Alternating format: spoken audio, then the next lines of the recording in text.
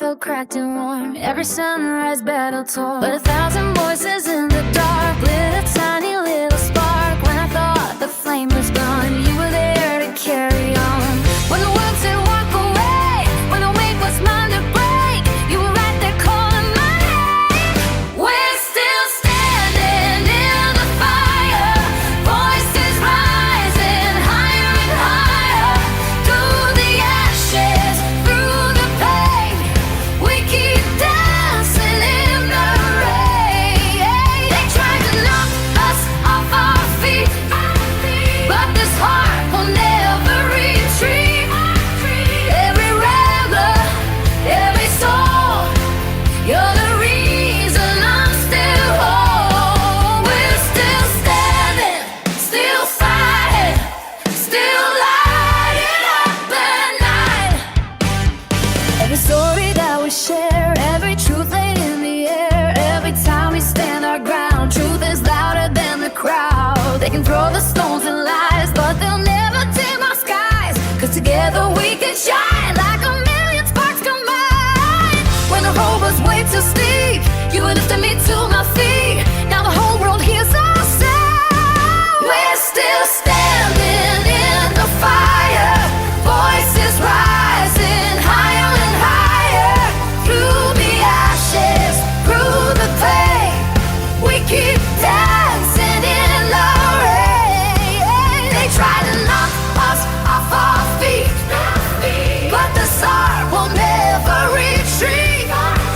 Every rambler, every soul, you're the reason I'm still whole. We're still standing, still fighting, still lighting up the night. I've seen the darkest night, but you were the light. 1,000 hearts beating strong. When the world turned cold, you held me hold on. When the road felt too long, this isn't just a voice online. This is family standing side by side. We're still standing in the fire, voices rising higher and higher. Through the ashes, through the chaos, we keep dancing in the rain. Every star became a spark, lighting up the darkest dark. Every round was standing tall. Together we survived it all. Oh, we're still starting, we're rising, we're burning bright tonight. Through the storm, through the fight, through the shining like a light. And I'm still here because of you. Hello, hopefully you can hear me. Okay, so big day, big day. Okay, I'm back to my court reporter days. Literally, I just actually pretty much create a transcript of the trial. I used to do that all the time, and I'm doing it for Athena Strand. But beyond that, day 2 was really crazy day. You really got to see this guy for what he is and for what they're saying, like he's so developmentally disabled. No, I beg to differ. I beg to differ with that. Now let me see if I can get to you guys over here somewhere. Hang on. Trying to find my thing. Okay, where the heck am I? There, and I've got my dual stream on. So I think what I'm going to do is start with probably Konig. So Konig was on verdict watch, right? We went over the closing arguments the other night, and they were on verdict watch, and then it's so the court starts like at 3 o'clock in Hawaii, 3 o'clock my time. Anyway, they got the verdict. They reached a verdict. They brought the jury in. He was sitting down. His parents were all in the courtroom behind him, and it was guilty. Okay, so he's going to be sentenced July 13th. He immediately he was shocked. And the one attorney on the other side of him didn't do anything, but then his main defense attorney, he kind of whispered something, kind of rubbed his back a little, just touched his back a couple of times, and that was it. And he just put his hand in here, and then he looks like he tried to wipe away some tears, and then they took him right out of there. So that was Konig. He was found guilty, and he seemed very shocked that he was found guilty. Very shocked. So I don't know what he'll be sentenced to. We have to wait till July 13th. Hi, Tree Dog. Hi, Linda. Hi, Jen Grill. And the next one is Rex Heuermann, the Long Island serial killer, Gilgo Beach killer, whatever you want to classify him, the architect that killed people, the architect that they got his DNA out of the pizza box with the pizza. Come on. Whatever you want to call Rex Heuermann. He pled guilty. So let's just see what that was all about. Because I was head into the trial then, the other trial. Rex Heuermann. And I saw a little bit of it, and then they were like, oh, we're not going to let the cameras on this, that, or the other thing, and crazy. So, the former architect admitted that he killed 8 women in court today and dumped their bodies in Gilgo Beach on Long Island. More than a decade after the discovery of human remains sent shock through New York City suburb and captivated the nation. Heuermann is 62 years old now, and he changed his plea at the appearance in Suffolk County Court in connection with 7 murders over 17 years. He also admitted that he intentionally caused the death of an 8th woman, Karen Vergata, and she disappeared in 1996. As part of the plea deal, Rex Heuermann will not be charged with Vergata's currently uncharged murder. In court, he admitted to meeting all 8 women, strangling them, and dumping their bodies where they were found across Gilgo Beach, Manorville, and Southampton. Heuermann also agreed to cooperate with the FBI as part of a plea agreement. He's expected to be sentenced to life in prison without the possibility of parole, 3 consecutive life sentences, followed by 4 sentences of 25 years to life, and his sentencing is June 17th. Now, his former wife, Asa Ellerup, and their daughter were seated in the last row of the packed courtroom. It was about a 30-minute hearing, and it came just 5 months before Heuermann was set to stand trial for these crimes.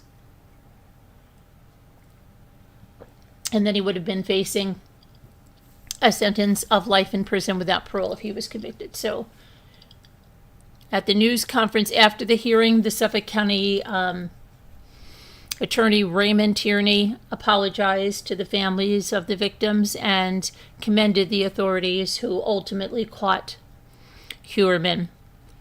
And I quote him as saying, he thought that by killing them, he could silence them forever and get away with murder. He tried to present himself as the harmless father next door, but he was wrong. The news conference was held in a gymnasium at the Suffolk County Police Academy, a space large enough to hold several hundred people in attendance and dozens of the victims' family members, law enforcement officers, officials, and journalists. Now, Heuermann's defense attorney, Michael Brown, told reporters outside the court that his client's decision to plead guilty was a sense of relief for him. When you have that type of in your head and on your body, I think by admitting it, it's cathartic to some extent. Brown said Heuermann, who maintained his innocence since he was arrested in 2023, will not provide the details of how he committed these crimes at the sentencing hearing. He was asked whether his client has expressed remorse, and he said Heuermann is likely to have something to say in court on June 17th. Well, you can imagine there's going to be a lot of victims' impact statements, right? Ellerup and her attorney briefly addressed reporters outside the courthouses, offering the condolences for the victim's family and asking for privacy, saying, and I quote, "My thoughts and prayers are with the victims and their families. Their loss is immeasurable, and the focus should be on them at this time in the moment." And then we had family members of victims also spoke to reporters. Melissa Kahn, the sister of Maureen Brainerd Barnes, said there is finally a sense of relief. And she said, and I quote, "Today is not about the person responsible. Today is about the women's lives who were stolen, about their voices and their future, their families. That's the reason we're here." And she said her sister was carried in every breath, every journey, every fight for answers. She also spoke directly to other family members that are going through something similar. She said, and I quote, "Keep going. Your loved ones matter. They're not forgotten. And one day answers can come." Authorities say between 2010 and 2011, 11 sets of human remains, most of which were those of sex workers, were found along a beachside parkway in Gilgo Beach. They don't believe all the killings are connected to one person.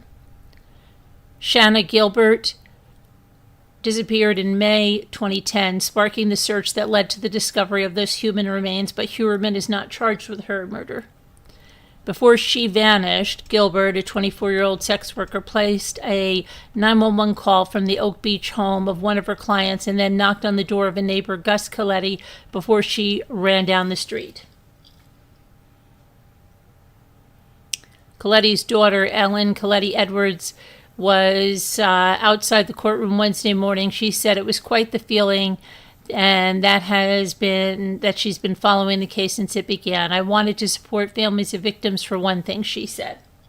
I think this might be the girl that is in Ellenville.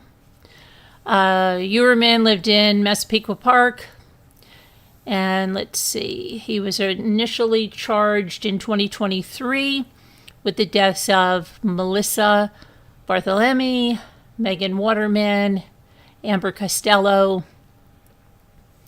The women disappeared in 2009, 2010. All three women were known as the Gilgo Four, a group of sex workers whose bodies were found in Gilgo Beach in 2010. Their bodies were bound at the head, midsection, and their legs by burlap. In 2024, Heuermann was charged with killing the fourth woman, Brainerd Barnes, who was 25. He was then later charged with killing three more women who were found on the beach. Jessica Taylor, 20, who disappeared in July of 2003. Sandra Castilla, 28, whose remains were found in Southampton in 1993. And Valerie Mack, 24, who disappeared in 2000. In court, Heuermann admitted strangling all 7 women to death and dumping their bodies along Gilgo Beach, and having used burner phones to contact them. Barthelemy, Waterman, and Costello, Heuermann said he bound them all the same way by wrapping them in burlap, and he agreed to offer them money before they met up. Now, John Ray, an attorney for Valerie Mack's son, said that his client was cautiously awaiting the facts about the plea deal. He added that if a deal was struck, much would depend on the information presented during a potential allocution, a pre-sentencing statement by a defendant who has been found guilty. If the full facts do not come out, make no mistake, we are going to pursue this. He said it's not over. Gloria Allred, who is representing most of the families, previously declined to comment on the plea change.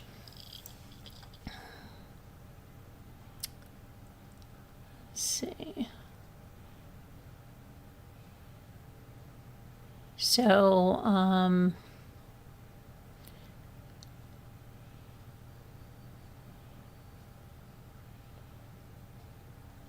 yeah, that's about the size of that. So now we're going to go on to, well, I'm just going to see if you have any questions to that, and then I'm going to start with the other stuff here.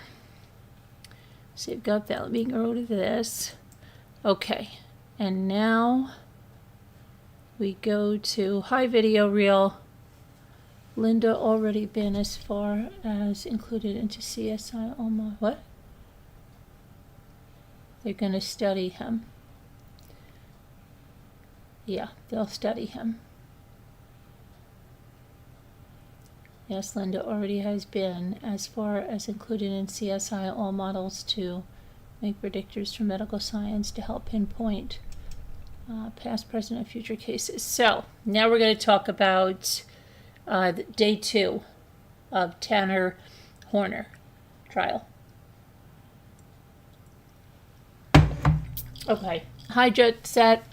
How are you? Hi, Linda Uribe. How are you? His wife was married to him 30 years. Yeah, I know. And didn't know anything about that, right? Look at BTK's wife. He had a kill kit above the hall closet. She didn't even know. Allegedly. All right. So this was a really crazy day in court. We saw a lot of video, and I have a lot of notes about this. So let me pull those up. Okay. These my notes, or these my notes? These my notes, or these my notes? Here they are. Nope, those are not my notes. Hold on a minute.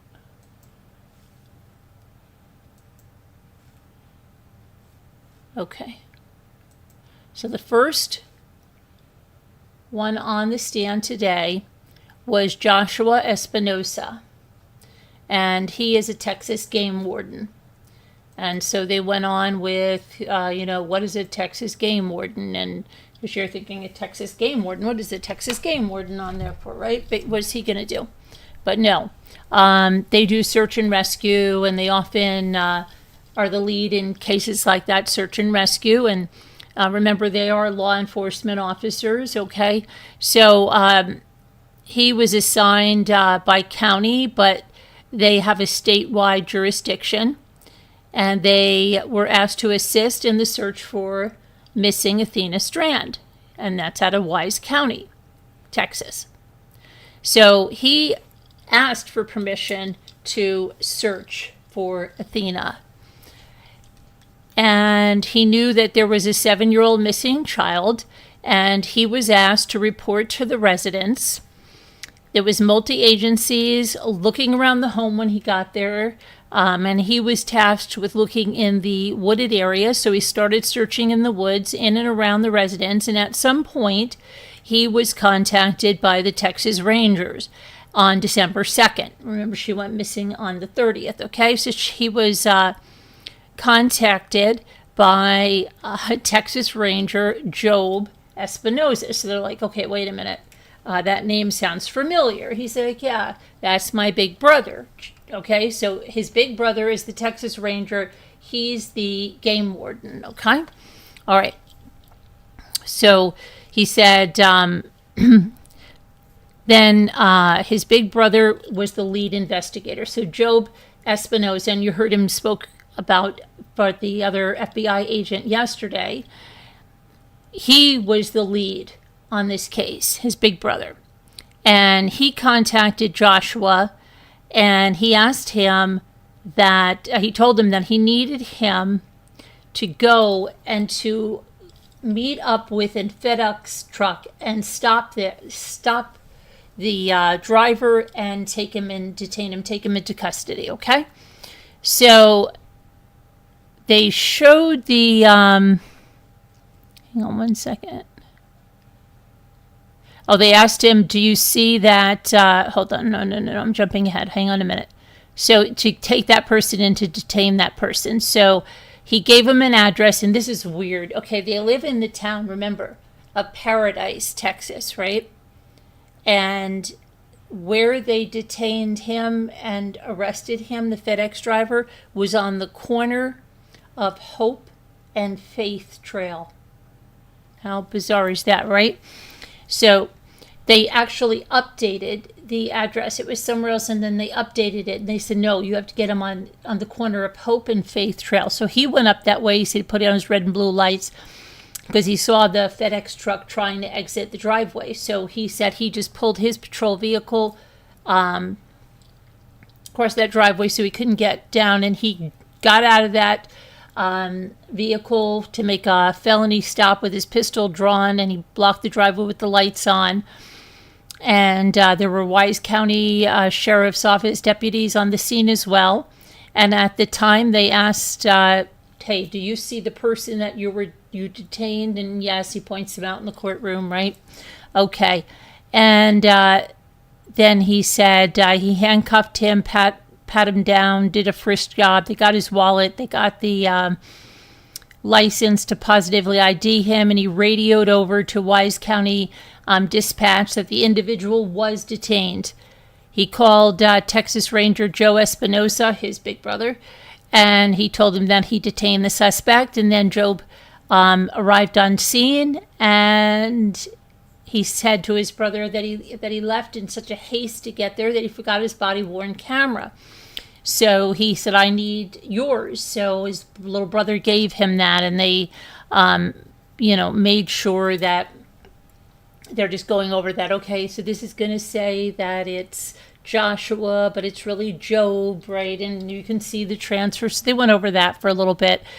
And then they admitted it into evidence, and then the body cam was published. So we see the body cam of the arrest, and the first thing you hear someone say, they smell marijuana when they're up going by him. And then it showed the suspect with the branded FedEx truck, and it showed his ID, and they take him away from the truck to the law enforcement vehicles, and he is shown calling in the suspects that he's detained with his driver's license. He calls his brother and he says, we got him. And in the background, there was someone yelling for Athena. Athena was not found in the truck.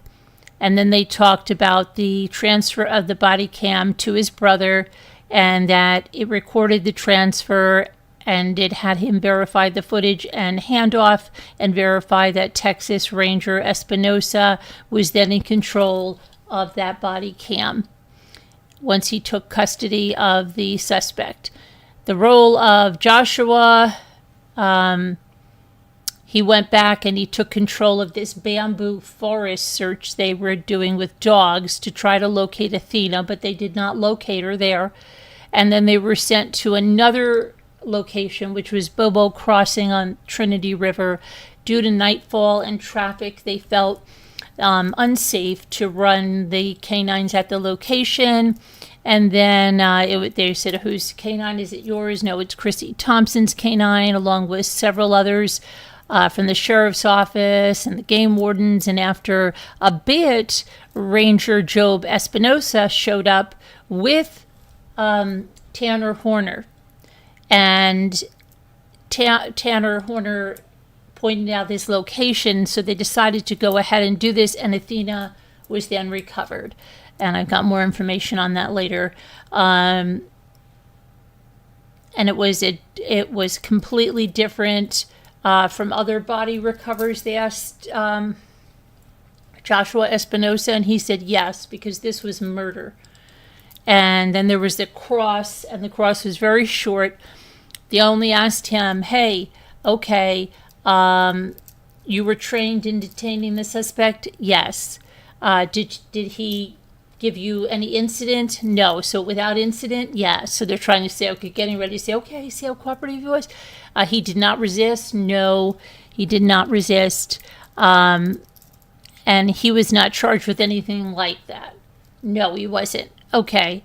And then they dismissed that witness. And the next witness was the only witness after that. It was Joe Espinosa. And he, since he is the lead, all of this body-worn camera, the interrogation, all of this video, is about Job. And like the prosecutor said, you're going to be spending like a couple days with you, so that she get to know you a little bit better. And then they kind of had a moment of levity, and they asked him, okay, we saw your little brother. How many Espinosas are there? He said, there's 5 of us, 2 older than me, 2 younger than me, and I'm the middle. And he's a Texas Ranger, right? So they went a little bit into well, he said first his name is Job, like the good book, exactly like in the good book. He went over his experience where he started as a state trooper, and January 2020 promoted to the Texas Rangers, and from 2022 to 2024, that's when he was in Wise County. That's where Athena lived. And then after that, he transferred to another county, but 2022 is the year they're talking about. And they asked him how many times he worked homicide cases. He had several other cases. He said he has worked homicide since promoting to Ranger. Yes, many cases. And he lists a vast experience. And he says there's other Texas Rangers, assisting in the agency. He said yes. They support local agencies, and they're an extension of that agency. And they were assisting Wise County Sheriff's Office on a missing child case. And they can bring, what the Texas Rangers do, they bring in expertise in crime scene technology. And he said that's why we say if you know one Texas Ranger, you know all the Rangers. They're going to tap into the resources. The first thing he did is see if their helicopters were ready to go. And ironically, their helicopters were being used on something else, so he got some other helicopters in there. And then they said, you were the lead Texas Ranger on the case? Yes. And then you gave your little brother, the task to go detain that FedEx driver at a location. And they said, let's go back to December 2nd of 2022. When were you first notified about a missing child? And he said, well, he had just gotten home, and it was from a training, and then there was a notification on his state phone about a missing 7-year-old. So he contacted the Wise Dispatch, and then he contacted the on-call investigator and said, what can I do to help? He said, it's cold, I'm a father, let's find her quick. And he said that he was going to go and call on all the resources to find her. He was advised that the fire department was contacted. He found helicopters were in use from their, from the Texas Rangers. So he called for others and for resources to be put out there to find Athena. November 30th, okay, that's when, he was getting the initial resources. So he was on the case since the 30th, okay? Helicopters, manpower. He himself went to the scene, and they said, when you got there, what did you think? He said he was hopeful. He was hopeful that they would quickly locate Athena, and then he'd go, get home and get warm. But that didn't happen. And based on his training, if a child is not located quickly, who are the most likely suspects? They asked him, and he said mostly family. And he said, is that what you're thinking at this point? He said, based on my training, yes. So they went over the property address, and they went over the time that he arrived on the scene.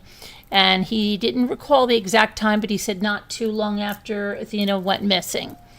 And so he wanted to do the parents' interviews. And why did he want to do that? He said, let's lock everyone in a statement and cooperate them with digital evidence on their statements and do it that night. So he interviewed Athena Strand, the stepmother, Athena's mother, Maitland Gandy, her father, Zach Strand, the brother,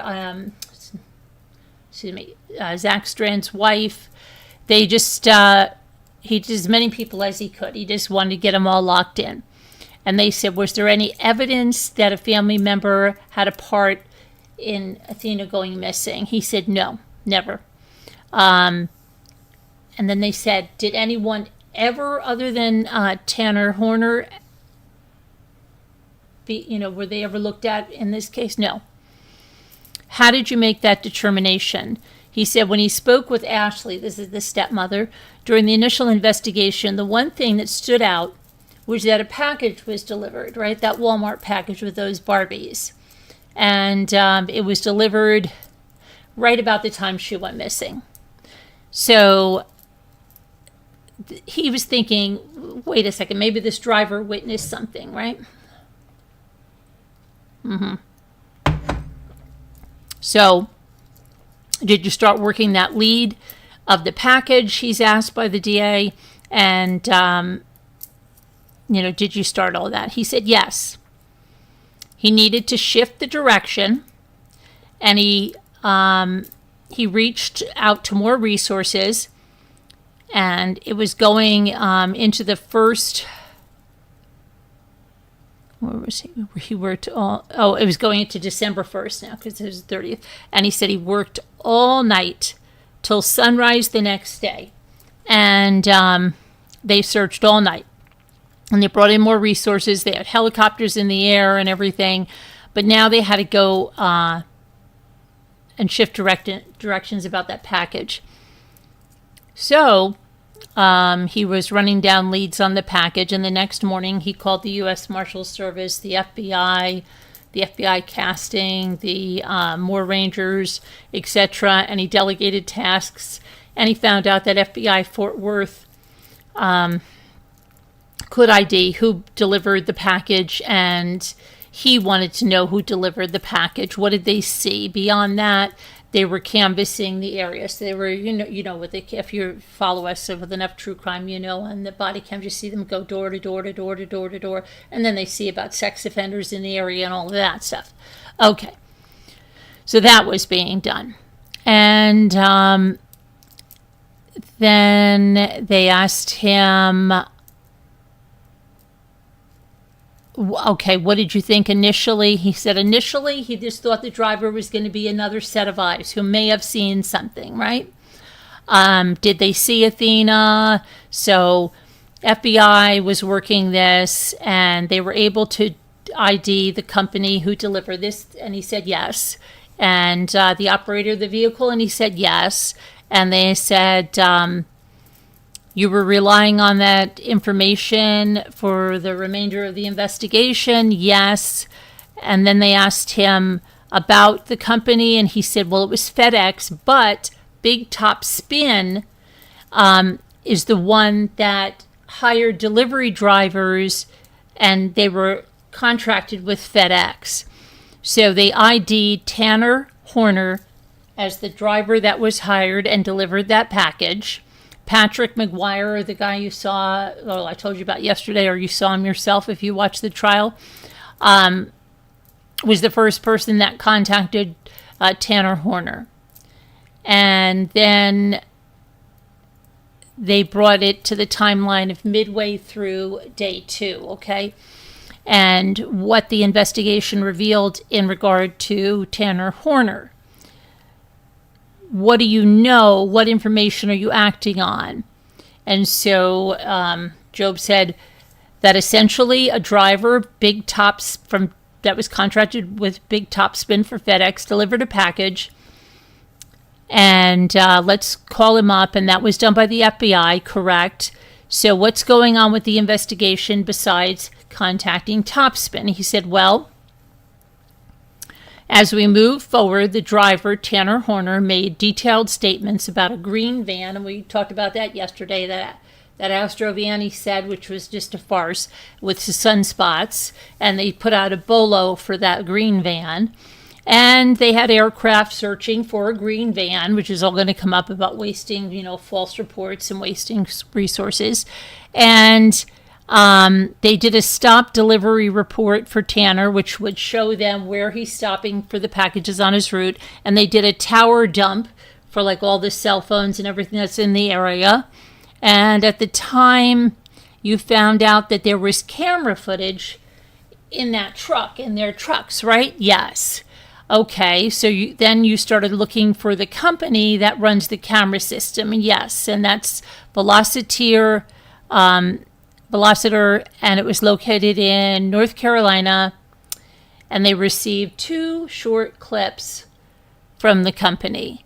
And the search was still going on into the end of the second day. And then on day 3, which was December 2nd, the canvassing and everything went on and was done, but things were standing out with this guy Tanner Horner, the driver. And they detained him at around 3 p.m. on that December 2nd, right? And they asked Job if, looking at him in court, if he looked the same. And he said, no, he's lost a lot of weight. And they said, on the video clips, they saw that Athena was alive and she was placed in the van by the suspect. And he felt, okay, Athena's alive, we got to bring her home, right? So he put her in the van on November 30th. They saw that with the clips, but it was a different truck than the one that that he had when they apprehended him, okay? So then they said, okay, that's a different truck. We need to find the other truck and seize that. And they ended up finding the other truck and seizing it and bringing it to their impound thing there. Now, let's see. He went over the license plate information. He was determined that there was exigent circumstances because they believed Athena was alive. So that's why they secured that vehicle. The other driver was using that truck, and they decided to detain Tanner. And they said also at the same time, the very same time that they are apprehending Tanner, they had to have other people immediately searching his house. There could be no delay, because if there was a delay, there's time that, because they didn't know and they were hoping Athena was alive. And if you want to know how a crime scene works behind the scenes, this is what I'm saying. If you don't follow the trials, and you can know the ins and outs, and I'm trying to do it for you here if you didn't watch this, but it's very interesting. So what he's saying, because there's exigent circumstances and Athena could be alive, but in very bad danger if they would, say, apprehend Tanner, and then Tanner could get a message, let's say Athena's being held in his house, right, to someone there, and something could happen to Athena. So they have to make sure they're doing everything at the same time. So while they were apprehending him, they had people serving the warrant on the mother's house, the grandmother's house. He lived with the grandmother. So that's what they were doing at the exact same time, so that there's no time for them to intercept anything with a phone call. All right. And was Athena in the truck? No. Was she in the home? No.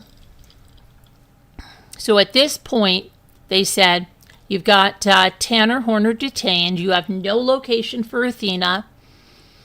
And what are you hoping at that point? And he said, to find Athena. Okay. So then you arrived on scene and you spoke with Tanner Horner? He said, yes. And it's all recorded? Yes. How? And then they go into the thing, and then he needs his brother's body camera because he wanted to document it. They said, did you review all this? Yes. Okay. And you also have additional video from the Wise County Jail, and you have other video. Yes, yes, yes. You have video from the scene to the sheriff's office in the interview room, and then it picks up again from the sheriff's office to a field interview. And the other video is the field interview. So they're going through all the stuff as they, introduce it into evidence. Okay. You reviewed these all? Yes. So they go, okay, let's go back to Tanner Horner when he was detained. What was your first question to him? And Job said, where's she at? Is she alive is the second question. And what was the answer to where is she at? He said that Tanner's answer was, I can show you. Is she alive? And then Tanner said she wasn't alive when he put her in the truck. And then they asked him, what do you know about that answer? He said he didn't know whether she was alive or not, but he believed she was alive based on the truck video. And so what did you think of his answer? And Job said, well, that it was a lie. Did you ask him about what happened? He said no. And he explains again, this is like another thing. He said, in preserving life, you don't ask for the details on the case. He tried to provide details, and he said that he stopped him. He said that Athena was deceased, and he transported her to an area with a lot of bamboo. He said that he backed into her with the van, and that, and what did you know about that? He said he knew that that was not factual based on the video clips. So now what? What's next? He said they get in a vehicle with Tanner Horner, and he directs them turn by turn to a location where he said that he put Athena. So they go over to that area, and then Job explains that he is sitting in the back with Tanner Horner. And then when you get on the location, it's a bamboo forest. And again, they got there with turn-by-turn instructions of Tanner giving them the instructions. And did he tell you what turns to make? Yes. What roads to go on? Yes. Did he tell you where he placed Athena's body? Yes. How long did it take you to drive there? He's 15 minutes to drive there. Is it still in Wise County? Yes, it is. So they drive up, and he says on the north side of the road, there's a heavy bamboo area. It's about 10 feet tall or more. They arrive. Tanner gets out and tells them this is important to him because he says he put her where someone could find her. Because, he's so worried he put her where somebody could find her. He tells the exact point that he placed her body, and he pointed it out, and he said, oh, it's not too much further. And once there, law enforcement gets the canines there, and when you're there, Job said he had the impression that he was being lied to, and that Athena was not there. And all the resources were being directed to that area. And so she would be found quickly if he was being truthful. Did that happen? No. Okay. What did he state as to the distance that he placed her from the road? He said, well, he put her in a close proximity so somebody could find her. Were you personally searching? Yes, said Job. Horner was out of the vehicle pointing things out and telling them where he put her, and it was all recorded on the body cam. Yes. How many times did you think, or did you ask him, if this is really where you dumped Athena? Many times. And he stated with a high level of confidence, yes. And he pointed out things, etc., yes. But you never found Athena there? No. Okay. And they were there for about 45 minutes, and then they went back to the county jail. And at that time, they exhausted resources. They checked the home, they checked his vehicles, they checked the area. They felt he was lying, and they wanted to take him to a controlled environment for a custodial interview. And how is that different? They said, well, we exhausted our resources in public safety and exigent circumstances. And so they then Mirandized him. Okay, they read him his Miranda warning, right? Okay. Then they took a morning break. They came back, and they're talking about the recovery of Athena. And so you ask,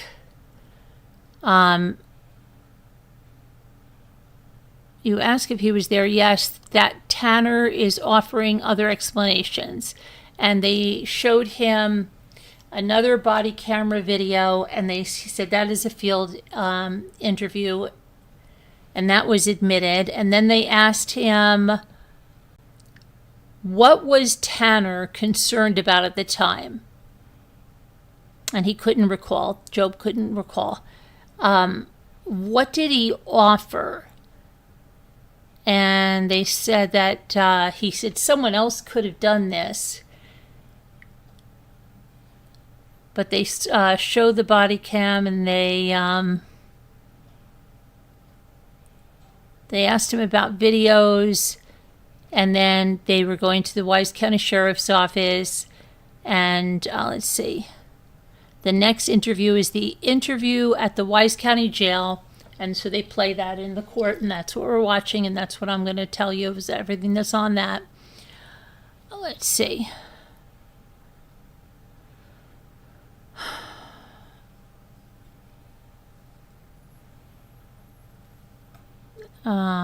Some hard things to hear, discussions about Athena's clothes. So the first statements, he said that Athena was clothed, okay? And then he said that she was wearing jeans and a t-shirt. And he said that they asked him, what did you do with her clothing?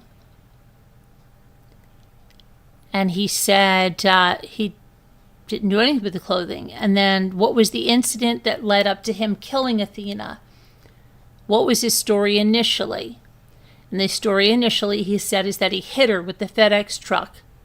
And he took her because he was afraid. He didn't know what he was going to do. He thought he was going to lose his job.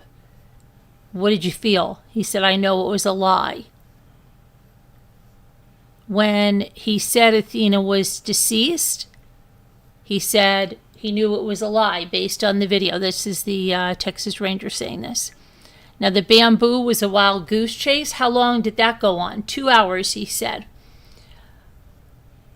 I heard you ask him several times, is she in here? Is she in here? Is she in here?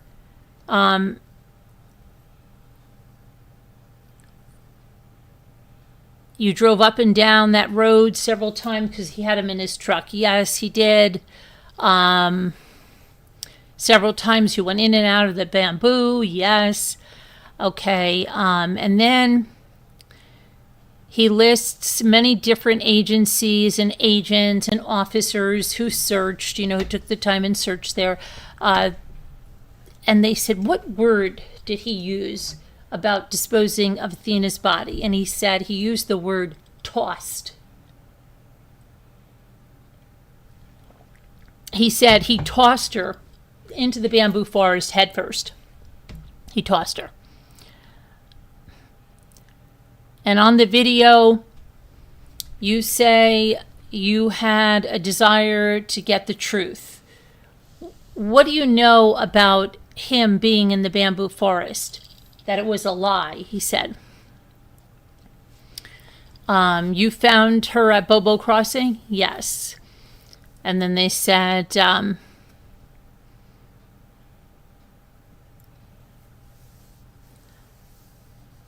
he said that during the course of the interview, he says who is there, but that he is conducting the interview. So he's the one that's like in charge of this interview. And so they go back to the jail at around 4 p.m. and they went into the interview room, and it's audio and video recorded. And so when you get to the jail, you go into that room. Yes, and the last thing he does is he advises Horner of his rights, in addition to what he did on the roadside. The interview is almost 2 hours, and when finished, where do you go? He said, when we're finished, we go back out to the bamboo. He said he was there to deliver the package, and he hit Athena with the truck, and he panicked, and he asked her to get in the vehicle. Now, before you asked him, was she alive? And he told you she was not alive. Now he says she's alive, and he said that he asked her to get into the truck. And Job said, yes, to the best of my recollection. Okay, so the story's changed again now, right? What do you know about that statement? It's a lie, he said. What did Tanner Horner initially tell you about her physical condition? He said, oh, she had a few bumps and some bruises from being hit with the truck, but not dead. What about Tanner Horner? Did he communicate about and with her? And then he said he asked her his name. Oh my gosh, hold on a minute.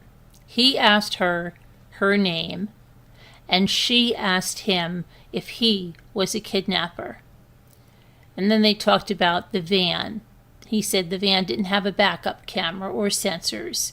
And he said that's what contributed to this happening. So he's blaming everything but himself. So he's saying, if this FedEx truck, it's a problem. If it had the backup cameras, if it worked, this never would have happened. It never would have happened, right? At some point, did you ask what he did that killed Athena? Yes, he said that he first attempted to break her neck, and that didn't work. And then he strangled her with 2 hands. He said that he did this multiple times, numerous times. What did he do to her body? He said he had her in the back of the van for a short period of time, and he took her to the bamboo. And what are you doing at this time? They asked Job, and he said, I'm trying to find Athena. After the bamboo, he went to, this is what Tanner said, that after he dumped Athena in the bamboo forest, that he went to the Love's truck stop to get cleaning supplies for the truck. And then he went back to the FedEx station. And they had investigators follow up at the Love's truck stop. And what did he tell you that he was cleaning up? He said that he was cleaning up vomit and feces. His vomit, Athena's feces. Did you ever hear about a suspect playing a victim? Job said yes. And they said, did Tanner take on that victim role? Yes, says Job. Okay. And then they give an overview of what he does in the video, that he never has any accountability, that he continuously lies, that he's very self-serving, that there's a lot of blaming everyone else and no accountability, that he blamed FedEx for not having the right backup cameras or working backup cameras. His long hours and work and things going on in his life. And then they said, tell us about Zero. Well, he said during the course of the interview, Tanner said he was sometimes referred to as Zero. And that was an alter ego that he made up for himself. Now, what point does the alter ego come up? And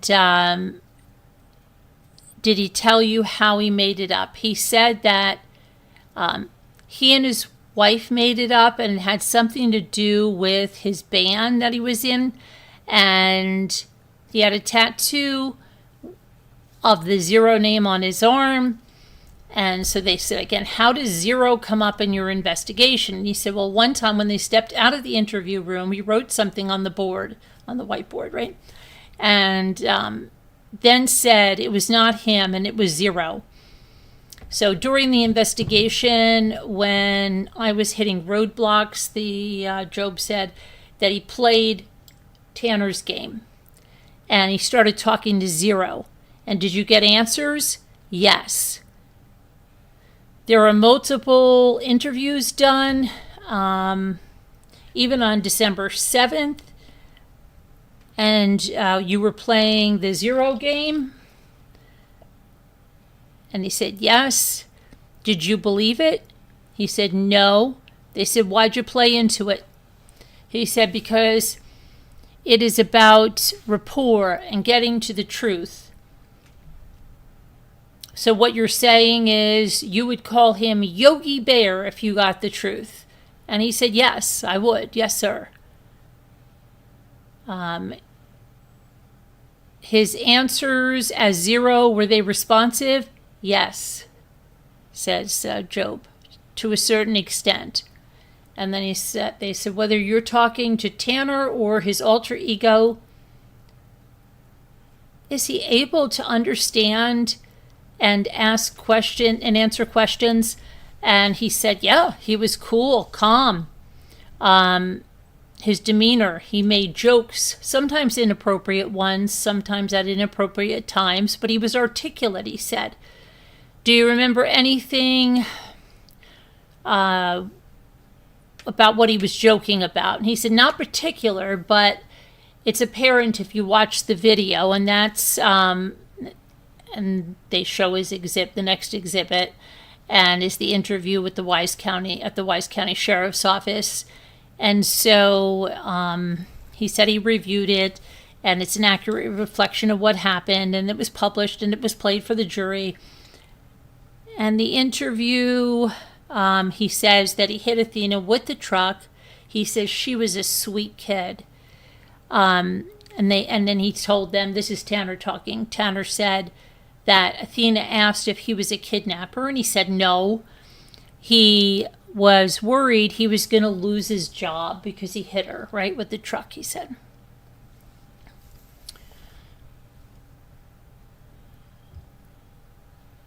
Let's see. And then he heard this voice. Why did you do that? He heard this voice in the head that said, take her and go. And he was talking with her in the truck about just random things, and she was standing in the back of the truck. And he just had her talking about random things, and we went down a private road, and I listened to that little voice again, and it told him to hurt her. How did you hurt her? Job asked. And they said, if you can't say, tell us where you took her. He said he didn't know what to do. So he headed back to the station, and then he saw the bamboo, and then he decided to just toss her out in there. Was she wearing shoes? He said no, she didn't have shoes. She had socks. And then they said her clothes, and he said shorts or jeans. And then he had a lot of voice in his head, and I just tossed her out. I could not keep running around with her in the back of my truck. Are you sure she was not alive? Job asked her, and he said, I'm relatively sure that she wasn't alive, but I didn't check her heartbeat. Then you backtrack to a private road you went down. He said, yeah, the voice is telling you to hurt her, because they went back before the bamboo forest, right, to the private road that he went down because he knew something happened there. So he said the voice was telling you that you had to hurt her. How did it start? And they said, did you say anything to her? What you were going to do? He said, he told her to turn around, and you motioned that you choked her. 1 or 2 hands. He said 2. And she was facing away from you. And he said, it started off, I was trying to break her neck. And he's like, he makes this weird thing. To do it as quick and painless as possible is what he said. But it didn't work. She started crying. And now we know a little bit of what happened. So you bumped her with your truck. You got scared that she might tell on you. So you immediately head back to the station after that.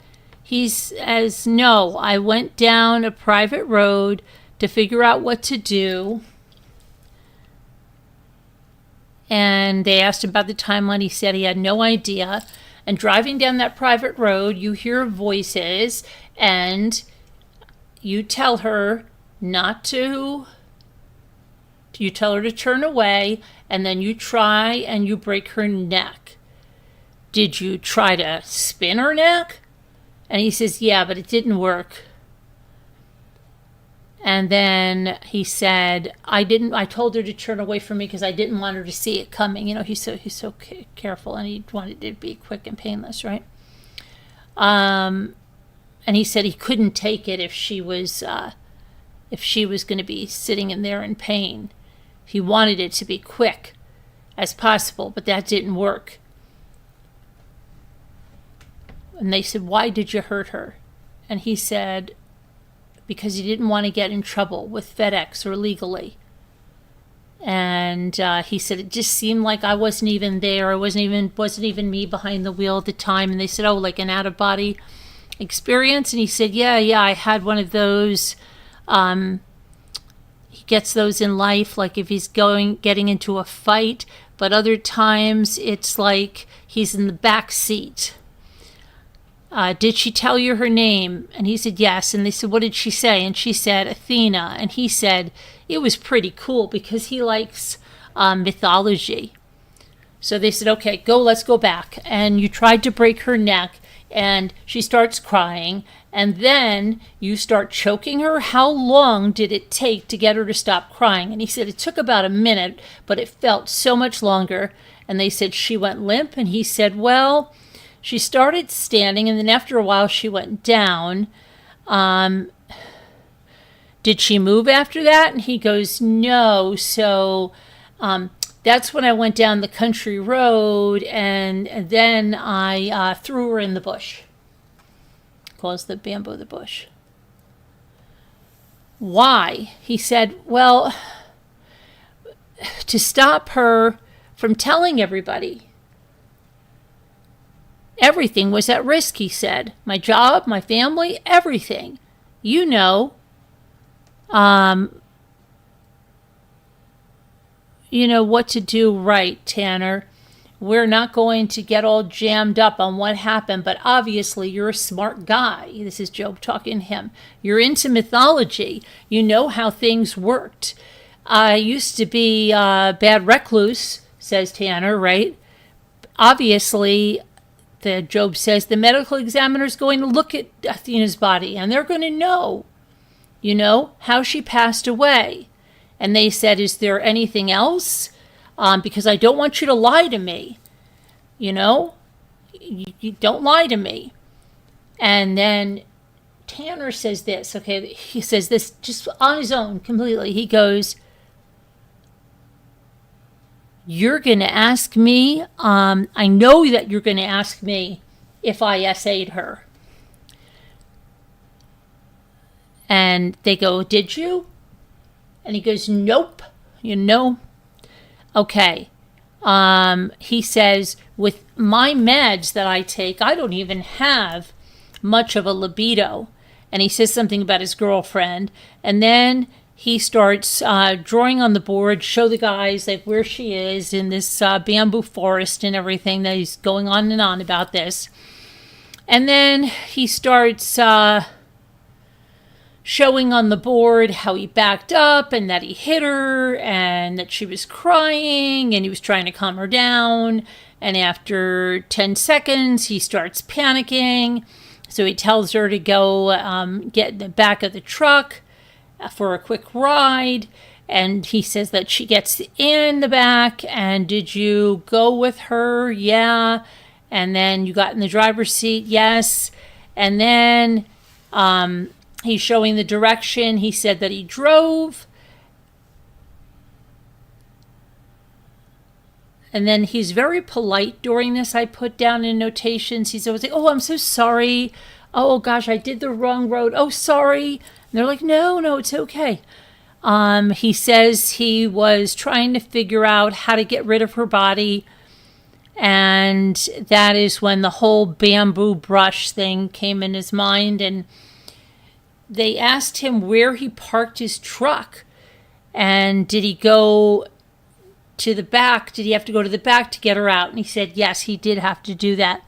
And they said, I mean, not exactly. Oh, he says, oh, this is right. This is what Tanner says. He goes, I mean, I'm not exactly the dumbest person in the world. And then they asked him, did she bleed or anything in the back of the truck? And he says, I don't know. It's possible. And then he says, hey, I'm not a psychopath. He says that on his own. Well, at least I don't believe I'm one. Then he says, he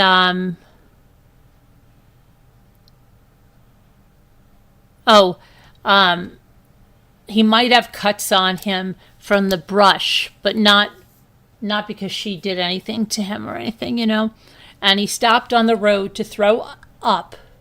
And he said he got a little bit in the truck and a little bit out of the truck, a little of both. And that's why he stopped at Love's to clean up. And they said, he said, the truck still smells like throw up. And so he stopped at this Love's, and he said, let's see,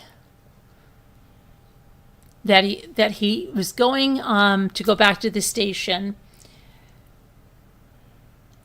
a little late at the time, and they asked him, did you turn off your phone? And he said, well, and they said, well, at some point your phone died or something. He said, yeah, my phone died after you picked Athena up.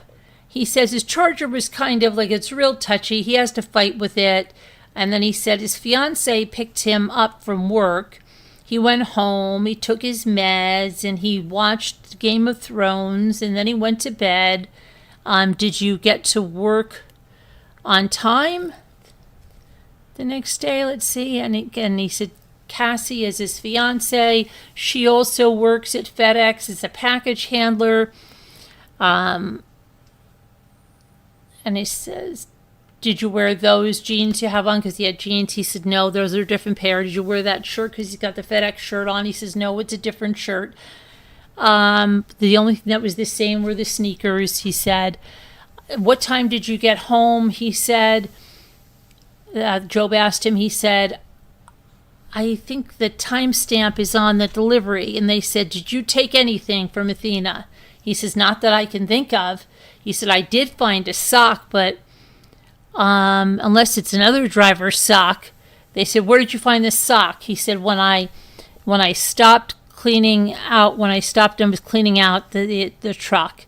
He says that he doesn't remember what truck number it was. Convenient, right? But he knew the one that smelled like vomit.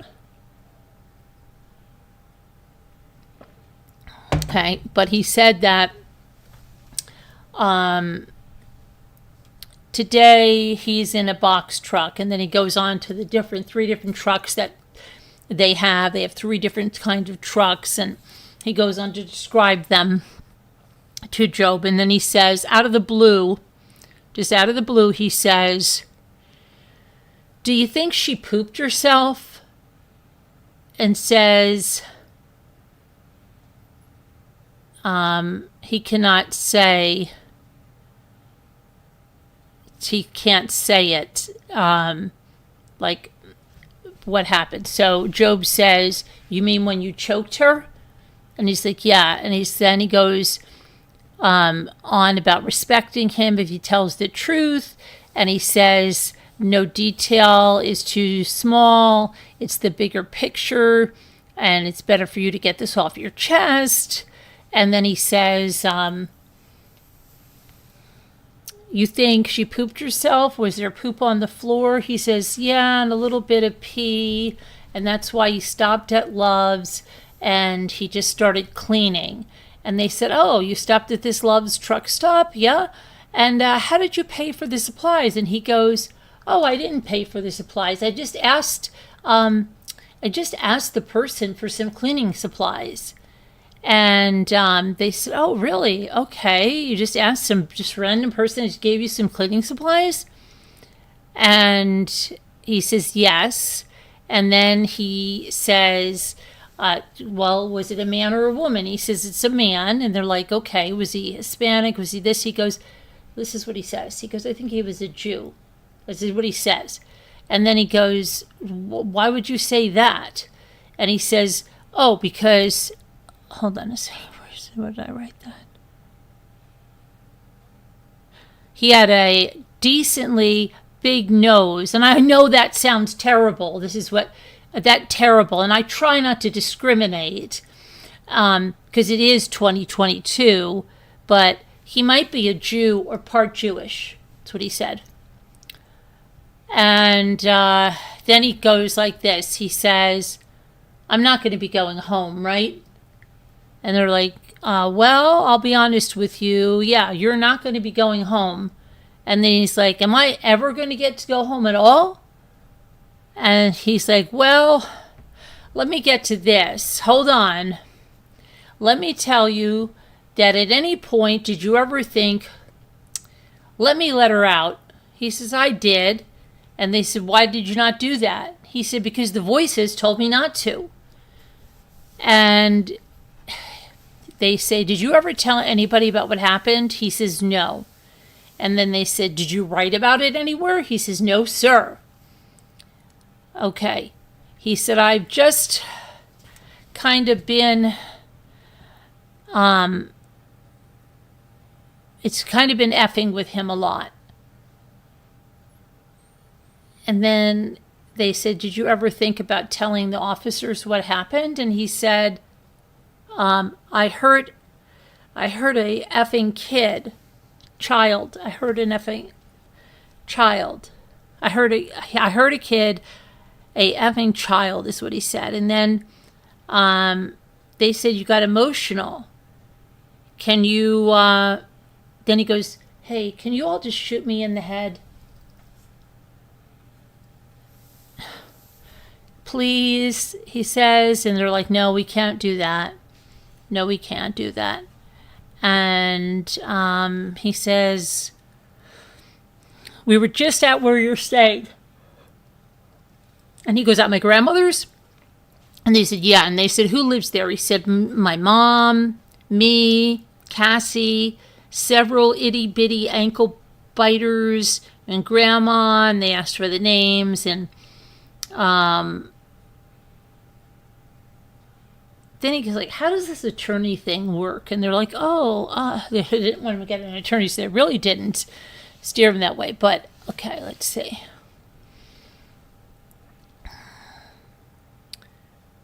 Where the heck? Hold on a minute. Okay.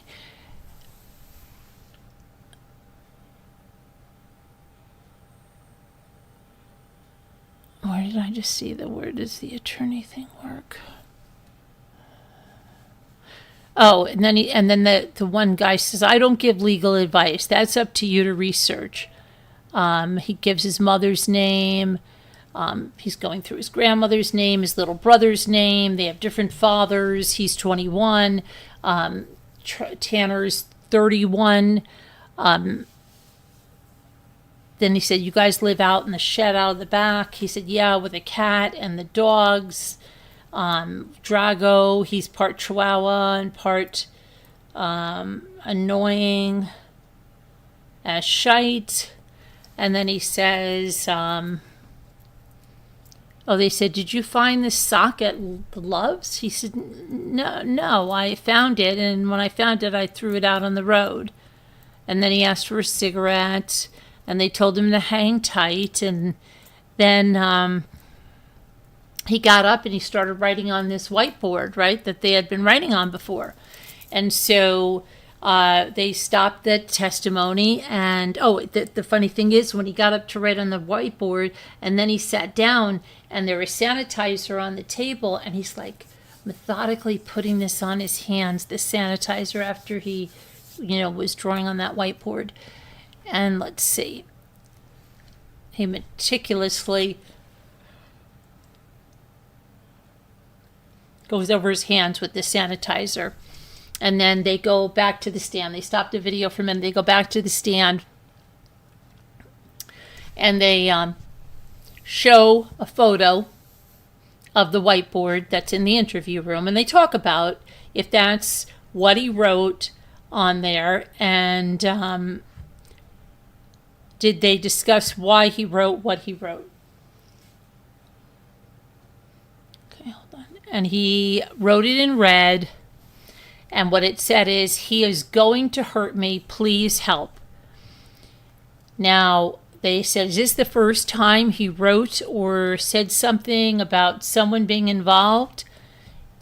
Is that where the whole zero thing comes out that we talked about before? And you were sitting close to him.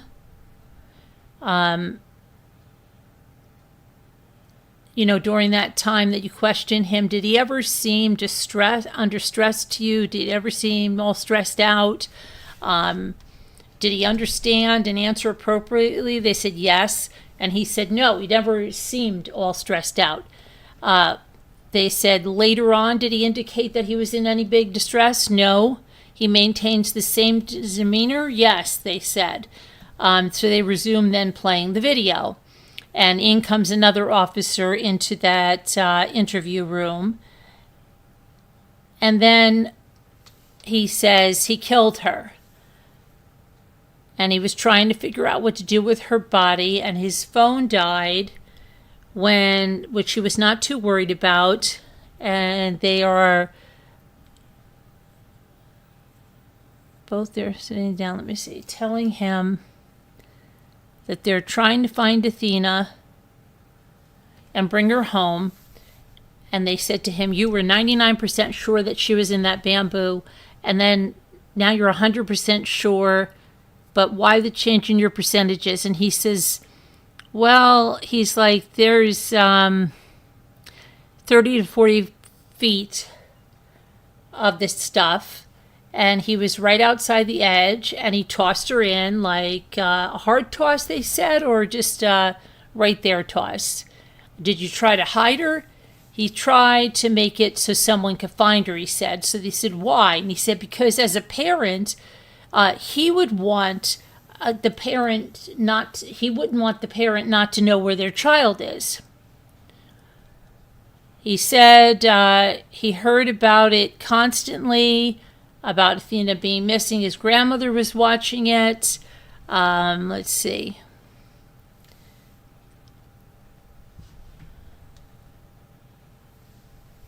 He said he passed the road yesterday where Athena was, and he saw many people there. And then you met with the FBI, but what you did not tell him is that you were the parents and they were looking for her. And you did not tell them, and they were a parent and they were looking for her. He says, that was not me. They said, what do you mean? He said, they talked to me, but they did not talk to me. They said, who wrote that on that board? Why did you write that on there? I mean, why did you write that you're going to die? And he said, 0 is going to hurt me. And they said, 0? And he said, yes. And they said, they told him that they are going to go for another ride and find Athena.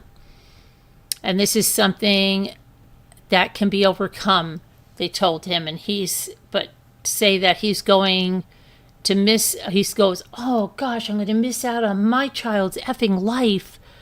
And he says, this is not one of those probation things.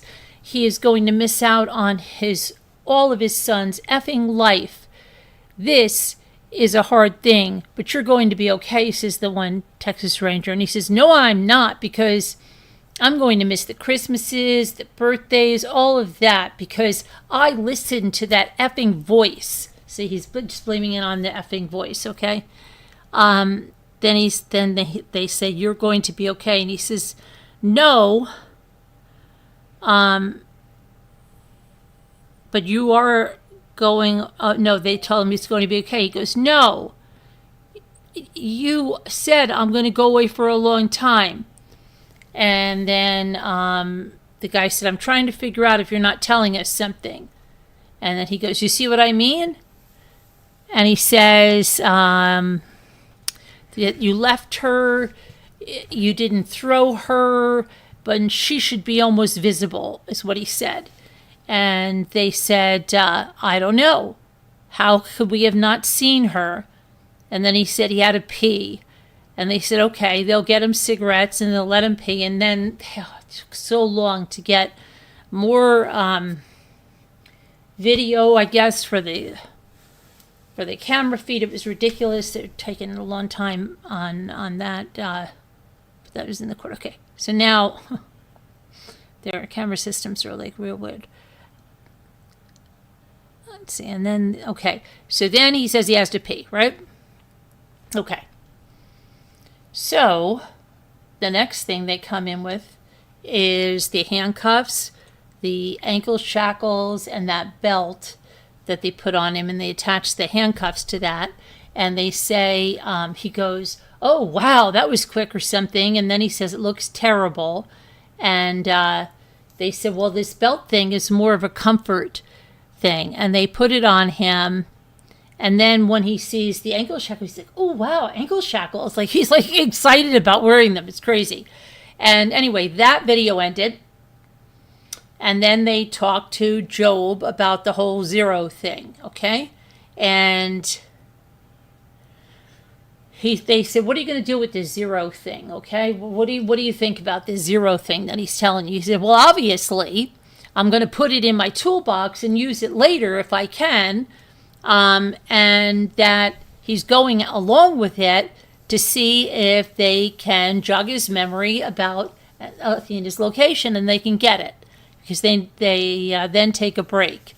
They come back, and then they say the next location, you guys are going to be going outside. He's going to be smoking the cigarette. They're going to get into Job's pickup truck, and then they are going to go to the first destination, which is the bamboo. And then after that, he gives them another location. Okay, so that's what they're doing. And so they're talking about the road that they're going to go on and all of that. And then they ask, like, who's there? And let's see. He said everybody was going to this thing. What else did they have?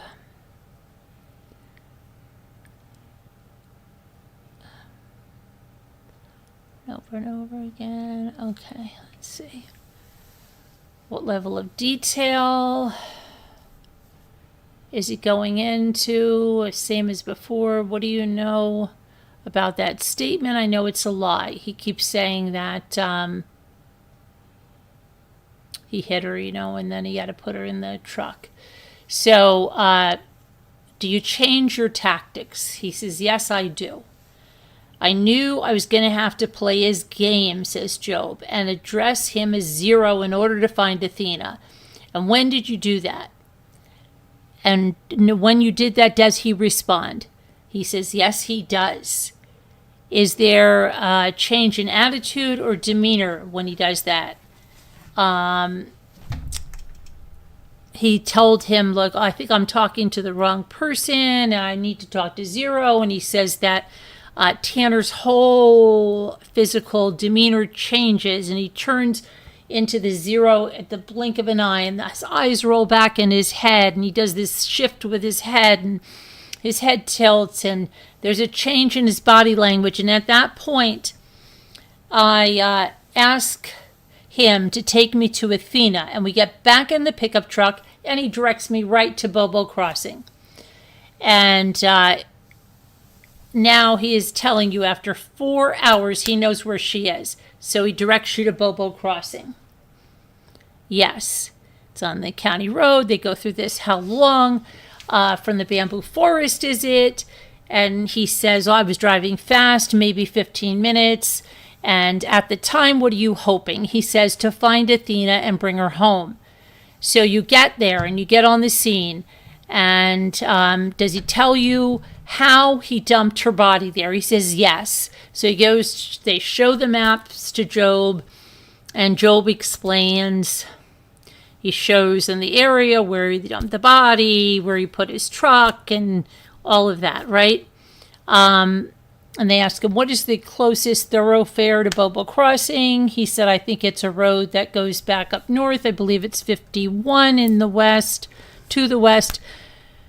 They bring up the map and they show these locations, and they ask him, did he give you turn-by-turn directions to Bobo Crossing? And he says yes. And that he says he passes this every day, and he passed it on the way home. And then you get to the portion of the Trinity River. And why did Tanner tell you that? Where did Tanner tell you that he parked his truck?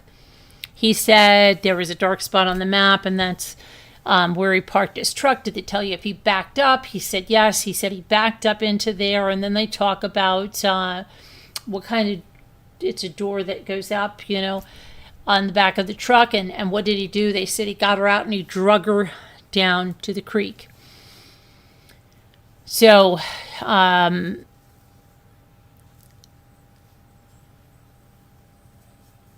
he rolled up the door, he removed her body, and they said it's about 100, what did they say, about 100 yards or something? So maybe 30 yards. And about 100 feet is what he said. And then that specifically, he said she was dragged. Obviously, he dragged her body to the creek, and there appeared to be a clearing here and trails and other things. And he went to the left side, he said, and he dropped her into the water. And they asked Job, can you access this easily by walking down? He said yes. And then they said, so the distance where he started dragging her down was about 30 yards or more. Yes, so about 100 feet. And then down to the river. And is the terrain smooth, flat? So he said it's steep and it's muddy, And did he tell you how he drug her? He said he didn't recall. So he said he gets her down. And he said that he went down there and he dropped her into the water over the edge. And now he gave you the directions to where she is, right? And when you get up to that location, they said there's a guardrail. And then he's got to get her out of the truck and drag her down and put her body in the water. Now they asked him about how deep is the creek. He said the creek is about 1 foot shallow to, it goes deeper and it is murky. And it was stagnant and it was hard to see. And they said, did you find her? And he says, yes. And they said, tell us about that. Was she in the water? He says, yes, sir. And he said she was in about 3 feet of water. And they said, were you able to see her clearly? And he said, initially, no. He said it was dark. I had a flashlight, and so I shine the flashlight at different angles, and I could see her naked body just beneath the water, buoyant beneath the water. And then he could partially see her by angling this flashlight. And then he said, in the water, what's her position? And he said that he could see she was buoyant beneath the water, face down and on her side. And at some point, you said you had talked about the clothes at some point. Did he tell you that she had clothes on? He said yes. Is that true? No. Do you have a second conversation with him about Athena's clothes? Yes. And he told him that he kept her clothes and that she was in fact nude. How long from where you leave from when you left to when you found her body? He said about 45 minutes. And once you find her body, what do? He said, well, obviously, everyone's following me. And I've got to maintain the integrity, so I need everyone to stop. I need to secure the area, get the crime scene investigators here. CSI needs to be brought in to process this. So I load him back in the truck, and I continue to get more facts about what happened. And they admit the body recovery field interview into evidence. Okay, and then they publish it, and here he's having a conversation while smoking about vapes. Now this goes back in time. So this goes right when they're outside the sheriff's office, and you have Tanner outside BSing with these guys like he's one of them, smoking and talking about vapes and maple syrup vapes and all kinds of crap, just absolute crap, as if he doesn't have a care in the world. So then he's talking about Waffle House and chocolate chip pancakes and 2 sides of hash browns, and then he says he can only have caramelized onions. It reminds me of Jodi Arias, how she spoke about caramelized onions being so great in prison when they had such a great dinner. Let's see. But then they talked about purple onions, and he's saying I can only have the purple onions and that they're not really called purple onions. And then they're talking about a Whataburger, and they're talking about patty melts, fries, and the Dr. Pepper shake versus strawberry shake. And then one of them says, one of the officers, the ranger says, oh man, I'm thanking the Lord that it's not 39 degrees or something, he says. And then Tanner says something like, well, my conversation with God right now is about something else or something. And he says, oh yeah, well, yeah, I understand that. And then he said, I would like to be honest and figure this out. They were looking for another cigarette. He just finished one, and he's like, wanted another one, like immediately. So they're trying to find one, and that's when he's telling them he hasn't been in cuffs in a while, and the last time was he attempted to take his own life. He attempted to hang himself, but he didn't tie the knot properly. And then the door opened, and he woke up, and they said, and did you get checked out? He said,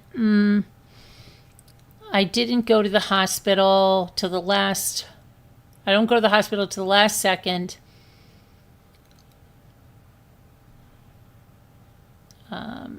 He has heart palpitation because he drinks a lot of energy drinks.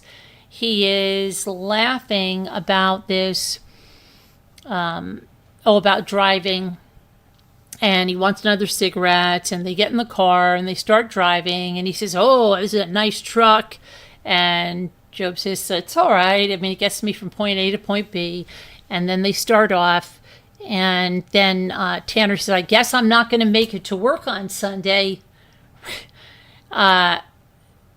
He's going like, right now we're going through peak season. And he seems, I put down, totally unbothered as I was watching this.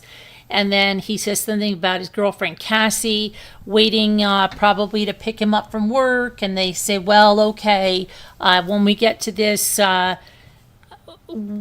when's the latest that she'll call? And then he says, you'll get your call, and you can go call her later. And when we get this figured out, let us get this behind us, and then you can go call her.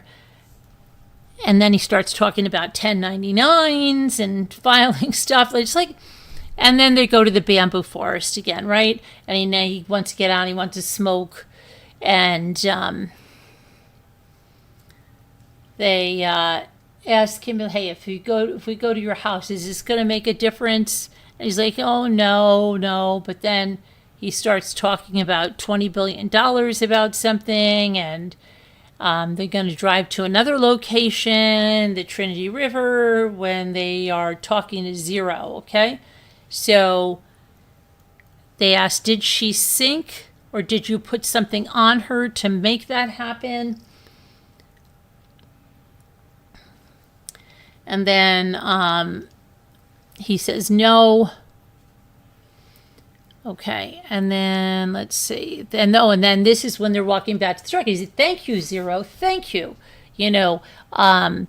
Thank you for letting us know where Athena was." And they're all out of breath as they're doing this walking. And then they go back up to the truck, and they sit him in the truck, and they say it was awesome and that was great. Zero, thank you for getting Athena, but I've got a question. And then he changes, and he is like, what happened? And they're like, wait a minute, Zero, don't go away. I need you to talk to me. And they say, I know Tanner did not SA this little girl, but I think Zero SA'd her. And they said, did you kill this little girl, Zero? I wouldn't doubt it. And then they go, thank you for bringing me to her, Zero, and thank you for letting me bring her home. And then they ask, how do you feel? And Zero says, like, I want to hurt Tanner. And why do you want to hurt Tanner, they ask him. And Zero says, because he is a coward, son of a bee. And they said, why would you say that? And the truck starts driving. And they say, well, Zero, why are you calling Tanner a bee boy? And he says, because he made me come out and he made me tell you. And then he said, Job says, we needed to get Athena home. If something happened to someone you cared about, wouldn't you want them to come home? And they say, Zero, how long have you been with Tanner? And he's like, for about 6 months. He said, where did you come from? He says, I don't know. They said, what made you come to Tanner? What made you find Tanner? Did you find him at home or did you find him when he was in a dark place? He said, I found him when he was starting to talk about taking his life. He wanted to die. Okay, hold on a second. I got a lot of notes. He seems to be more in control most of the time, but okay, they're talking about whatchamacallit? What's the guy's name? The other alter Zero. They said he's in more control of the time, but why do you want to talk to me? Then they said, Zero, why did you take advantage of Tanner? Tanner was honest, but you would not let him tell me. I had to talk to you to get the truth. And then they asked him, did you go back to the bamboo area? Did you go back to the bamboo area and then put her in the water? And he says, let's see, maybe, so I took over what was his reality. Is Tanner telling the truth of what happened? The little girl was going to put us away for a long time, so I took the initiative. This is Zero talking, but everyone that he told us, other than where he put her, is correct, pretty much. Is there anything that Tanner left I need to know? Is there anything that you left out? What did you leave out? He said, I tried to send it out like someone else did it. The story about the green van and the Hispanic male from Tanner, that's because he was so scared to talk to those guys. Zero, then they asked him, Zero, anything else I need to know? Is there anything else you want to tell me about that you did to that little girl? No. They said, was that your biggest fear, that Tanner would get y'all put away?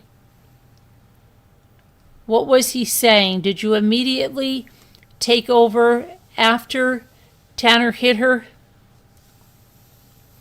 Why didn't you want to help her? Have you ever been anywhere else? Is this your first time? Of course. Have you ever made Tanner do this before this time? No, says Zero. So if you had not hit her with the truck, none of this would have happened. And he said, if Tanner did not hit her with the truck, no, this would never have happened. He said they would have gone to the bar and celebrated. It sounded like their new car. Did you ever try to hurt Cassie? does Cassie know about Zero? He said, she does. What do you think of her? Is she nice to you? Yes, she's nice. She likes it better. Oh, he says she likes it because this is Zero. Okay, they're asking Zero if Cassie likes him, and he says yes. She's nasty. She likes it better when I F her rather than Tanner because she likes it rough. Tanner has to take over all the effing time. Let's see here. How long does Tanner stay away? How long do you keep him away? They ask him, and he says, the longer I've been here, I've been able to control. I made him go to sleep. How do you make him go to sleep? And then they said, so when you killed that little girl, and he said, was Tanner trying to come out, or did you put him to sleep? And he says, they asked him, what did you tell him? And he said he was trying to stop me.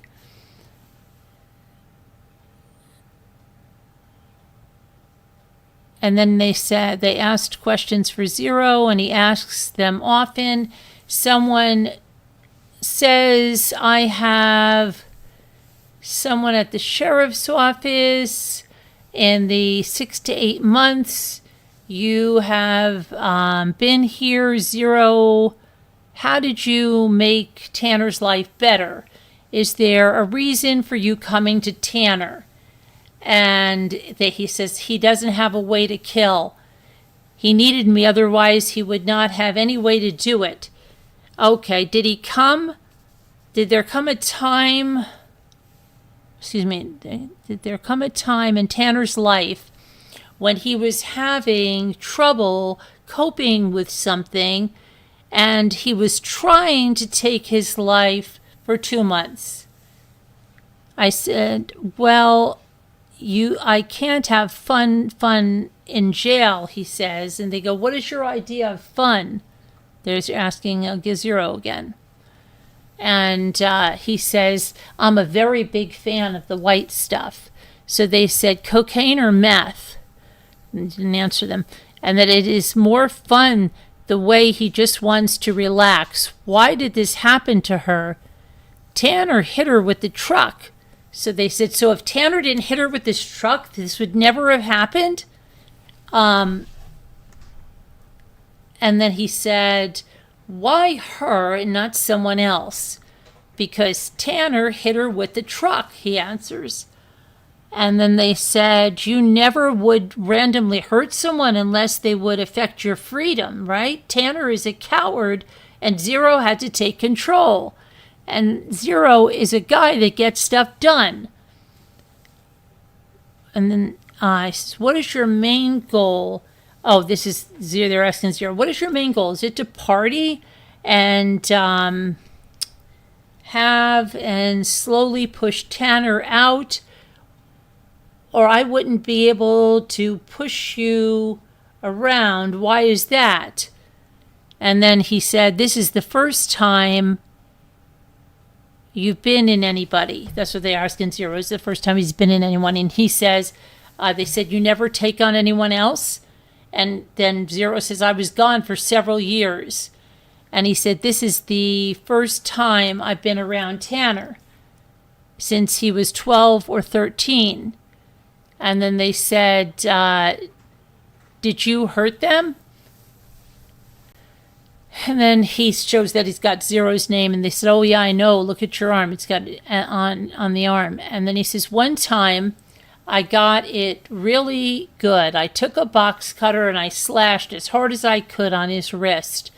You could have killed him, says the Texas Ranger. And then he says, that's what happens when he dies, but they won't be able to party and do the things that Zero likes to do, self-destruction, disappearing. And they go, Zero, how did you choose that spot? Why that spot where you took her body? Did you wrap anything around her to weigh her down? No. Did you turn your phone off, Zero? Yes, he says.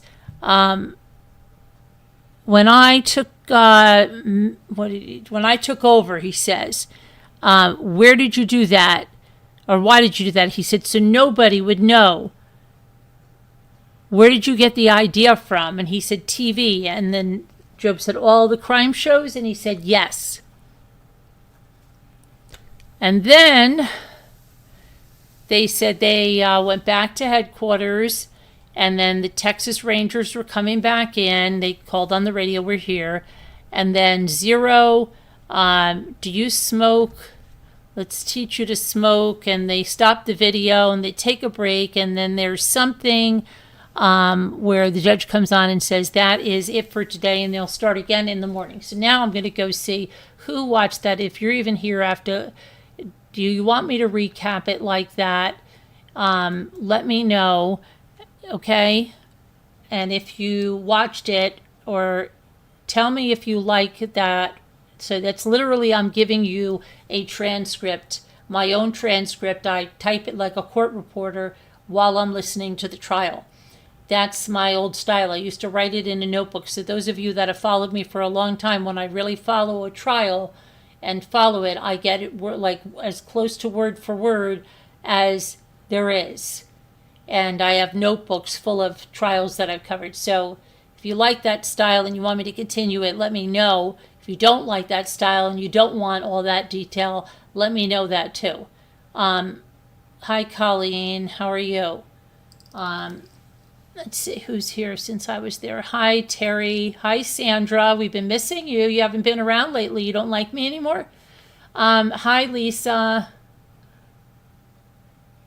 How are you? Hi, Dookie. How are you?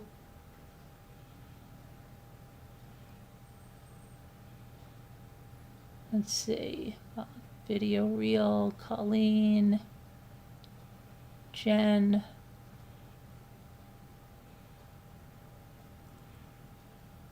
Jet Set, Linda. Okay, so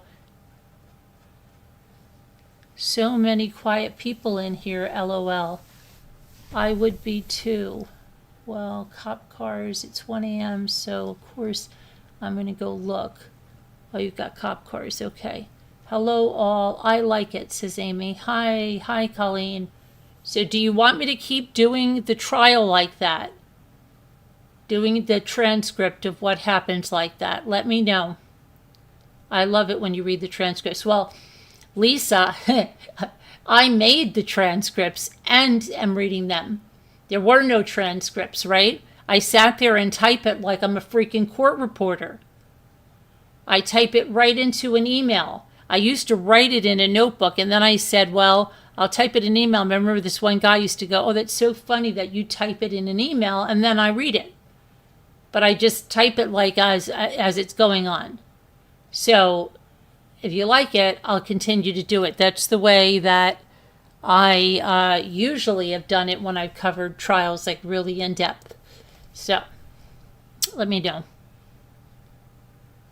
if you like that. I came in late. Does the man have a split personality? He has an alter ego, okay? But how true it is, Amy, I don't know. Lisa likes it. Okay, thank you. It's a lot of work, because I have to just sit there. It's not like I can be, when I'm doing that, I can't be like cleaning or doing something else. I got to literally sit there and type. So, yeah. I'm all about transcripts and audiobooks. I'm lazy. Impressive. Thank you.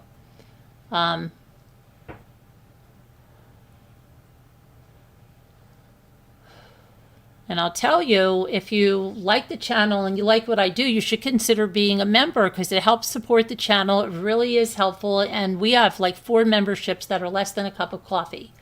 And I could use a cup of coffee. But, and we love to have our members. And then you'll show up in green. And I can see you better because green is the most visible wavelength. You know that, right?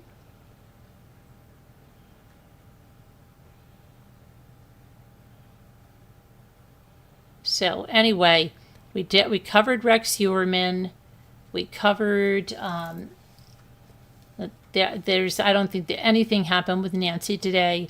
I'm kind of Nancy'd out. I don't think anything's going on, but I will just check the Twitter just to see. It is a lot of work, Colleen. It is. It's a lot of work.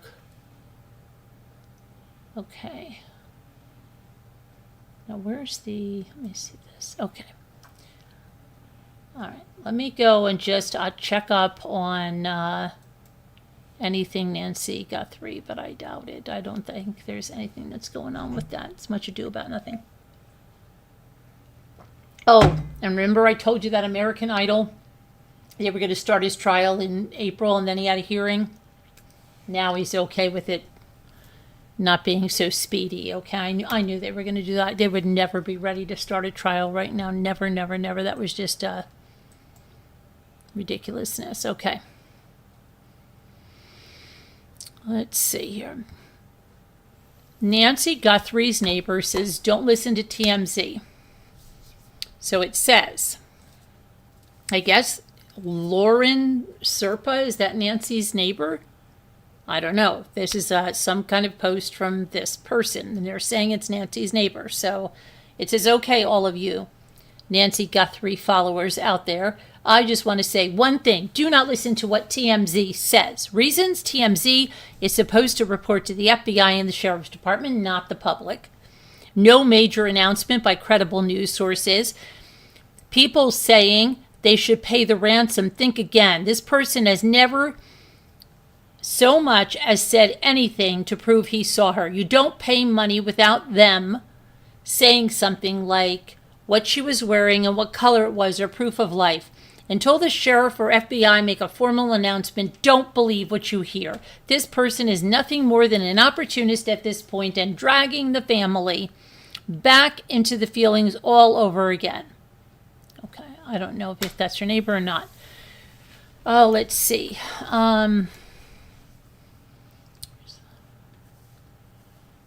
Okay, that's so this is why she came back. Who came back? It says, why walls are closing in on Nancy Guthrie's kidnapper after Savannah's return to today. What?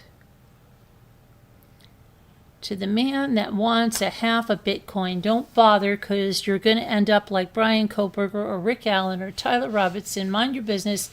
Let them earn their paychecks. Okay, right. Okay, yeah. What is this guy? Nuts? He thinks that Brian Koberger and Richard Allen are innocent? Okay. All right, buddy. Let's see. Look. Let's see. What is that? Maybe they haven't put out a profile because they don't have one. This is something about Brian Enton. I don't know what it is. Ransom or not, he's saying. Okay. Maureen O'Connell has put out an assignment for everyone. Ask FBI Phoenix to release a profile on the Nancy Guthrie suspect. I wish we had a phone number. We knew who to call. That's what they're telling everybody to, yeah, because they need everybody and their brother calling and wasting their time with that. Good one, guys. I'm sorry. That's really dumb. Okay.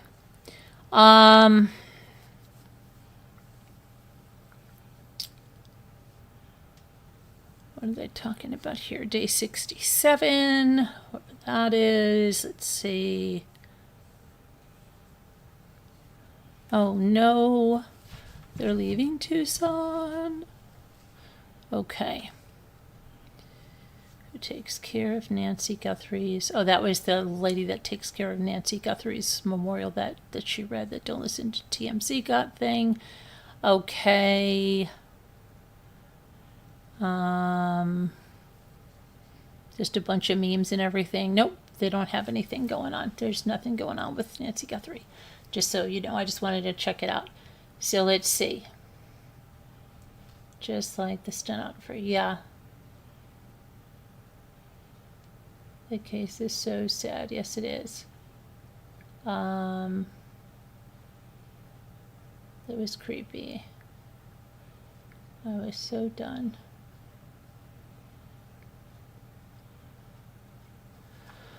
Yeah, so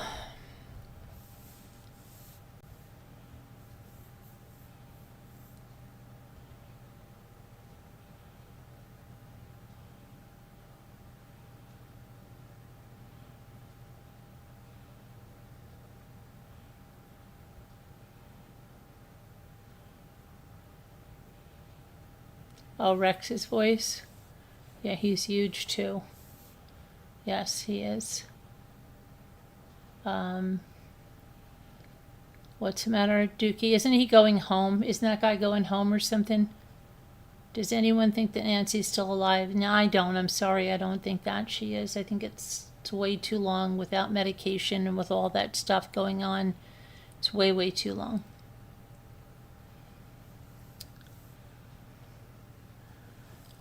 Yeah,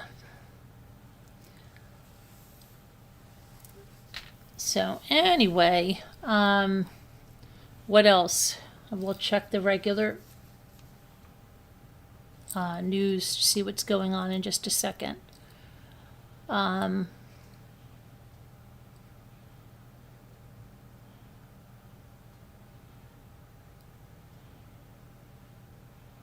Hi, Anne Marie. How are you?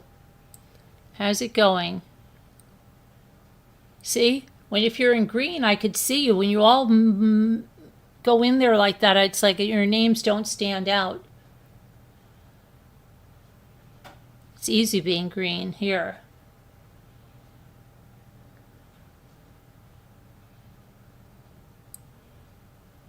Let's see.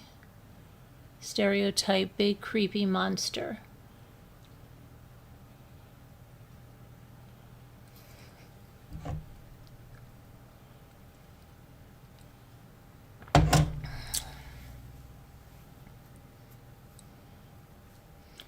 I'll check the other stuff in a minute.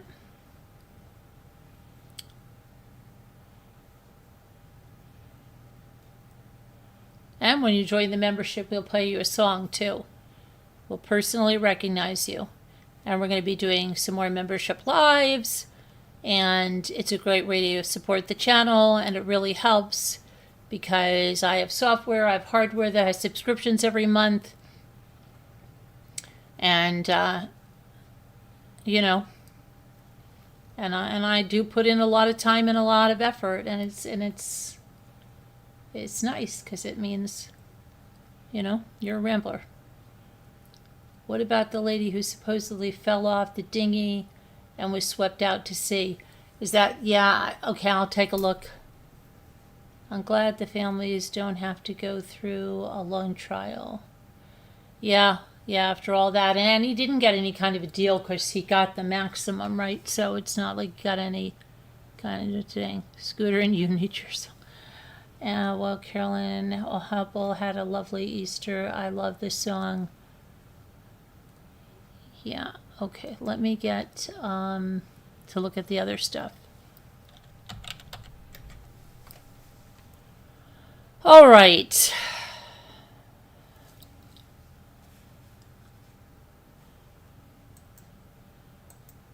FBI must release Nancy Guthrie suspect profile, says an ex-agent. What is that about?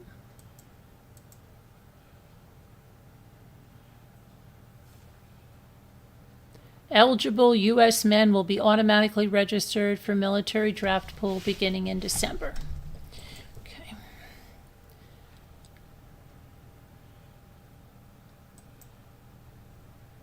Game of Thrones actor Michael Patrick. I didn't watch Games of Thrones. Dead at 35.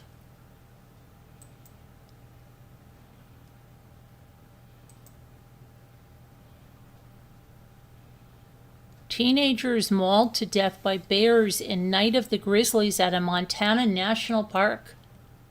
Oh boy.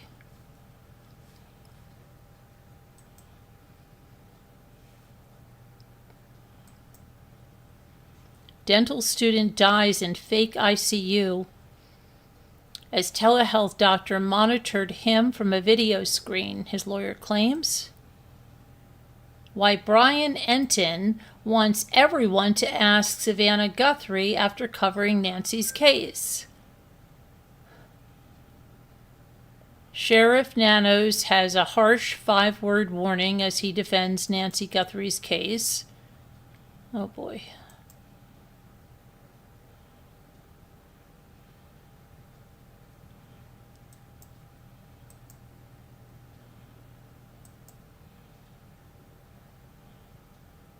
Shannon Doherty's ex-husband Ashley Hamilton was hospitalized after an overdose.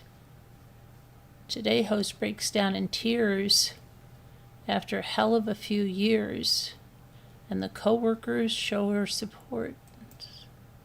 I don't know.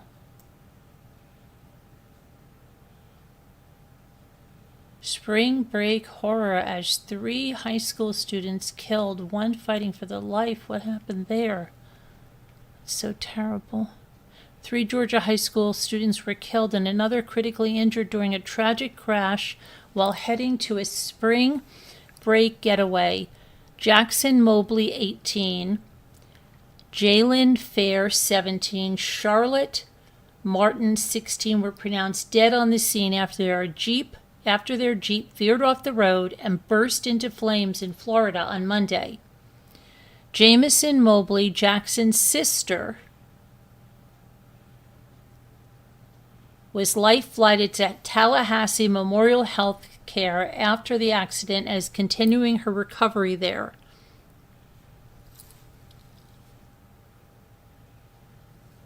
Franklin County Sheriff Tony Smith said the details of the crash remain unclear. We don't know how fast they were going or exactly what happened, but something caused the vehicle to cross into the other lane and hit a tree. The Horizon Christian Academy students were driving along Highway 65 in Franklin County on their way to St. George Island to visit family and friends. Smith said passerbys raced to the scene to help pry Jamison from the vehicle before it erupted. Jackson, Jalen, and Charlotte were wonderful young individuals and students who were deeply loved by their families, friends, classmates, teammates, teachers, church community, and everyone who knew and loved them, Smith added. Wow. They were talented athletes, exceptional students, and above all, kind-hearted individuals whose lives touched many. Jamison, Fair, and Martin were best friends and juniors on the high school volleyball team. The private school in Cumming, Georgia, confirmed their deaths in a statement on their website. Oh, that's sad. We are heartbroken as a school community, and we ask for prayers for these families and their loved ones, as well as for the student who remains in the hospital. This is an incredibly difficult time for all who are affected.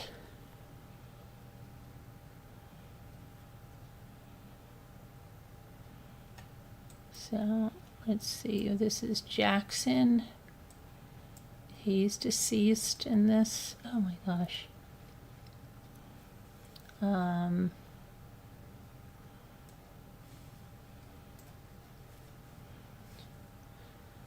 Jackson Mobley, 18, was a senior at Horizon Christian Academy. He planned to study HVAC after his graduation. And then we have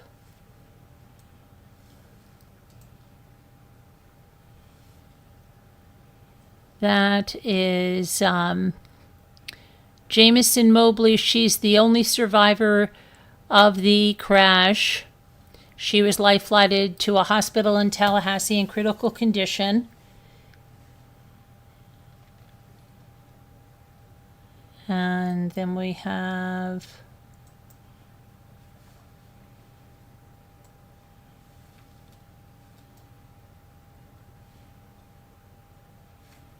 that is Jalen Fair, 17. She was killed in the crash. She's remembered for her faith and kindness. And next, terrible, terrible things. When this happens, and so many times, you know, this happens to so many young kids, either like during prom or in the beginning of school, the end of school. Charlotte Martin, 16, was a member of the volleyball team at Horizon Christian Academy and a dedicated student.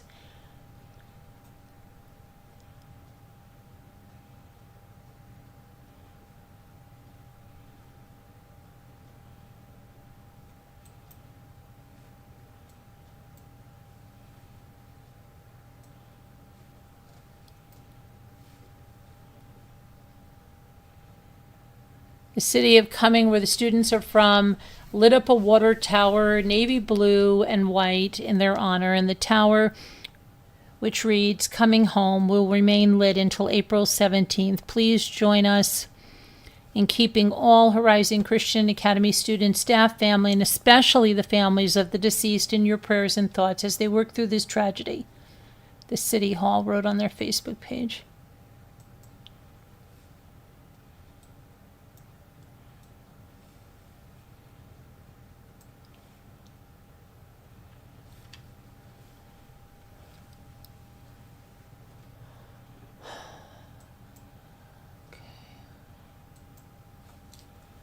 Let's see. The horrifying crash shut the highway down for several hours on Monday.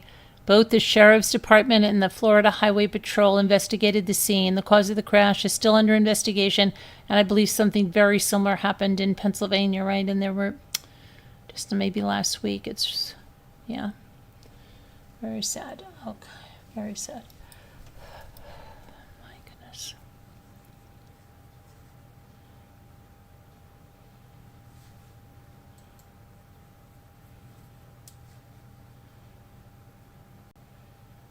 I visited Nancy's Guthrie's house and I was told I'd be arrested within an hour. Someone said, okay.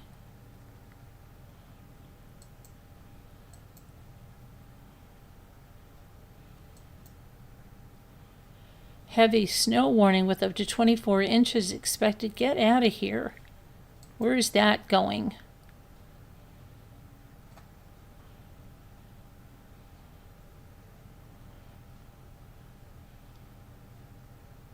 Winter storm warning. What is that about? Oh, that's 3 days ago. Get out of here. That's already gone. Stop it. Just cut it out now. Don't even with that. Husband of woman who fell overboard in the Bahamas. Is that what you're telling? Failed to tell her daughter of the tragedy for 24 hours. Is that what you wanted? What you asked me about, right? All right. Let's see what we got here on this one.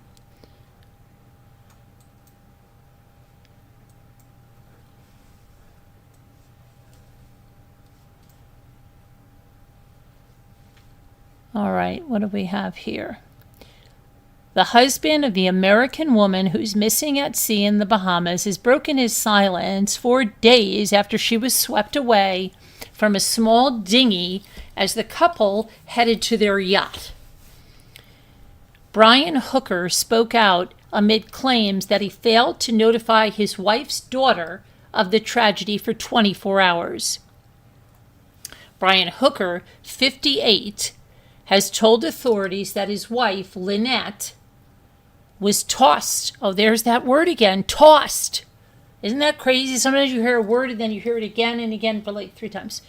Was tossed overboard in darkness on Saturday, taking the dinghy's keys with her, causing the engine to shut off.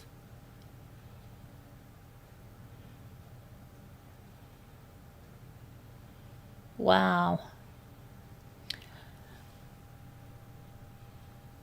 This is crazy. I don't know about this one. I am heartbroken over the recent boat accident in unpredictable seas and high winds that caused my beloved Lynette to fall from our small dinghy near Elbow Cay in the Bahamas, he said in a statement.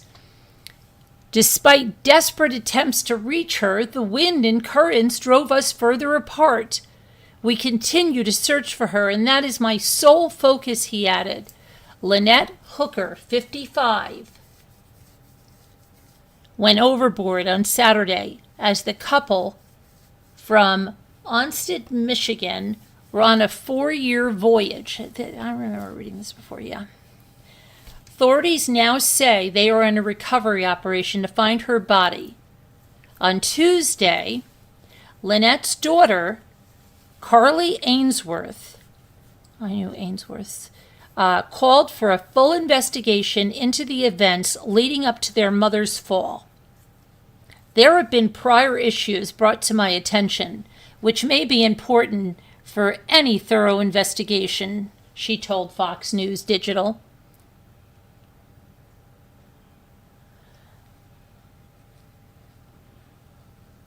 Let's see here. Now listen to this one. Lynette Hooker fell from the dinghy as she and her husband Brian were making their way back to their sailboat, and you know what the sailboat is called? Soulmate. Brian Hooker said he saw his wife swimming towards the shore before he lost sight of her.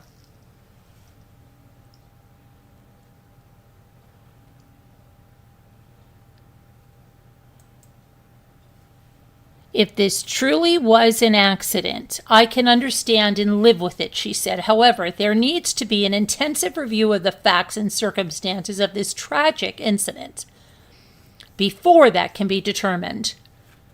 Hooker claims that he couldn't go after Lynette because the dinghy's engine shut down and all he could do was paddle.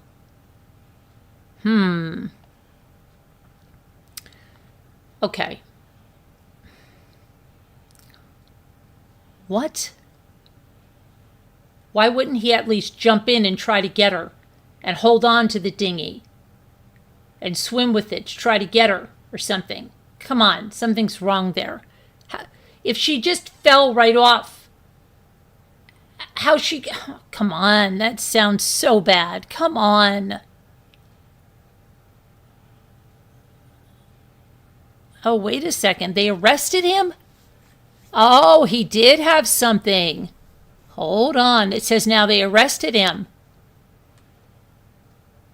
Aha. Yeah, his story sounds very, very suspect, doesn't it?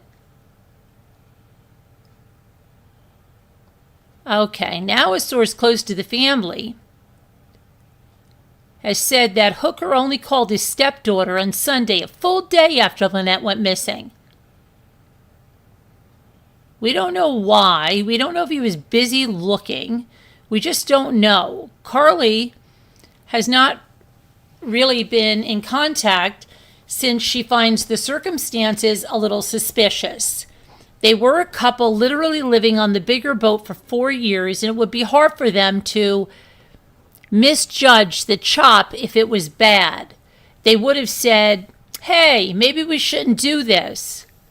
The source said local officials did not contact Ainsworth. I feel like this is deja vu, like I've already read about something really similar about the tragedy, and there has been no contact with them since the news was broken. The couple regularly documented their life on the water by posting photos on social media under the username The Sailing Hookers. However, they revealed that Hooker has revealed some kind of flotation device may have been found in the search. Asked about the husband's whereabouts, the source said, we don't know exactly. We assume he's down there, and he says he's been searching. He will send a text or two, but no pertinent information other than they found some kind of flotation device, like a cushion. Of the daughter, they say she's still in shock, and this has still not really hit her. It comes in bouts when she has a sudden memory of her mom, and she'll break down and she'll cry. She has no plans to go down there yet because she just doesn't know what's happening. On the hint, referring to her prior issues comment, she said, I tried to tell her all relationships have disagreements. Her mom did tell her some stuff, but she doesn't want to reveal anything more. Carly was down in the Bahamas with both of them at the end of February, beginning of March, and she was actually on the boat at a slightly different place. The hookers started their journey 4 years ago in Texas before they headed to Florida and then the Bahamas. They were on it all the time. They'd have vacations. They move on.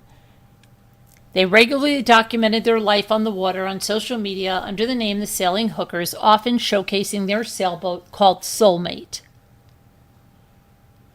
In their most recent Instagram post, shared Friday afternoon, they featured a small boat with the caption, "Not going anywhere for a while." Meanwhile, their YouTube channel captured years of life on open water with short videos filmed aboard Soulmate.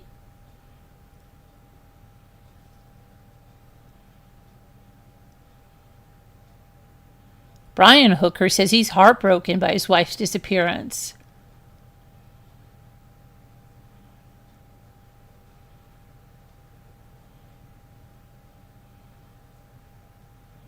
The final video, posted just weeks ago, showed the couple taking an early morning paddleboard trip along Marsh Harbor in the Bahamas, a location known as a world-class boating destination. In the 3-minute clip, Lynette filmed the pristine blue waters and waterfront homes while discussing the devastation caused by Hurricane Dorian in 2019, one of the strongest Atlantic hurricanes ever recorded to hit the island chain. Her husband appeared several times in the video as they paddled side by side, watching fish and turtles beneath them, with Lynette occasionally singing to herself. At one point, the couple laughed as Brian navigated a narrow passage framed by 2 slanted trees, the branches and leaves brushing his face as he passed. The video, just one of 12 journeys shared on their channel, included a video from the day they bought a new sailboat in 2023, the same boat the pair were heading towards when Lynette fell into the water. In the footage, the couple is seen leaving Rockport, Texas, after picking up their light blue sailboat, preparing to take it back to Michigan on their first trip. Lynette recorded the finished project after they painted the deck and completed last-minute fixes, captioning the segment, "The decks are done, we're still married, party time." Brief clips of their adventures, from gliding under the Mississippi River locks and bridges to their first daring Gulf of Mexico crossing, were shared over the past 3 years with their 300 subscribers. Another post, just over 30 seconds long, showed the couple heading out on the water for a grocery run, loading several plastic bags and a case of beer into the boat. On Instagram, they shared their pit stops along the way, including waterfront bars, snorkeling, swimming, ice cream runs, live music, encounters with animals, and boat upgrades like an electric cooktop and a separate air fryer. In a final TikTok post, the couple sailed to the Great Guanacay, but the couple's blissful days in the water came to a sudden halt on Saturday night when Lynette and Brian set out for their yacht at roughly 7:30 p.m., riding in the 8-foot dinghy. This was their boat.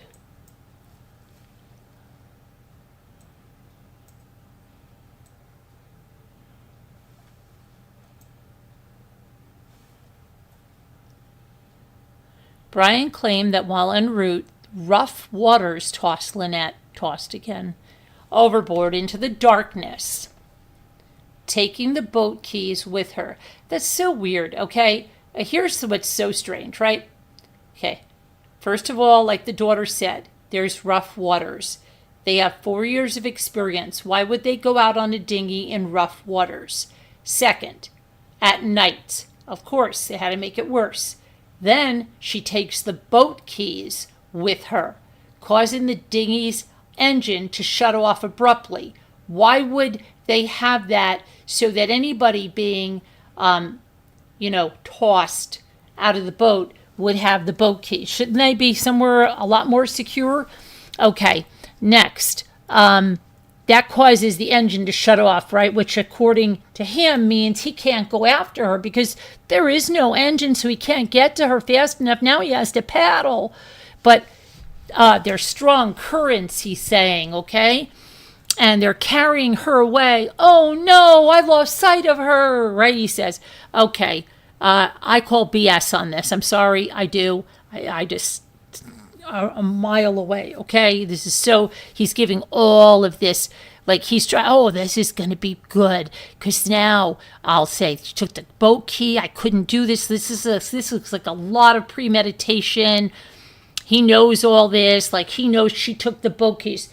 Let's say that even happened, you'd be like, oh man, I didn't even realize, like, oh my gosh, she has the boat keys, like, he's got this all figured out, okay? He's not stuttering, he's not stammering, it's perfect, right? Perfect. Everything, just a line like that, okay? Every bad thing. Oh my gosh. Brian told authorities that he last saw his wife making her way to the shore. Well, how far was she from the shore? Come on. Stop it. I thought it was so dark. How did he see her? Yeah. Likely story, buddy. Okay, let's see. Though whether she was wearing a life jacket remains uncertain. Without an engine, Brian navigated the boat through the night, reaching the marina at approximately 4 a.m. Sunday, where authorities were notified. Oh, so all of that time, right? Bahamian and U.S. authorities began a joint search and rescue operation with the U.S. Coast Guard, deploying an aircraft to aid the effort. For 6 hours on Sunday, police on Abaco, alongside the Royal Bahamas Defense Force and local fire and rescue teams, searched the surrounding waters but found no trace of the mother. Yeah, I want to know when's the last time anybody really saw this woman. Not got a text from her, saw her. Yeah, I wonder how long she's really been gone.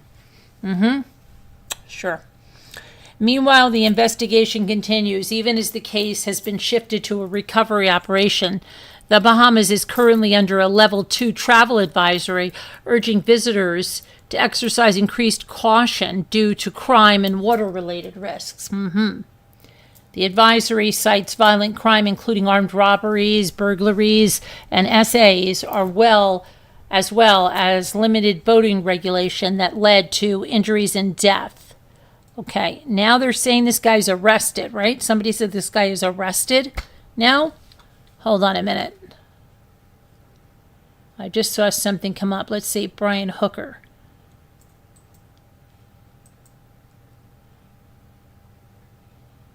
U.S. man arrested 3 hours ago, let's say. U.S. man arrested. Is this him? Yes, authorities in the Bahamas have arrested a man in relation to the disappearance of an American woman who vanished while on a small boat with her husband. Oh, this is another guy? It's not her husband that got arrested? It's somebody else that's in... Hold on. A 59-year-old from the U.S. was arrested in Abaco and is being questioned. A U.S. Coast Guard official confirmed on Wednesday that a criminal investigation was opened into the disappearance of Lynette Hooker.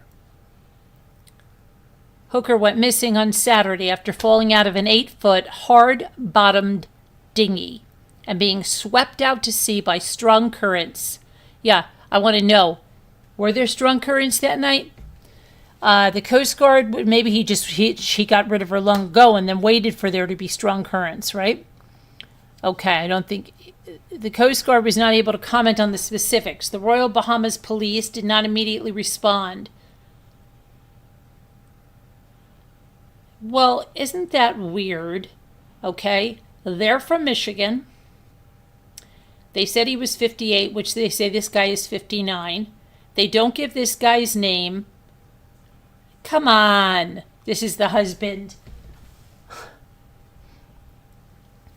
Hold on a minute.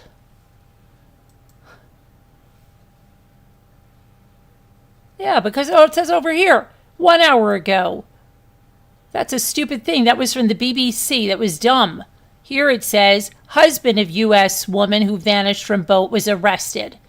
that other article was all wet, what they said. The husband of missing boater Lynette Hooker has been arrested in connection with the Michigan mom's disappearance. Yep, I knew he had something to do with it. You know, it's always these ones that are posting all these pictures, like they're just so freaking happy together, right? Oh, we're sailing the world together, la la la la la, and then then he kills you. Come on. It's like sometimes you feel like they're trying to prove that they love each other. You know what I mean? You know, it's like I never like the parents that post something and they go like something just like something like it's okay, you know, just say, oh gosh, I really, I've got great kids or what, I love kids, but like there's people that do it like all the time, like, oh, this kid, I love this kid so much. You should love your kid. You're their parent. You know what I mean? They say it like, well, who are you trying to convince on Facebook that things are so, that I don't know. There's just so many things that like, and these two have like one picture after another, after another, after another, after another. And like, I wonder if he was specifically taking a whole bunch of pictures to use to show, oh, no, we're so, and he reminds me of somebody and it makes me nuts. But anyway, okay, let's see. They took the 59-year-old man, so they said it was 58 before, 59, believed to be Brian Hooker, into custody in Marsh Harbor, Abaco, on Wednesday evening in connection with his wife's disappearance from the 8-foot dinghy in Elbow Cay. The cops did not provide an ID for the man in custody, but his age matches Brian's. Police, and his where he lives in Michigan. What's the odds that there's going to be another man from Michigan who's 59 years old? That come on. Oh my gosh, this is crazy. Okay, hold on a minute. Now the daughter's saying some more. This development comes after Lynette's heartbroken daughter, Carly Aylesworth, says she believes something might have happened involving her mom and her stepfather when the avid boaters vanished at sea on Saturday night. I do believe something might have happened. There's history of him choking her out and threatening to throw her overboard. So now there's a history of that. Oh, great. So the fact that this is actually happening makes me believe there's more to the story. Wow. Aylesworth also revealed that her stepdad didn't tell her that her mom was missing until around 24 hours after she vanished. Brian denied the accusations. I categorically deny the allegations made by Carly Aylesworth, Brian said in a statement. At this time, I have retained local counsel, Terrell Butler, and I'm acting on her strict advice not to provide further comment to the press, as there is currently an ongoing investigation. Police said the initial investigation revealed that Lynette was swept away by currents after falling into the sea from the dinghy that she was in with Brian while trying to reach their yacht soulmate. Yeah, right. I bet you this happened before. When is the last time the daughter talked to her and saw her face? Okay. During the couple's excursion from Hope Town to Elbow Cay, Lynette reportedly tumbled. Now, she tumbled overboard with the boat's keys. Right? Tumbled overboard.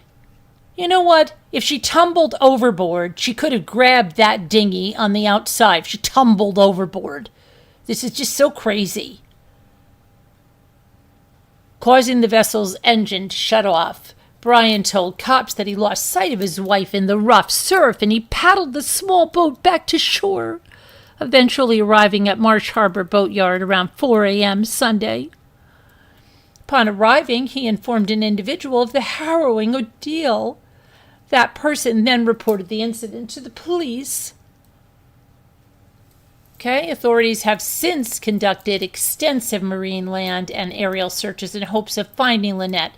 Just hours before he was taken into custody, Brian broke his silence in a Facebook post to say he was heartbroken over his wife's disappearance. And I quote, "I am heartbroken over the recent boat accident in unpredictable seas and high winds that caused my beloved Lynette to fall from our small dinghy near Elbow Cay in the Bahamas. Despite desperate attempts to reach her, the winds and currents drove us further apart. We continue to search for her, and that is my sole focus." The couple had been married for more than 2 decades and lived in Onstead, Michigan. They had documented their yachting excursions online for the past 3 years under the amusing moniker the Sailing Hookers. Oh boy. See? Wow. Not nice. Not nice. Not nice. Not nice at all. Let's see what you guys are saying. Hold on. Hold on. Hi, Val Ventura. I'm trying to catch up with the chat. Hi, Pet Nanny Nancy. Val says, that's what I'm thinking. They were hammered, got into a fight going back or something, and he used this as his chance. I bet alcohol's involved somehow, says Colleen. Val says, if she sailed, this woman knew how to swim. Colleen said, she didn't even know about her mom missing for 24 hours. Val said, that's what all the killer husbands say down in the Bahamas when their wife goes missing. Colleen says, oh, that's bad. How much life insurance did he take out, says Val. Let's see here. How long's he been married? I'd love to know. 20 years, they said. Were they drunk? They didn't say. Oh,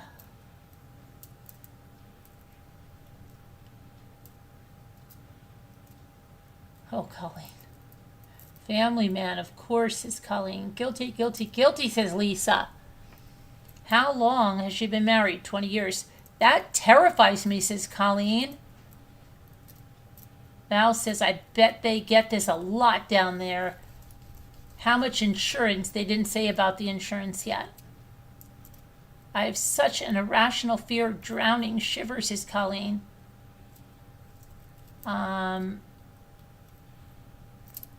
It's like they were out to sea. They were probably going from a bar to a mooring. They have a pull switch. Dinghies don't have keys, says Lisa. Boat keys are usually on a keychain that floats. Yes, that's absolutely true, Val. Absolutely. Riding from where somewhere? Oh boy. Isn't that crazy?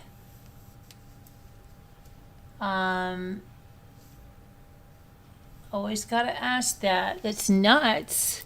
And he reminds me of somebody. She reminds me a little bit of somebody too. Okay, let me see what else I can find, if there's anything else about this guy. Hooker. What was his first name? Was it Roger? What was his first name? What was his first name?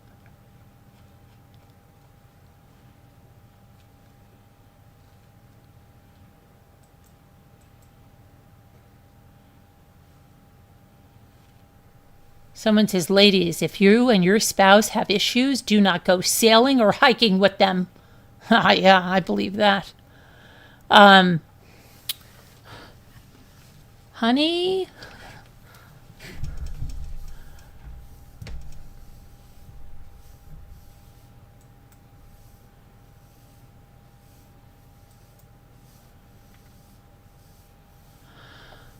Hold on one second. Lynette. Oh,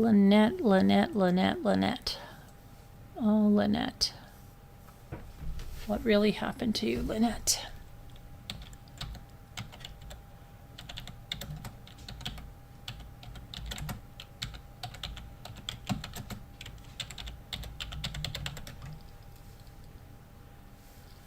Lynette. All right, let's see here.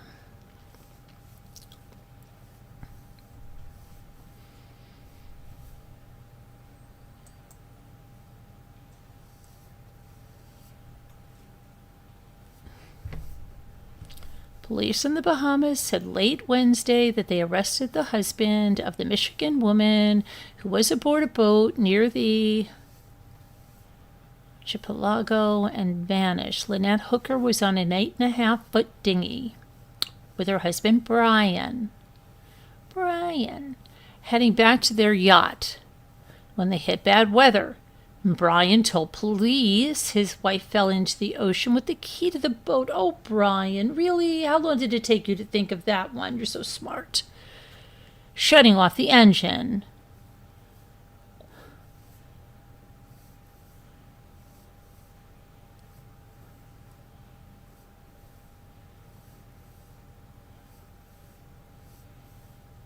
Somebody said, wow, I didn't see this coming, said no one ever.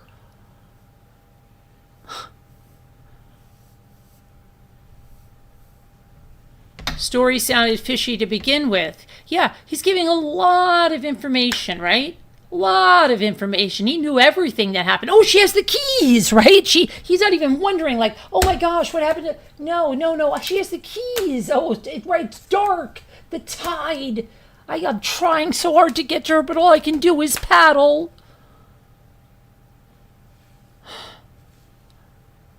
Wouldn't think of jumping in after her. No. That didn't take long. It's always the husband, says someone. Someone says, the thing I can't wrap my head around is why wasn't she wearing a life vest? This is something they did often, so I would assume they would take precautions like that. She knew better than that. It just doesn't sit right with me. Innocent until proven guilty, but the way media and people are now, even if he ends up getting cleared in the investigation, he'll still have people believe he killed her. So many similar stories out there, though it's hard not to point fingers at him. Praying for the family right now. This is all just heartbreaking. Drinking, maybe. Arguing. Maybe she was dead before being in the boat. That's what I think. She probably was wearing one. He likely removed it from her to ensure she would sink after he likely bashed her in the head with something. He figured the bad weather and her being bounced out of the boat would be enough to account for any injuries if they found her. He certainly didn't think the key story through. Said clearly they were en route to the big boat when she was bounced out. He said tossed, but then he said bounced too. She couldn't have possibly had the key. His story made no sense from the beginning. My guess is they investigated, found a new girlfriend, and probably a sizable life insurance policy. I hope her daughter gets justice for her mother. I pray they find her body, and I hope she's able to find some closure.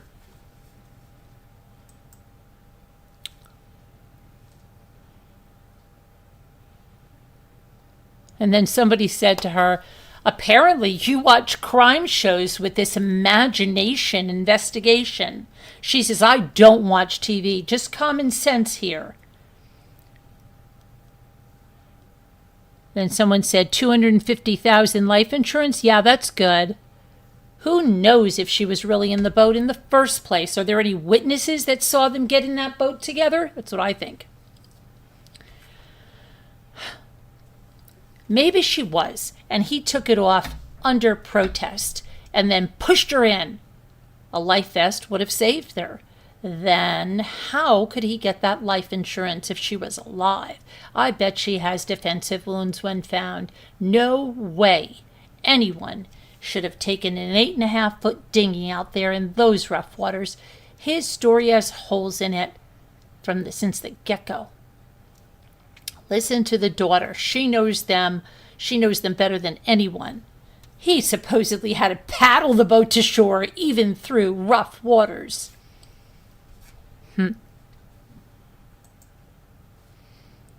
Yeah, for 10 hours. It doesn't make sense. Why am I not surprised? When I first heard this, I said, I bet he did it. The things people think they can get away with. Stevie Wonder could have seen this arrest coming. So many red flags, not even funny. His story sounded suspicious from the start. The report says he paddled to shore, then alerted authorities. Do you not take your phone with you on the water? Why did he not call for help immediately? Had he done something to her before they got on that boat? And was this his cover-up? Why would she not have a life jacket on in the first place, and he had to throw it to her after she fell off the boat? So many thoughts in a situation like this. I'm praying the truths and facts will be uncovered, praying for her daughter and all her family. If they are avid boaters, wouldn't they look at the weather before going on an ocean in a dinghy? It doesn't make sense. From the previous info I've read, they've been boaters for a very long time. I was only a lake boater, and only for a short time in my life, and I wouldn't go on the lake in a 25-foot fishing boat if I knew the weather wasn't going to be good. It just doesn't make sense at all, especially for experienced boaters, and to take a dinghy on the ocean, not have a life jacket on? No way. Prayers to her and her family. Let's see here. Unexpected weather changes and storms can always occur. I've experienced several severe storms and weather changes that were neither forecasted nor predicted on highly reliable and commonly used apps. This is what I'm saying. I read somewhere that she was wearing a life vest, but there's always fake news everywhere. No surprise here.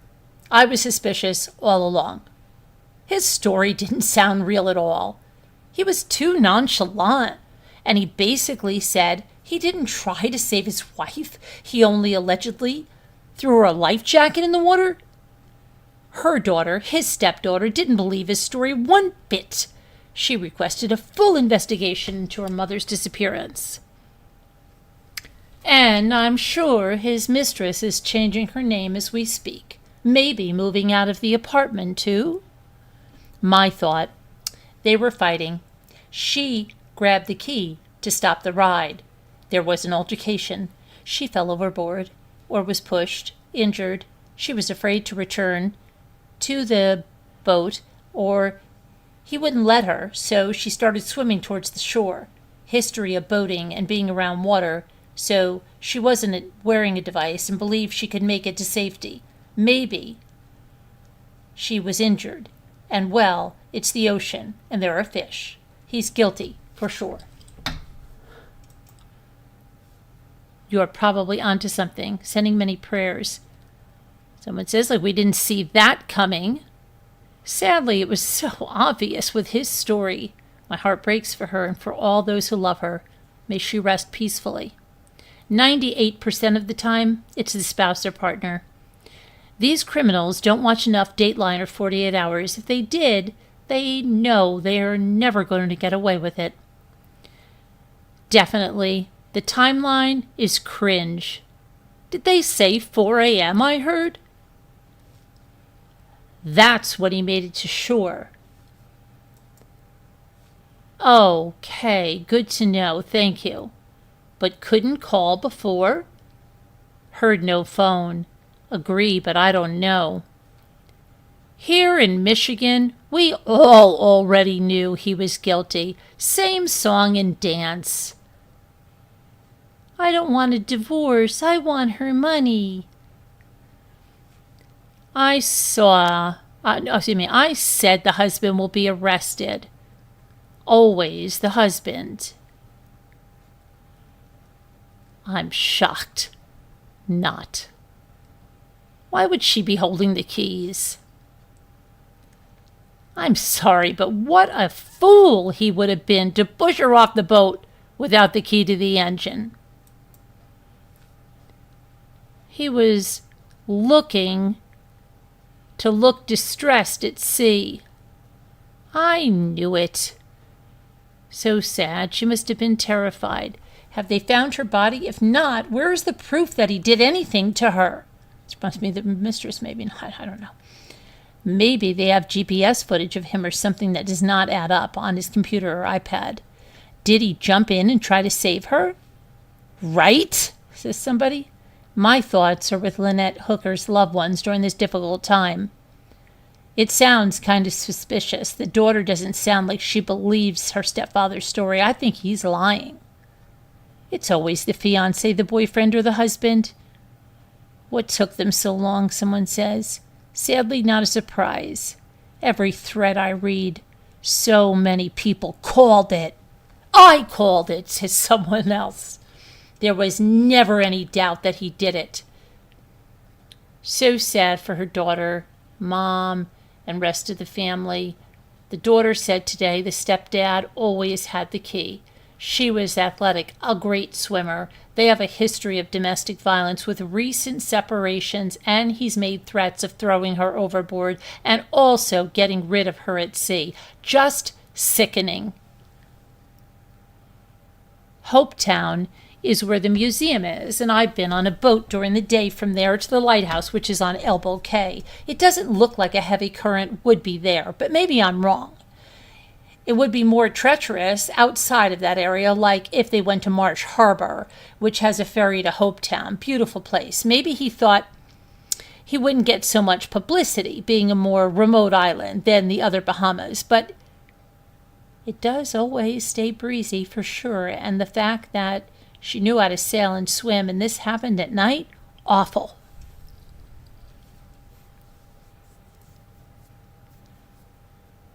They still have to prove he's lying. No one was there. It could have been a freak accident. They likely investigated his phone records. They probably found a new girlfriend, a sizable life insurance policy. Yeah, none of you mentioned the girlfriend. Neither did I. Look at these people. Not to mention, all of her assets would become solely his in the event of her death, absent a will.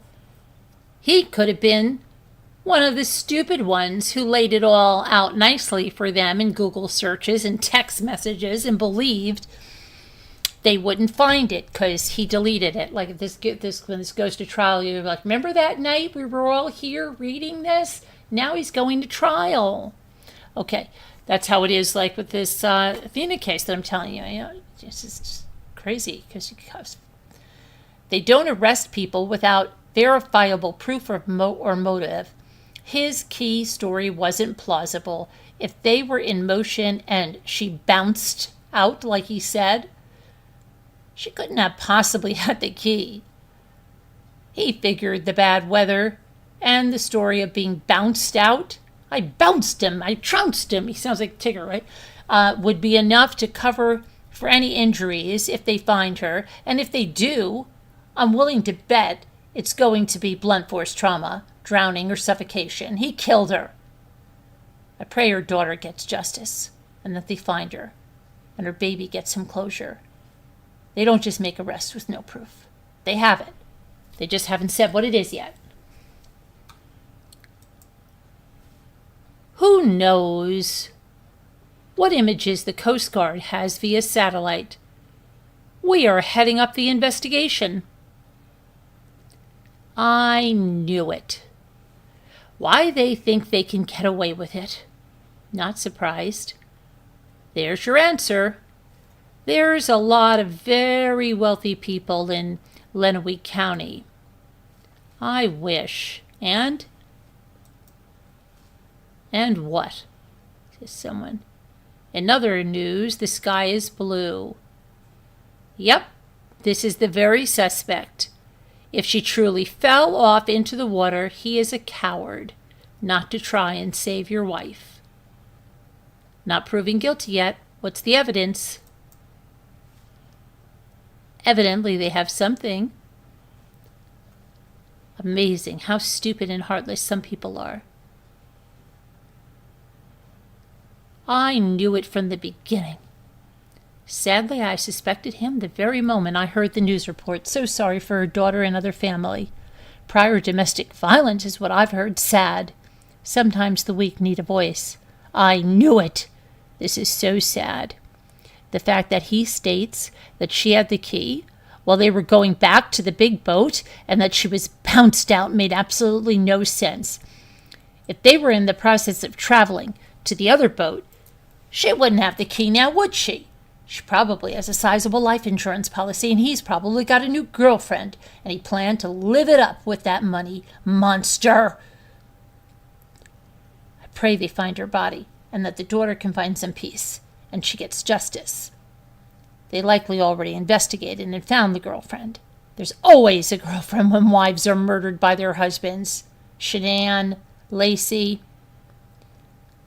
That poor woman.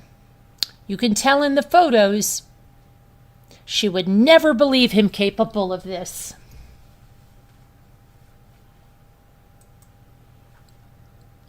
And then someone says to that woman, talk about assumptions. So sad. I figured he had something to do with it. The daughter said they had a not-so-good relationship. Who's to say? Maybe she wasn't even on the boat. What happened to just get a divorce? Greed. What happened to death do us part? That's when there is usually a big life insurance policy. The daughter said there's a history of domestic violence.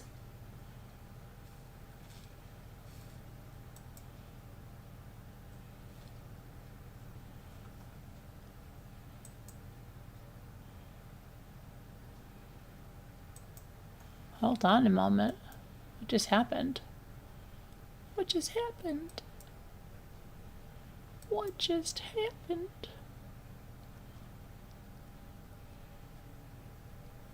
Okay. Dateline, here we come.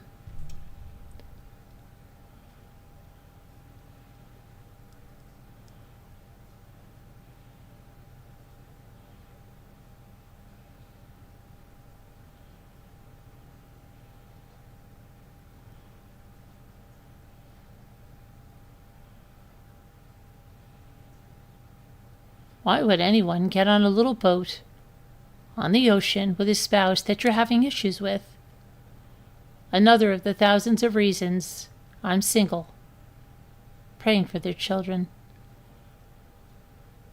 I said from the first minute I saw this, he pushed her off that dinghy. What the hell kind of motor would have a key on an 8.5-foot dinghy? He tossed her in. I'm guessing it was a lanyard attached to an engine kill switch. They're very common. Non-boaters would say she had the key. Wasn't it a key for the bigger boat? Knew it. It was way too obvious. Her poor kids. Yeah, this story he gave seemed off to me. My assumption is he pushed her off the boat.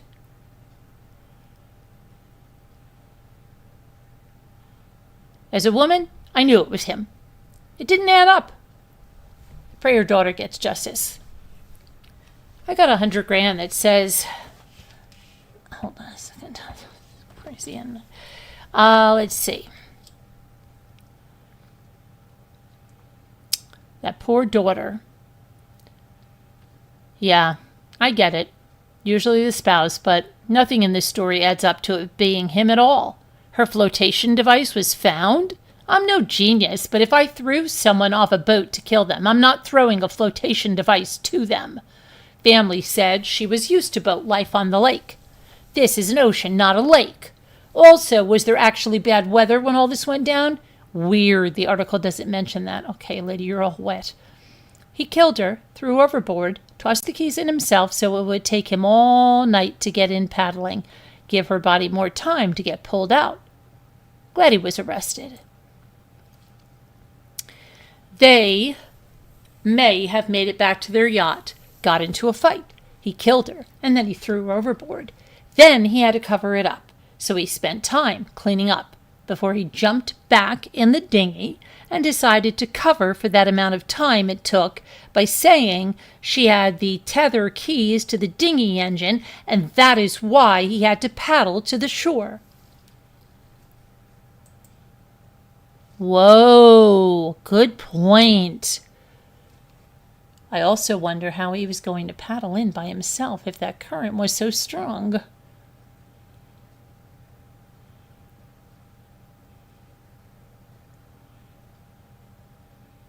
He said he paddled to Marsh Harbor. That would take a very long time. Why wouldn't he just go back to Hopetown and tell someone there to get help? Didn't the first report say that he went to Marsh Harbor? Did he paddle to a bigger boat? Or maybe he didn't paddle, and he had the key the whole time and threw it into the ocean afterwards. Someone in Hopetown knows something. Place where they were drinking? Lovely place. Reminded me of Mackinac Island, but smaller, tropical.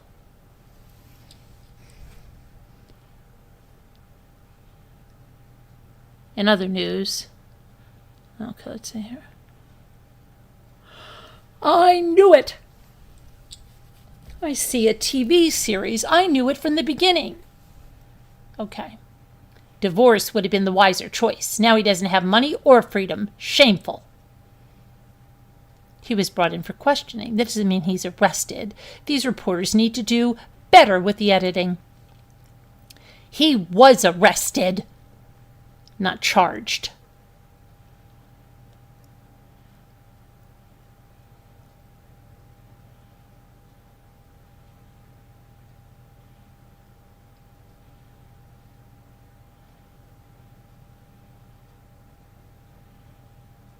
I knew he had something to do with it. I don't know why he thought he was going to get away with it. Stupid on him. Now he can live with it in prison for life.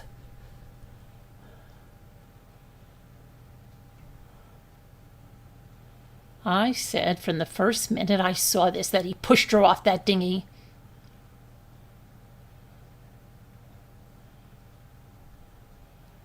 Okay, let's see what you guys are saying. What are you saying about this? He pulled, if you know, you know. Let's see what they're saying. She was obviously well-schooled in boating and just watched her drown, maybe off the big boat. Lisa, I just recalled seeing that. Bouncing off the side of the inflated side of a dinghy that you sit on, Colleen.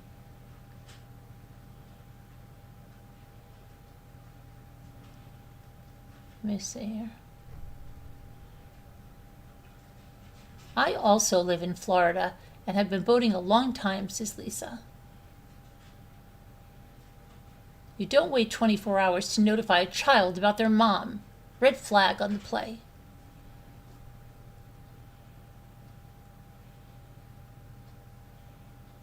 Maybe they ran out of money and they needed to fake a death down in the Bahamas. 20 years. Hi, Eric Dean. How are you?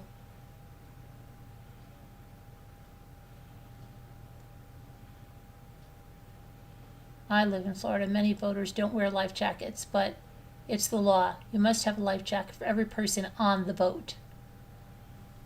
Amy, yes, and especially if you're drinking. OMG. There had to be many incidents of bad shite throughout the years. And do we really know if they run a dinghy at all, says Lynn?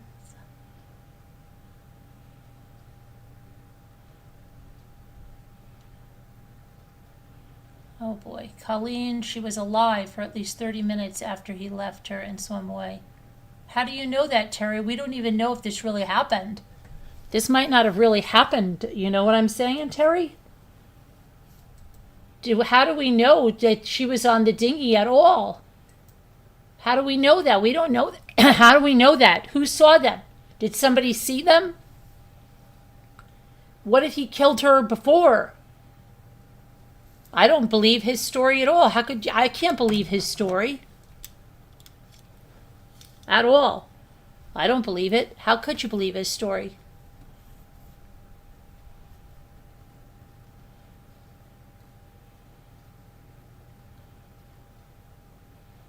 When's the last time anybody saw her? They're out late at night on a dinghy in bad weather? Come on. I don't believe it at all. Not one bit.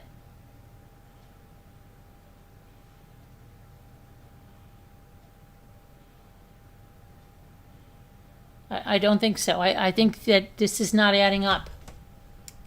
It doesn't add up. Colleen, it was inhumane to leave her there, and he got away with it. I don't know, Terry. What if he killed her before, though? What if he killed her at another time and he made this story up to cover it up? You know what I'm saying?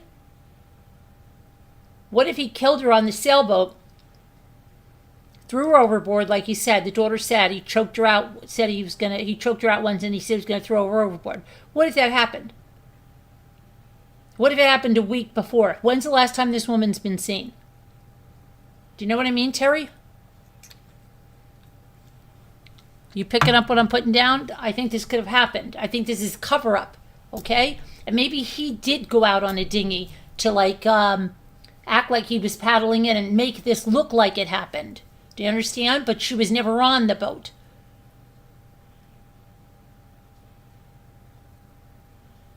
That's what I said, said Linda.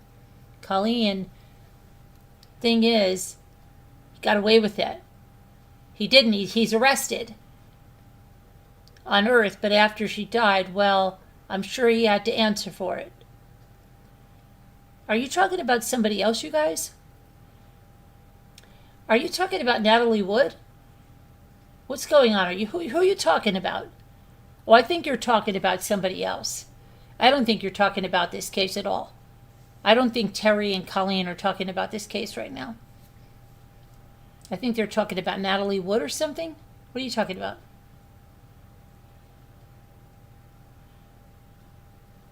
Oh, he's dead. Who? What are we talking about? He's not dead. Oh my gosh, I'm so confused. Who are you guys talking about?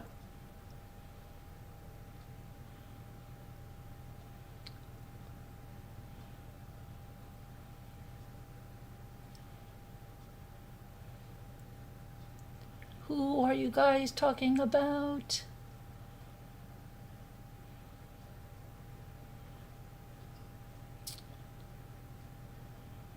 I don't know.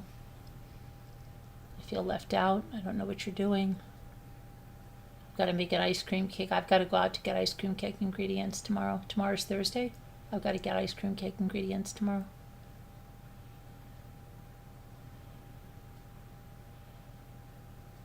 He is alive, Colleen. He is alive. He was arrested.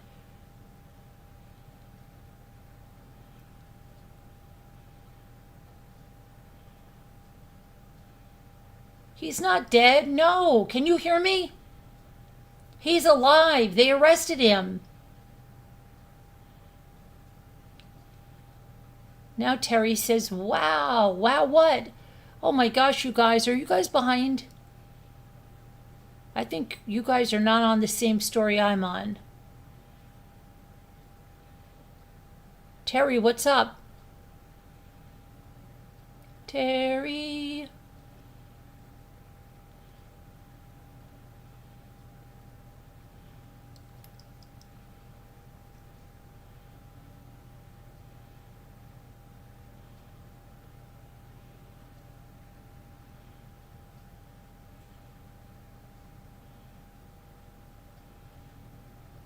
That's what I thought. Yeah, he's alive and he was arrested. Dinghy Man is alive. Yes, he is.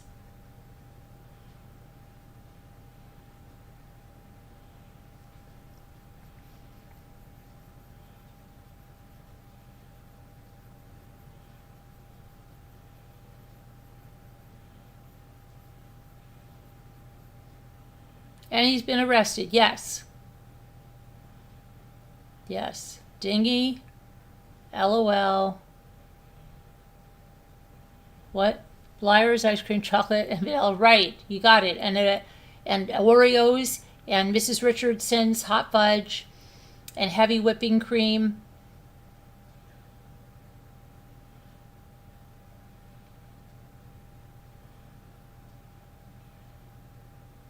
You got it, Pet Nanny. You got it.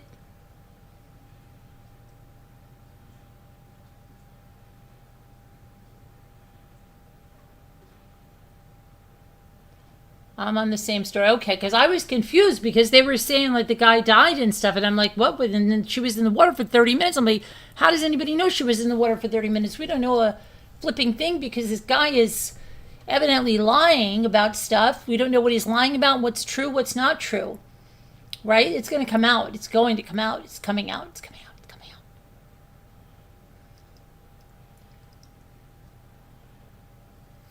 Where is Mr. Wu? Where is High 61?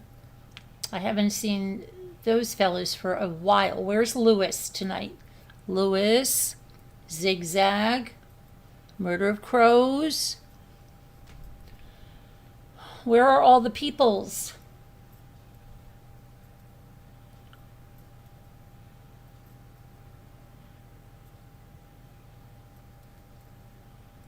Scooter. Julianne. You're going to bed now, Lisa? Now you're leaving us? Not nice. That's not nice, Lisa. Not nice. Okay.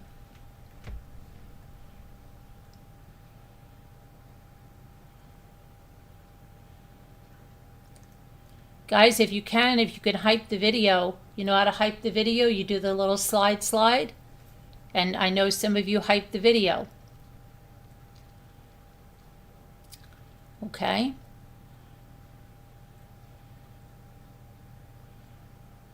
That's a great way to support the channel, is hyping a video. Another great way is sharing us out. Another great way is telling your friends. Another great way is telling everybody you see on one day. Good night, Lisa. Another way is you could join our membership. We have about 4 memberships that are less than a cup of coffee, and they really help the channel, and they help and go towards software and hardware things that I have subscriptions to every month to run this channel.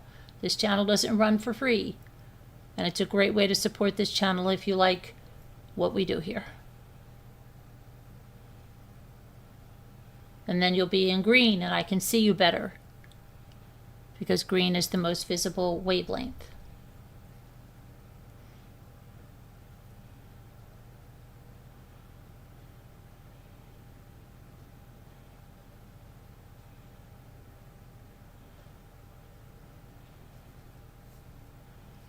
Okay, so now, what else?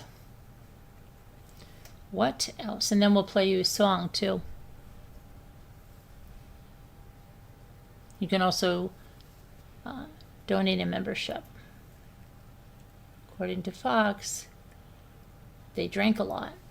They did, Pet Nanny? I'll go back and look at some things.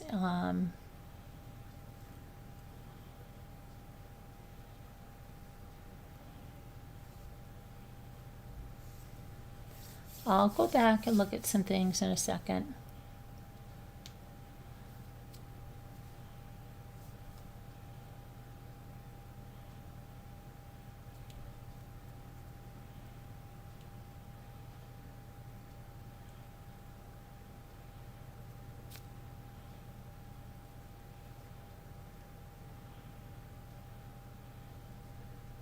That will lead to more domestic incidents for sure.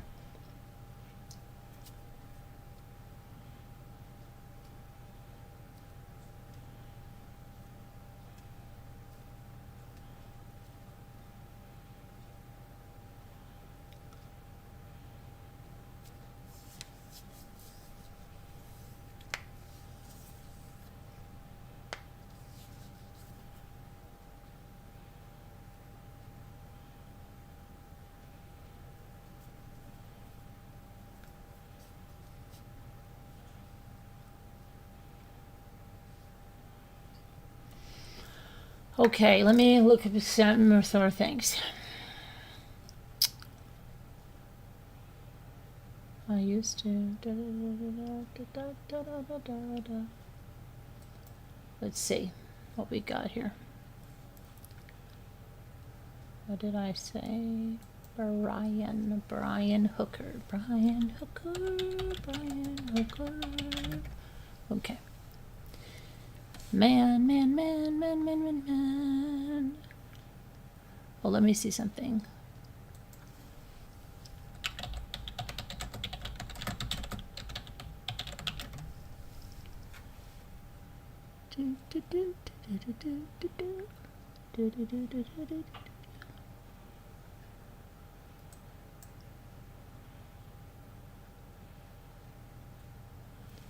Here's their Instagram. Here's their Instagram.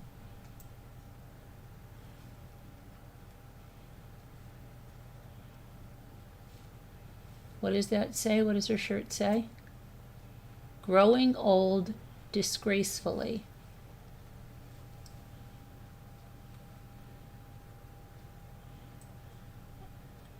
I bet you they have a lot of people subscribing to them now because they only had 300 YouTube subscribers. I bet you they have a ton now. What a way to get it, right? Because they have all kinds of people. What does this say? Not going anywhere for a while. The sailing hookers say not going anywhere for a while. 5 days ago.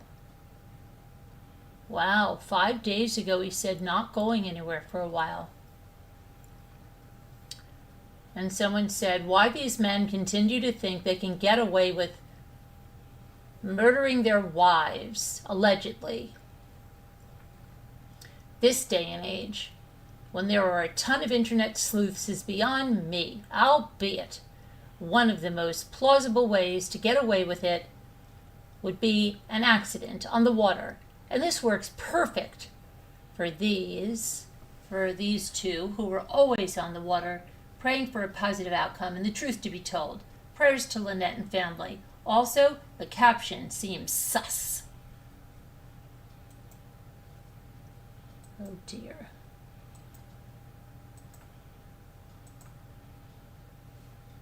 Okay. Oh look, wifey. Hey, it's my wifey.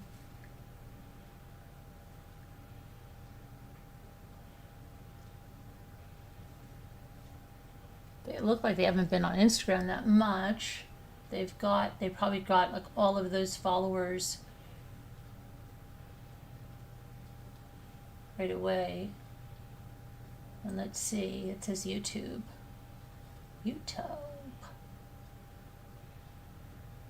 Look, they said they had 300 subscribers and now they have 635. And now I subscribe too so I can find them.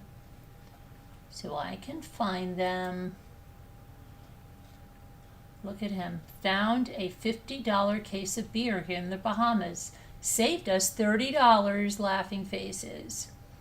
That was a month ago, 2 months ago. Full moon. And look, it's making a nice cross. A beautiful end to an amazing day 3 months ago. 4 months ago. They only post once a month, I guess. Beautiful night. That's it. That's it, folks.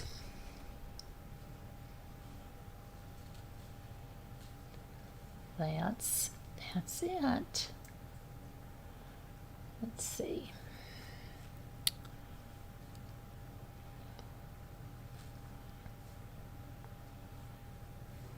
Now let me look at something.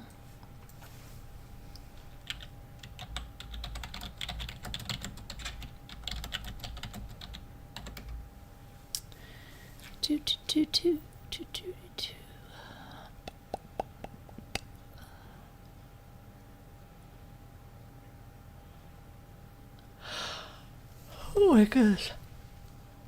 Let me see. Let me see something, please.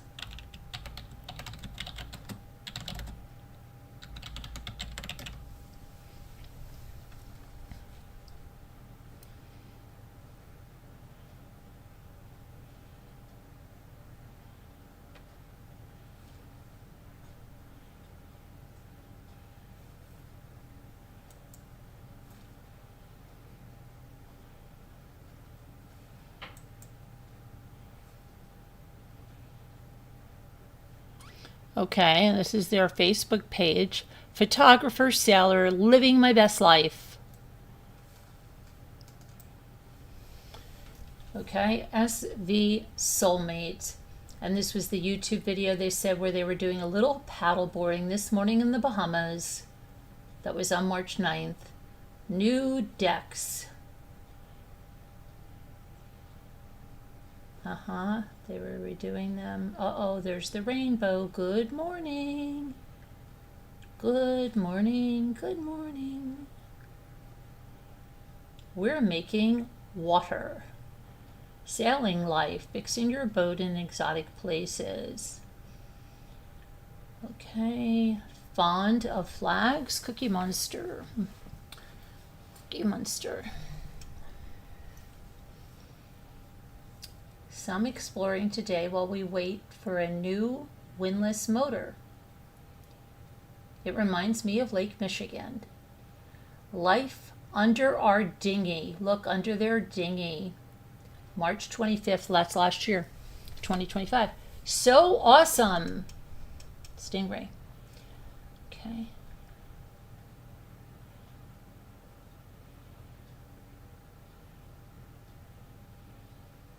The sailing life is the life for me. We're making water.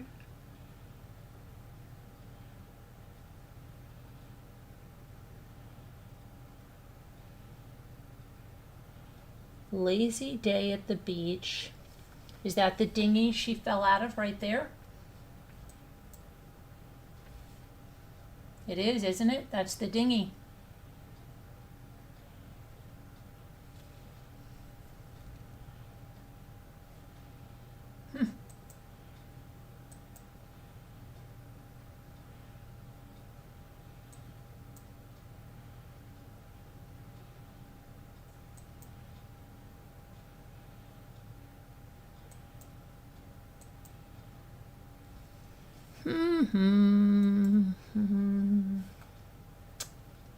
Wow. Wow.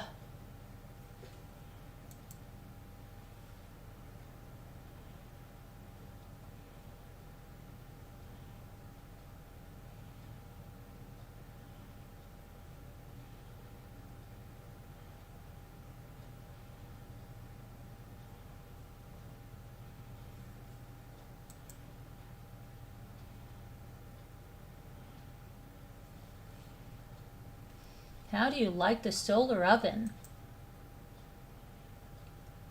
Hey lady, it's fun to use when it's too hot to cook inside. Easy cleanup too. Did you guys make it safely back?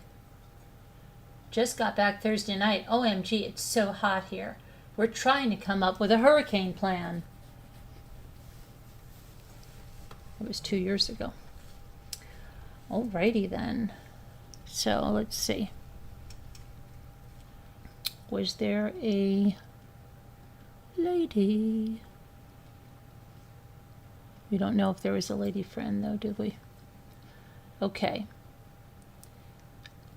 Who, wait a second. Did I just see a super chat?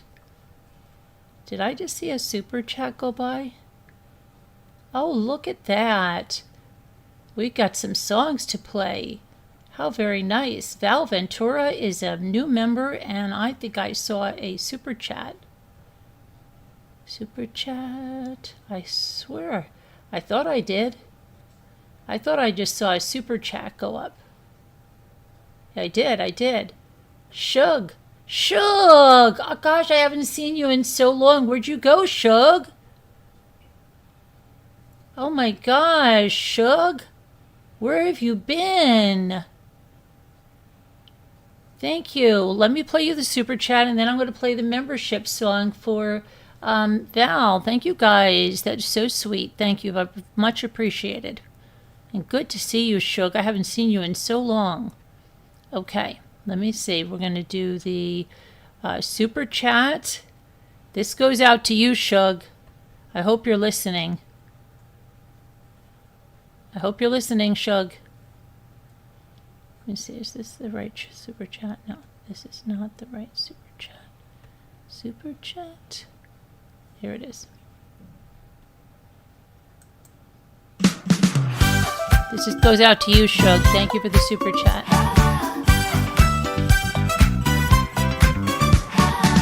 Whoa, super chat, look at you. Sending love, we see it too. Thank you, Ramblers, shining bright. Mommy Ramblers, love tonight. Lights are glowing, hearts are true. Every word we Shug, and let's see. Let me play the membership song now for Val. Thank you for joining the membership. Let's see.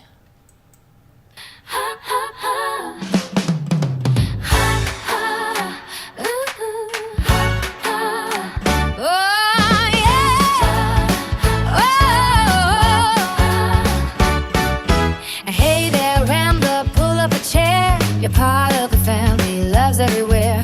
From late night laughter, stories that matter. We ramble together, it's perfectly scattered. Welcome, welcome, ramblers unite, ramblers unite. Ooh, different levels, same heart, shining bright. Thank you for the love, for the time that you bring. Mommy Ramblings grows because of everything.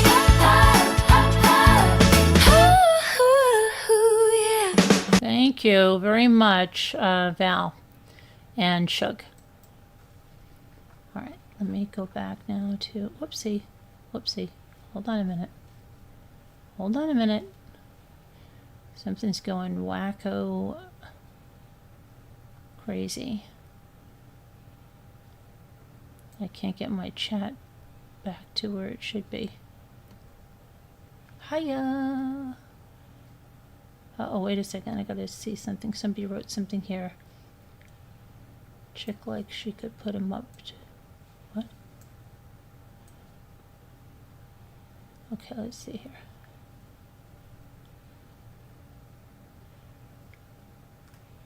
Where's Val? There's Val's membership. Okay, yeah. Great songs. We can play one for you too, Pen Nanny. Is that a Hello Kitty shirt? It is. It is a Hello Kitty shirt. See? Hello Kitty. Am I not allowed to wear one, Pen Nanny? Are you saying that I'm not a little kid and I shouldn't be wearing that? Okay. All right. So, yeah. Anybody that joins the membership will get a personalized song, and anybody that sends a super chat will get a song just for them. Isn't that nice? Thank you. We appreciate you. Hi, Amy.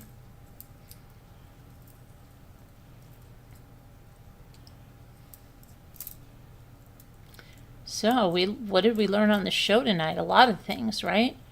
I gave you the whole... I sat and was a court reporter and got the whole transcript I made of the trial today. Hey there, love this song. Haha, I'm still watching, just late to the lives, but always supporting you. Busy grandma with 2 small grandsons, and my first granddaughter is due in June. Oh, maybe she'll be born on my birthday. When is she due? When is she due? My birthday is the 4th. Is she due in the beginning or the end? My mother's birthday was the 20th. It is the 20th. But I am the 4th. Thank you, Pet Nanny. Thank you, Pet Nanny. Pet Nanny. Pet Nanny.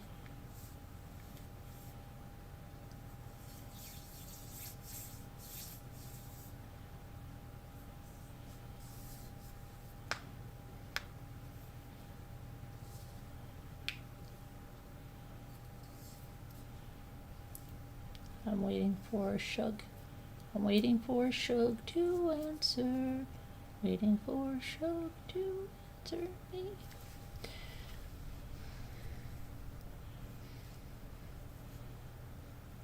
Where are you, Val? Where is Val? There's High 61. We haven't seen you in a very long time. Welcome back. Welcome back. So we covered a lot of things. A lot of things today. A lot of cases. A lot of time. And for long I'll be having to go transcribe it all too. My son graduated today. He's now an airman. His birthday is June 15th. Oh, wow. That's excellent, Amy. You must be very proud. Good luck to him. Excellent, excellent. Excellent, excellent. Oh, June 26th. Okay.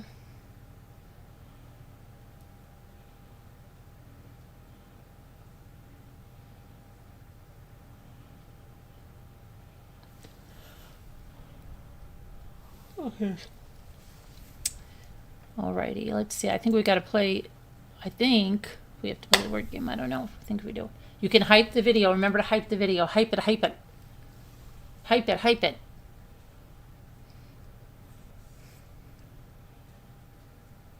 You can hype them, hype them. Hype those videos, hype those videos.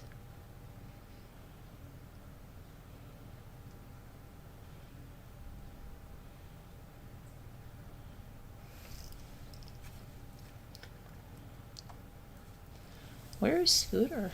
Where'd Scooter go? Scooter, Heart Made Wise, Murder of Crows, where'd they go?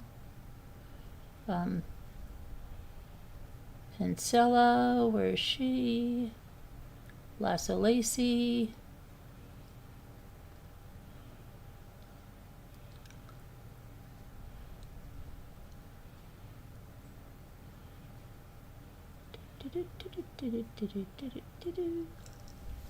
All right, let's see now. What should we do now? Should we do the word game now? Is it time for the word game? Is it time for the word game, or should we dance around and play? I don't know. Snow remover, where are you?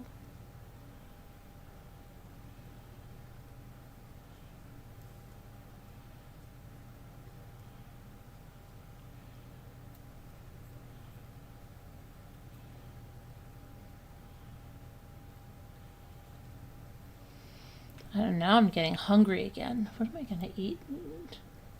Let me just get a couple of artichoke hearts and then can I get a couple of artichoke hearts? Should I? Then play the word game? I don't know. What's tomorrow? Thursday? I have to do that. Hold on a minute.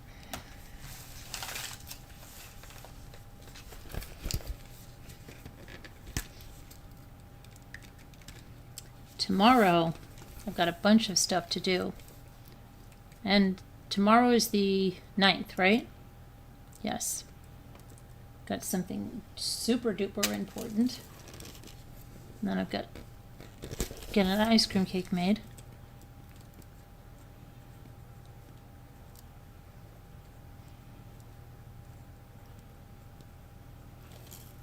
Okay, and then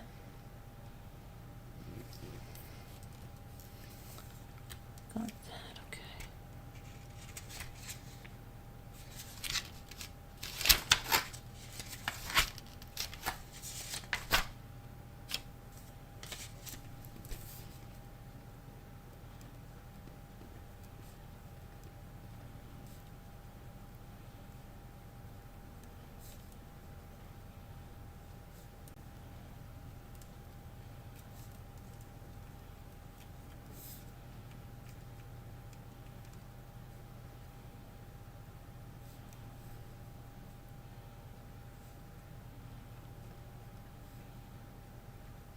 And then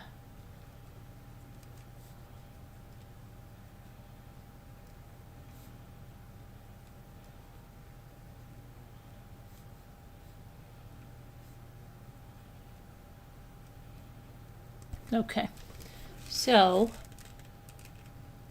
let's see. So we are going to supposed to start warming up. It says, okay, I think tomorrow's going to be a little warmer. Got a bunch of other thing, and I've got that other thing I've got to do. Got to probably go to the Home Depot too. All right. Well, we shall see. Okay. All right, now.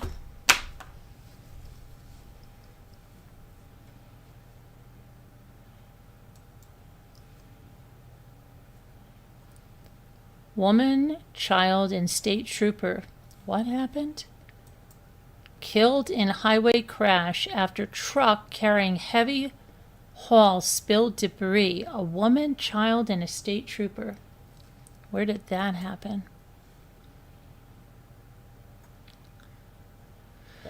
Oh boy. Let's see. Oklahoma. 3 victims died at the scene of a fatal highway crash when a truck carrying a heavy load allegedly spilled debris across the roadway. See, you know what, guys? A lot of times we worry about a lot of stuff and we get all crazy with it, me included. And look, in just one instant, it could all be over. You know what I mean? You really have to live in the moment, as much as sometimes we're just so worried about things, right? How am I going to do this? How am I going to do that? What if this doesn't happen? What if that doesn't happen? What if this happens? What if that happens? It's just, life is so short. It's not promised to anybody. And look at that. 3 victims. Mercedes Bain, her 4-year-old child, and Oklahoma Highway Patrol Trooper Vernon Brake. His last name was Brake.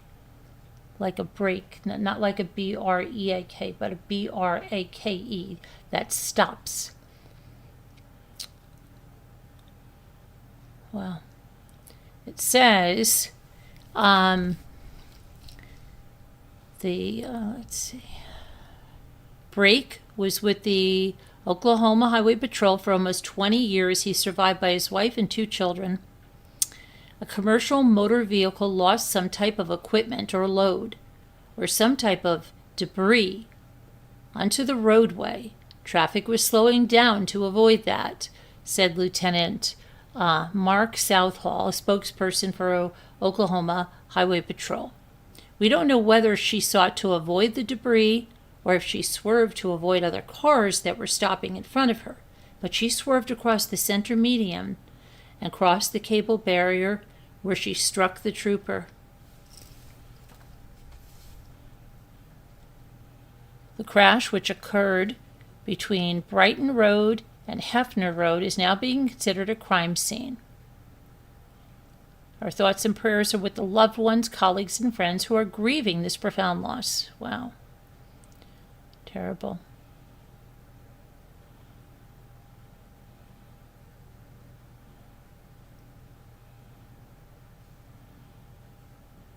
Two young children dead, mom in critical condition after a multi-vehicle crash, likely caused by a medical episode. Oh my gosh.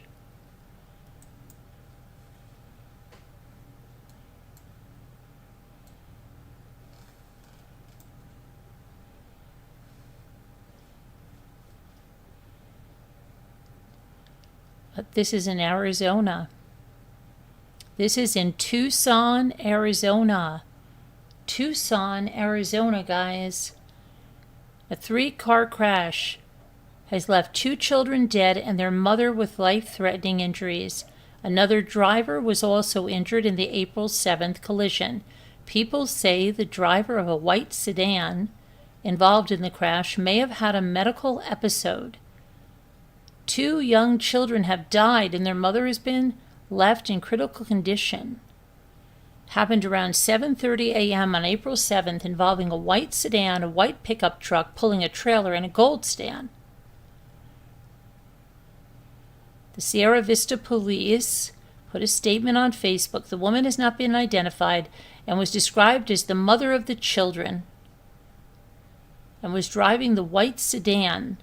The white sedan ran a red light, hitting the pickup truck, towing the trailer. Wow.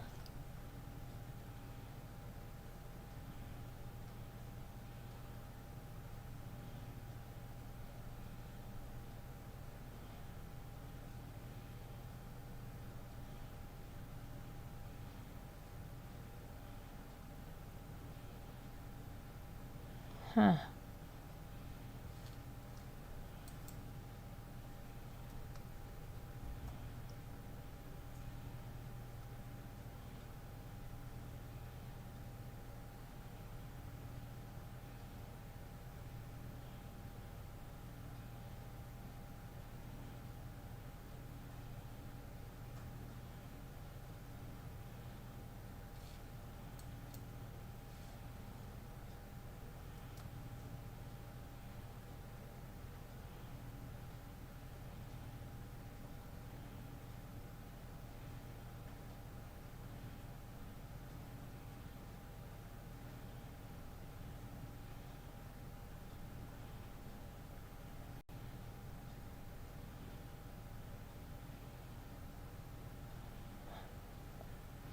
I was looking at something that said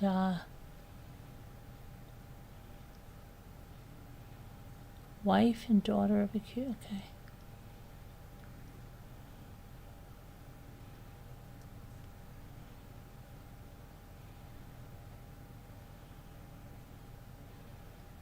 Three kitchen appliances you need to unplug every time you don't use them.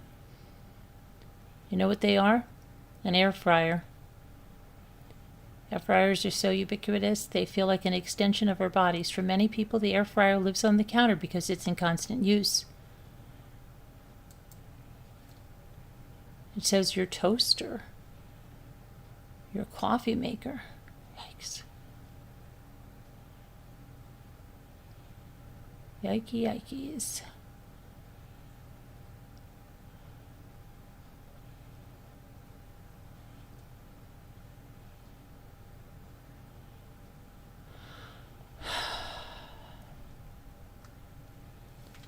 All right, let's see if there's anything else going on before we play that word game.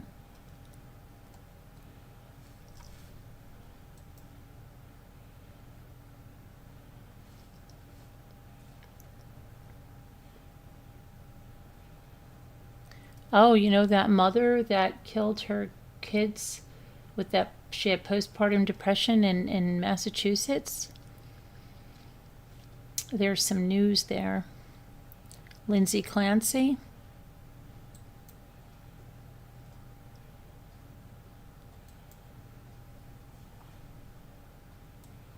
She was a nurse too, yeah.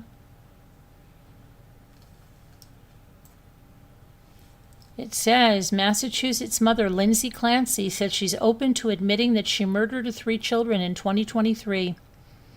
As the start of her murder trial approaches, Clancy's attorney, Kevin Reddington, says she is offering to admit that she killed her children if the judge agrees to a bifurcated trial format. And that is a 2-stage trial, a legal proceeding in which liability and damages are heard separately, and the trials often have the same jury. She states that the issue of the actions that resulted in the death of the decedents in the indictment at the bar is not a live issue, and the defendant is willing to stipulate formally in writing to her involvement. The motion went on to state that as a result of that admission, the only live issue for consideration at trial would be the defendant's state of mind as it relates to the defense of lack of criminal responsibility. The new filing comes after the judge previously denied another defense motion which requested that the proceedings be split into 2 separate trials. Reddington asked the judge to have one trial to determine if his client is guilty, as well as a second trial to determine if she's criminally responsible for the killings.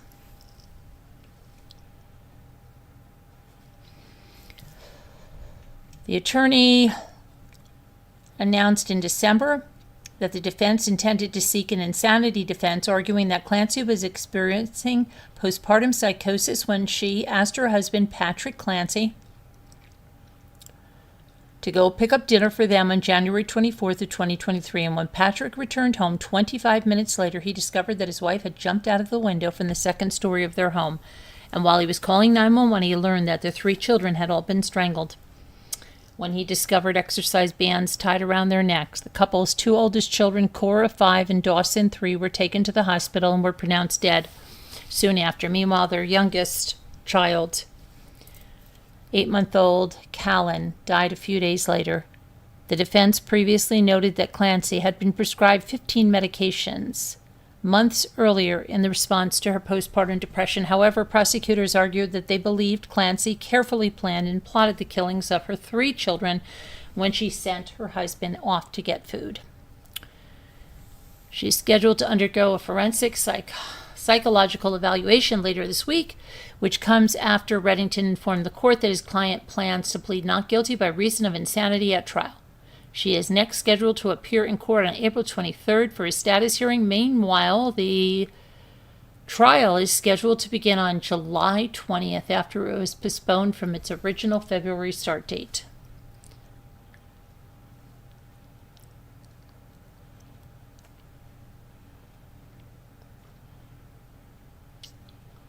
Okay, let's see here.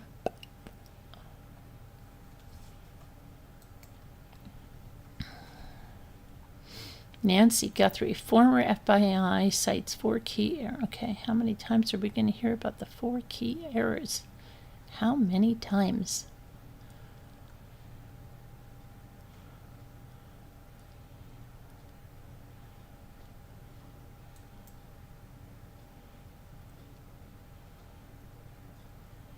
What? Accused HOA swindler?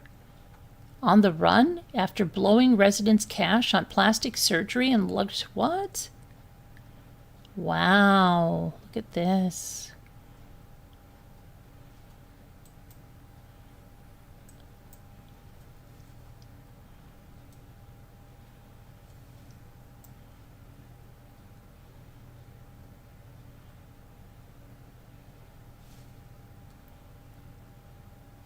South Florida property manager is accused of siphoning off hundreds of thousands from local HOA accounts.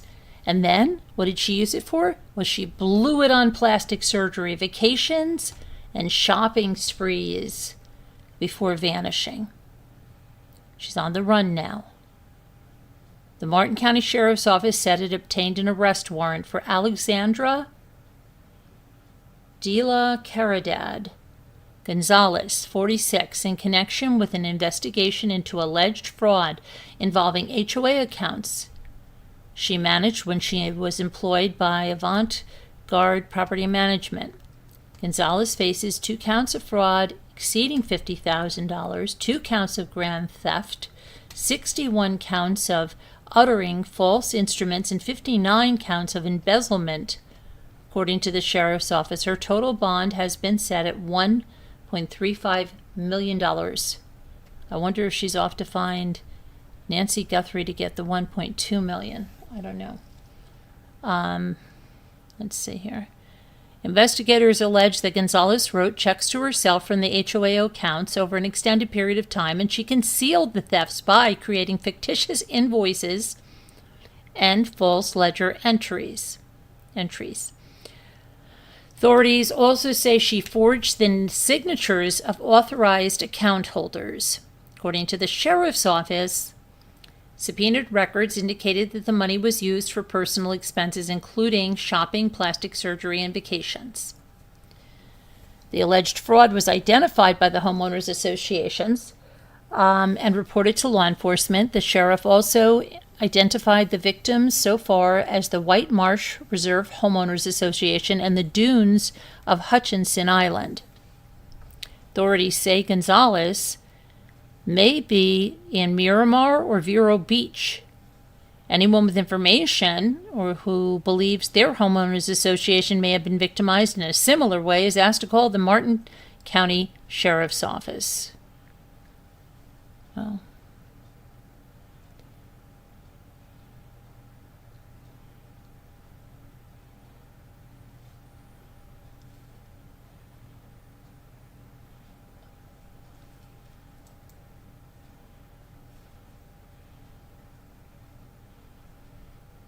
see what else we have here.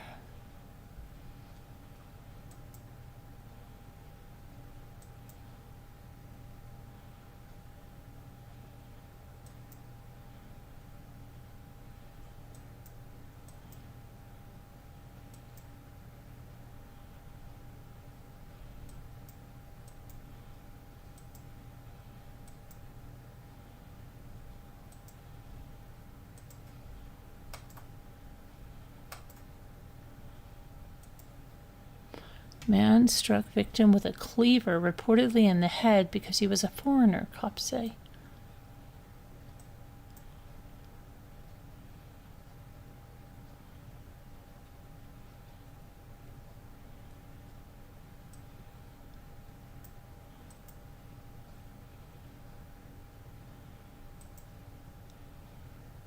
Hiker stung more than 100 times by bees near Arizona mountain summit. Airlifted in critical condition. Oh my gosh.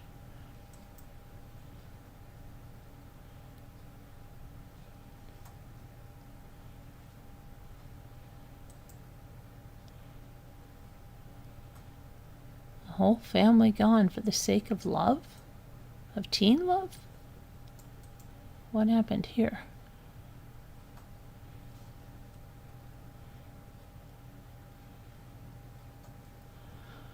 I don't know. I don't know.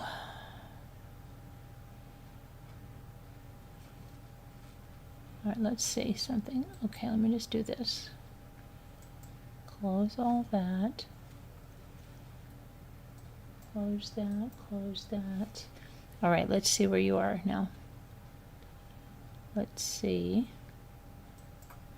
All right.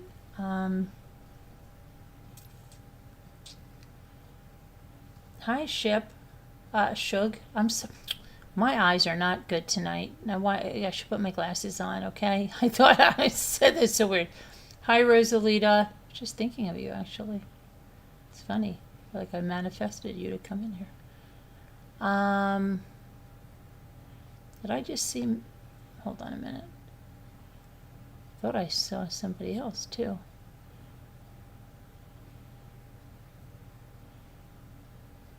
Where the heck? Okay.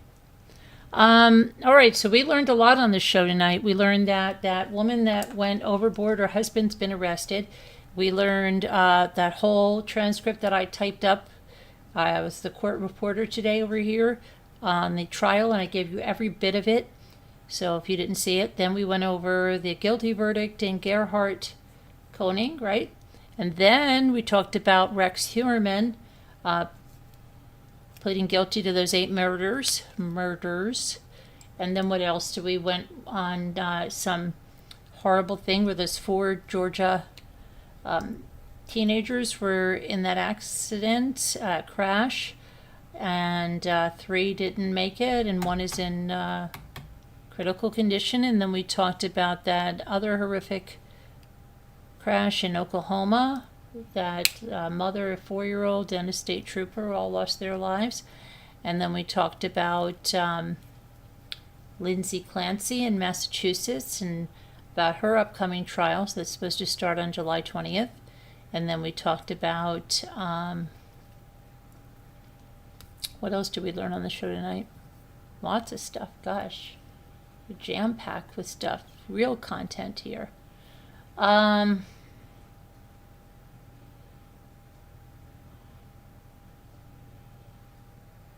There was something else.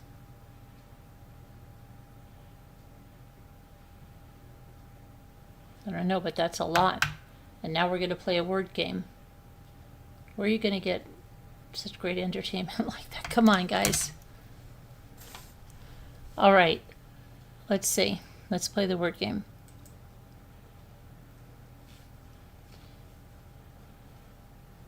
It's time for the... I'm going to have a song that introduces word cookies. That's what I'm going to work on. We're going to have a word cookie intro.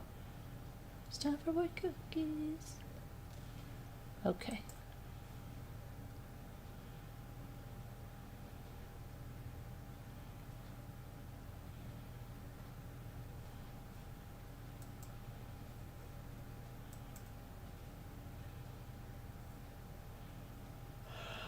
Let's see. Daily puzzle. Daily puzzle.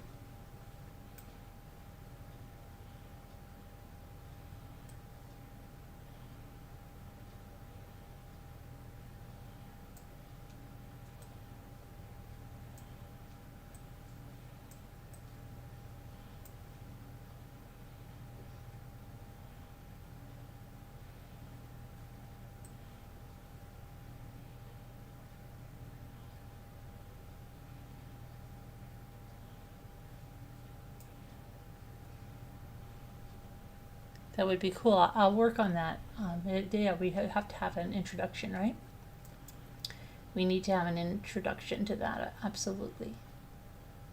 Absolutely.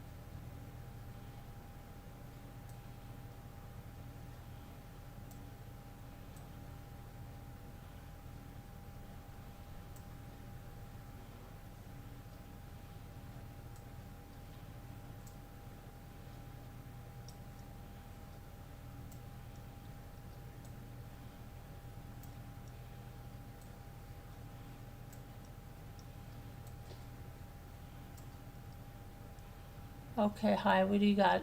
Equal? Equal, yeah. Uh-oh, hold on a minute. Equal? Right. Lure, you said? There's no R. Oh, lube, yeah, I don't think they don't allow that in this one. I know, isn't that crazy? They think it's a bad word or something. They're like, no. Able, I have that up there. Well, okay, blue we have up there. Let's say equal, able.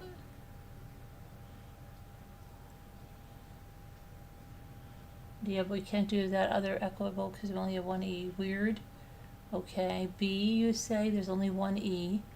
Okay.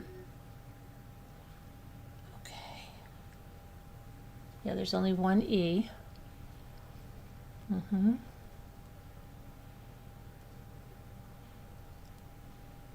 There's only one E.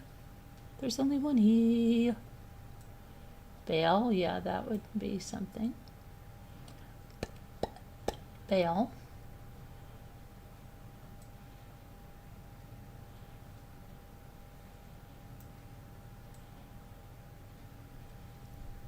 Bail I got.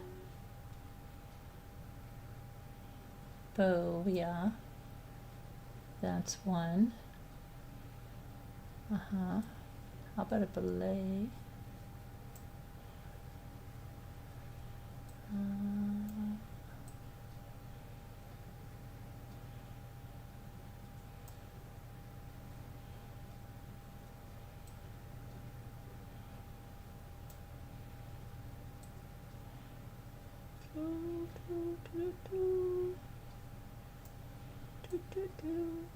Lie. And then there's got to be, there just has to be.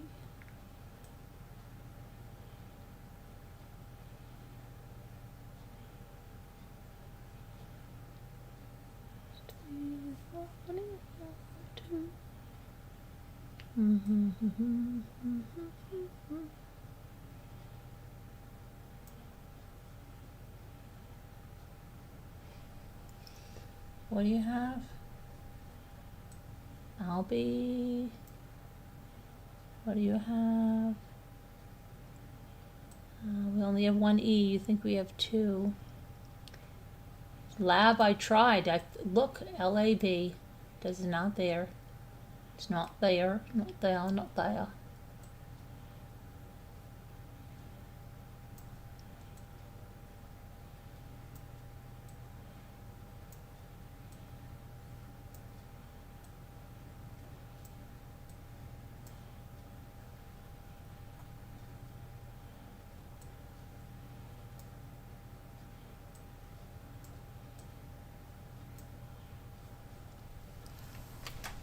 Oh, isn't this crazy?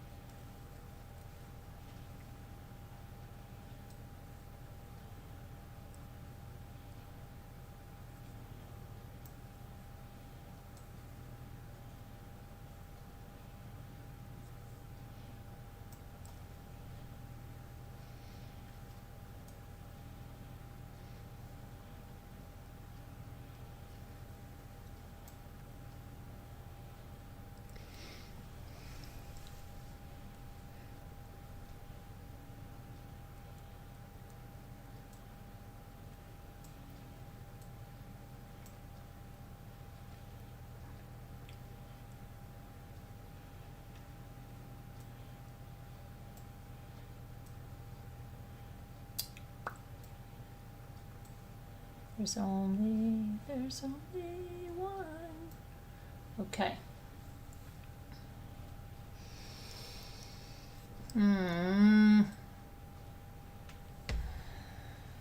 Oh, I know what it is. It's by, B-Y-E.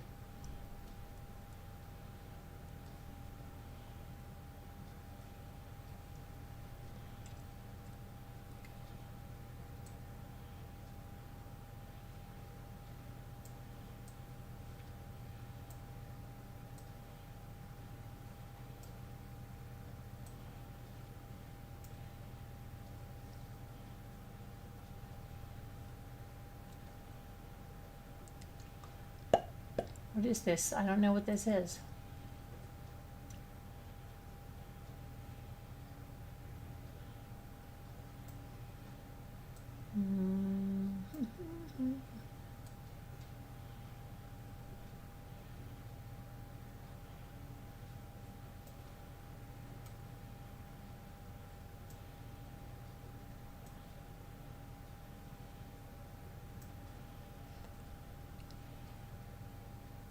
It can't be. It's got to be between. It's got to be an A or a B. It's got to begin with an A or a B. It has to begin with an A or a B.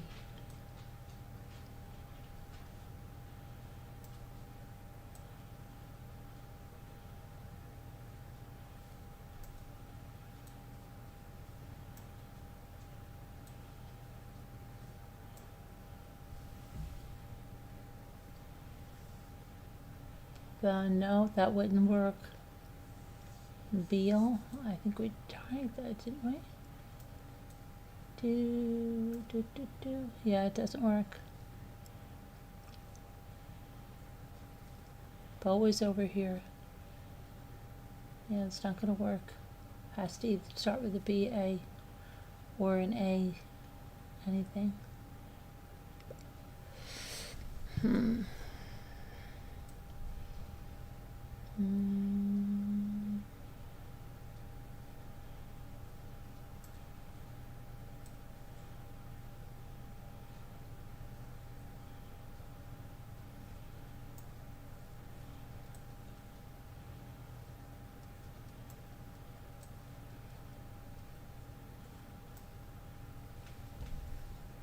I know, right? It's crazy.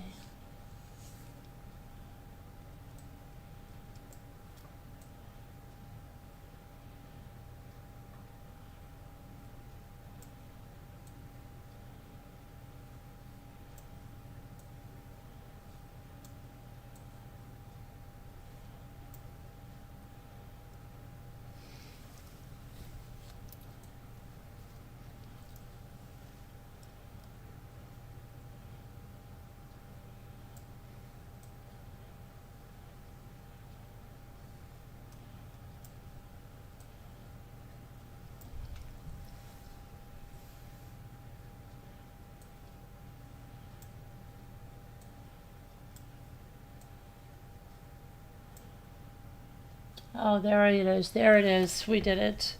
We did it. All right.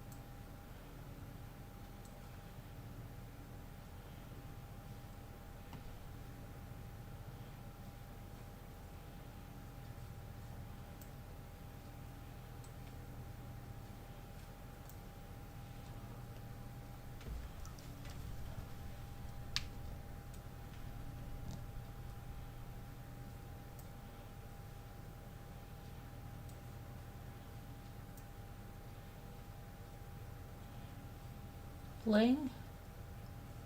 Yeah, that's good.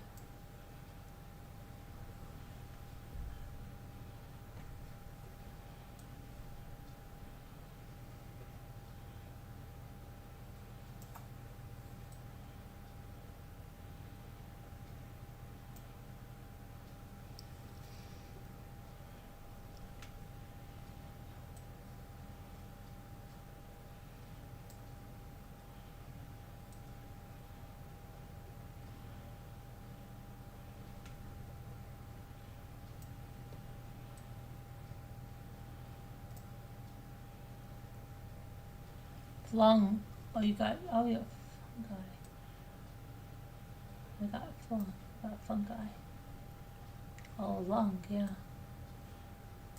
Yay. And we're passion fruit, so let's see. Lug, needle. Got it. We got it. Passion fruit, passion fruit, passion.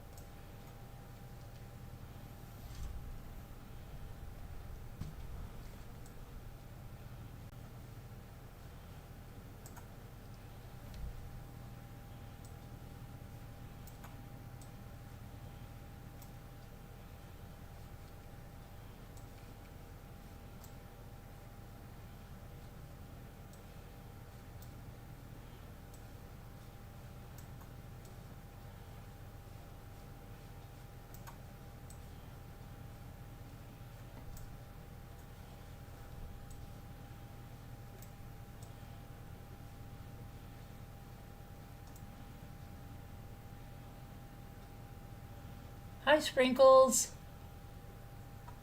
Hi, Sprinkles. How are you? Thanks for coming in, Sprinkles.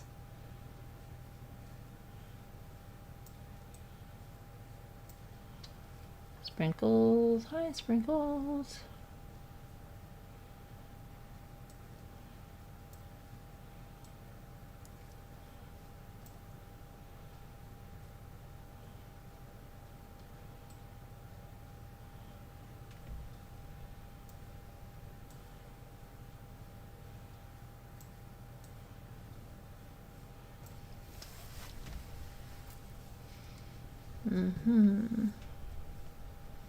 What'd you get? Snod? Snod. Snodberry. It's a snodberry.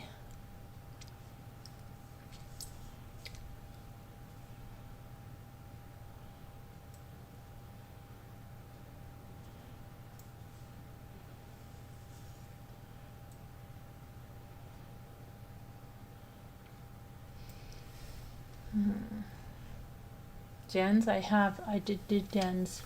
I did dens, but it has extra word, I believe, right? Dens, see? Yeah, extra word. Done we now. Hi, Mr. Wu. You'll play too? You certainly waited so long. Sometimes scones are good. Yeah, I have a scone up there. Sometimes they are good, but you always have to have a good drink with it. Like, I don't know, my son's college, they cook really well up there, and they put all this stuff on, but scones are, yeah, I guess, I don't know, maybe I just constantly get very dry scones. If you have a cup of coffee, it's not bad, but the scones are like usually sometimes very dry.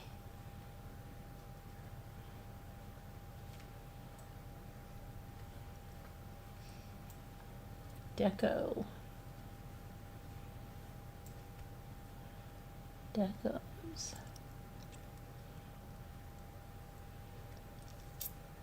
Oh, nose, right.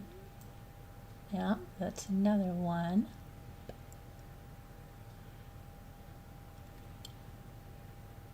Where's Sprinkles? Sprinkles! Where'd you go, Sprinkles?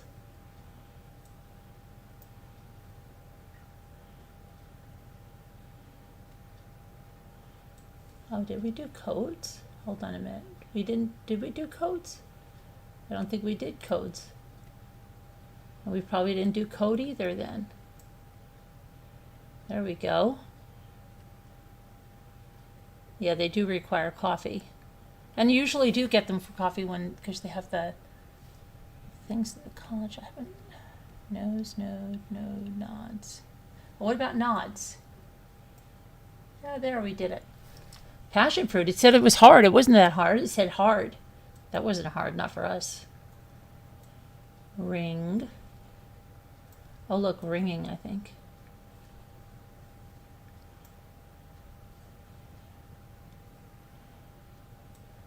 Going.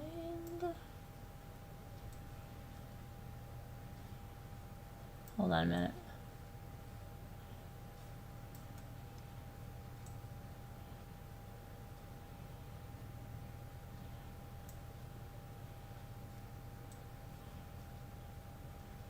Oh, I thought it said it went like it did something and then it didn't.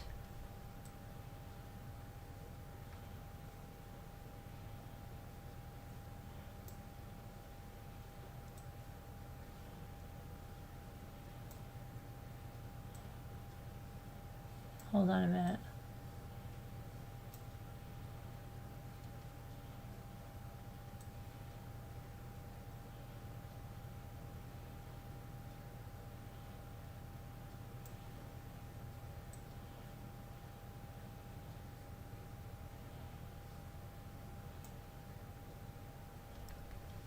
Okay, gringo I tried. Going I have. You can't do nice.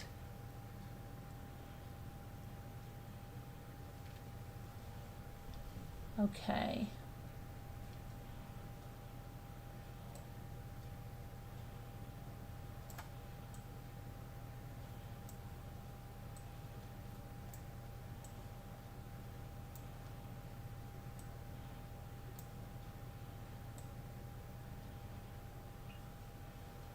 Uh-oh.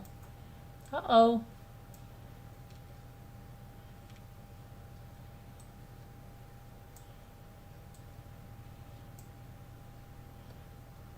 Rig.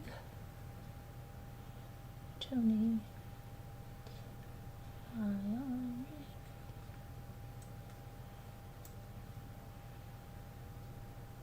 Grin.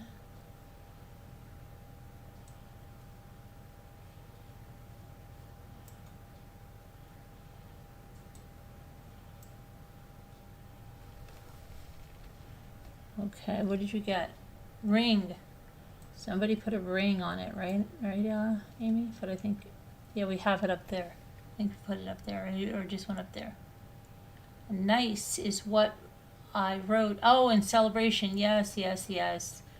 Yeah, okay. Iron. Yes, let's see. Iron is right.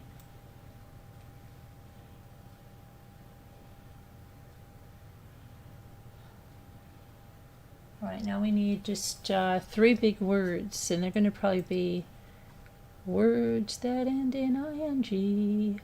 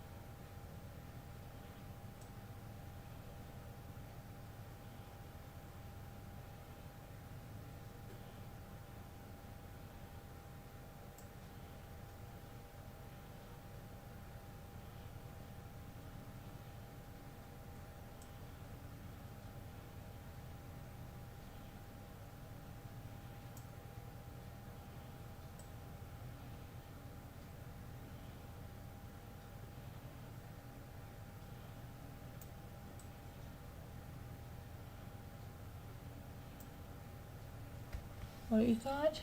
Rigging, but there's not, we can't do that. You need 3 G's.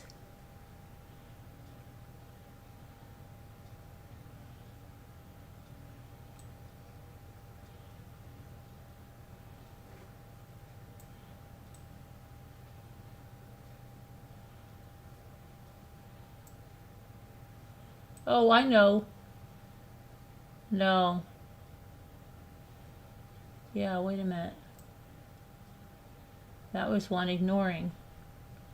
Okay.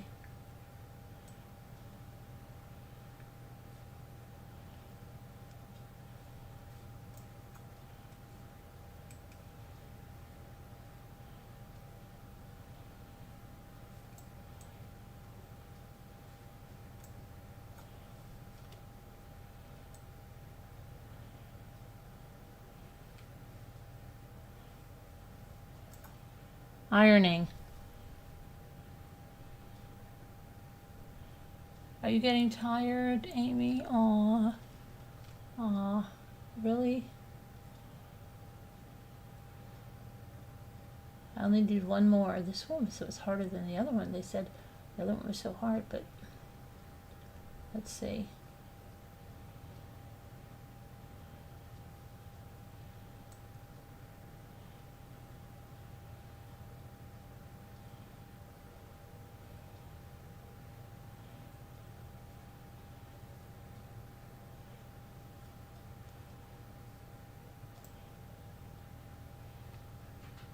How does that work?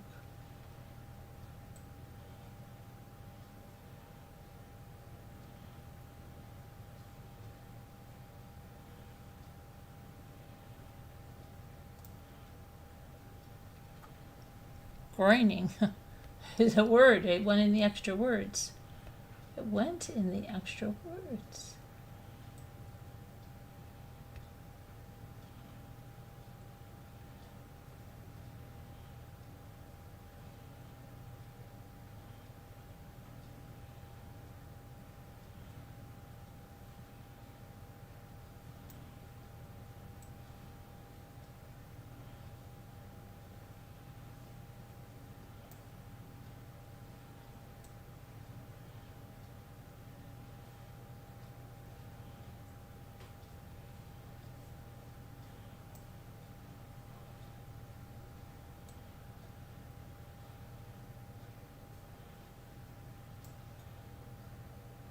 I got it. Oh, you got it too high. We both got it. I just looked at you now.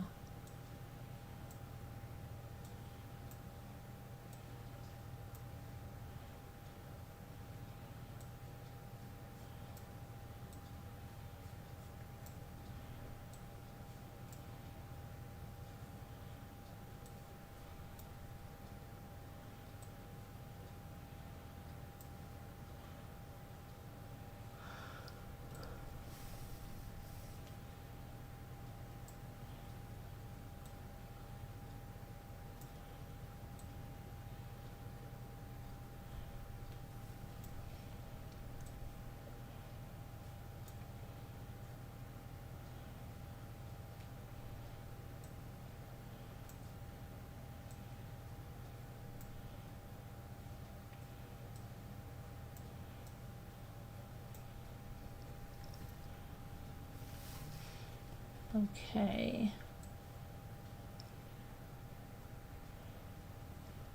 So did you hear about that? Did you hear about that husband that just got arrested there, Mr. Wu?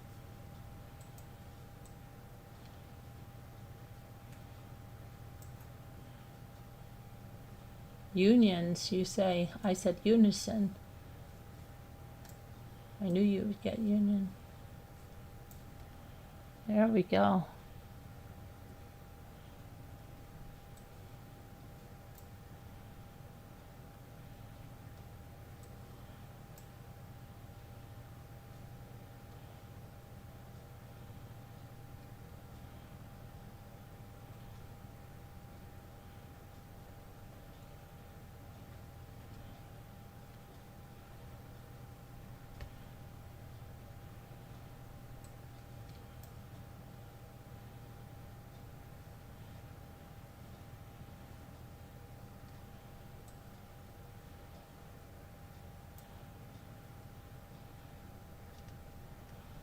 What'd you get? Yes, you in it? Almost.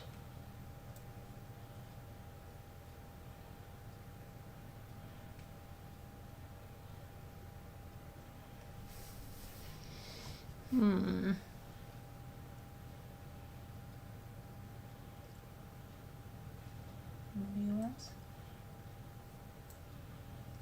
Close but no cigar. Ins I have. Don't I have ins? I thought I put ins in. Yeah, it was extra word.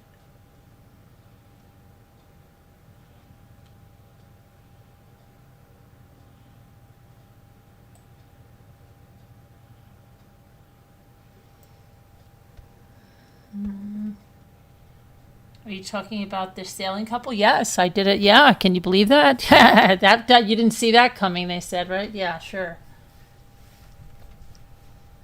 He made that all up. I don't even think she was on that dinghy. He probably killed her days before.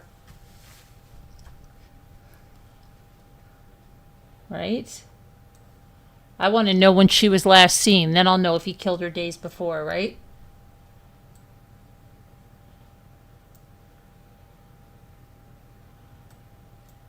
Why wouldn't he jump off the boat and try to get her, right?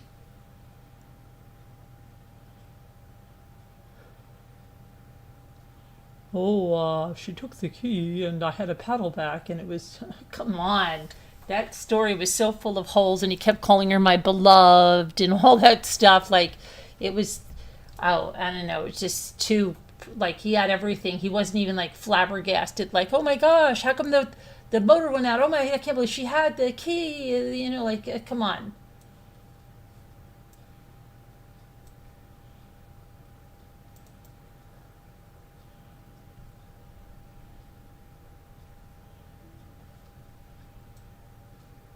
Do you have this? Hi, what'd you get?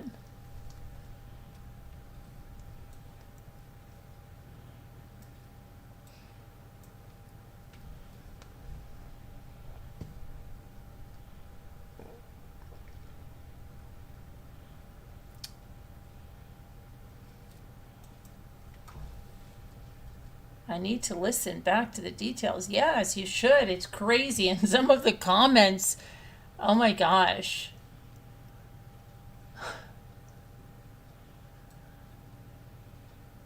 I've been hearing it, and then I was like, somebody asked me, because after we finished everything, I'm like, okay, I'll look at it. I'm like, oh my gosh. And then I'm like, oh my gosh, he was just arrested. Like, I guess they had yacht fever or something. That to be, I don't know. They said the daughter said that he choked her out and said he was going to throw her overboard.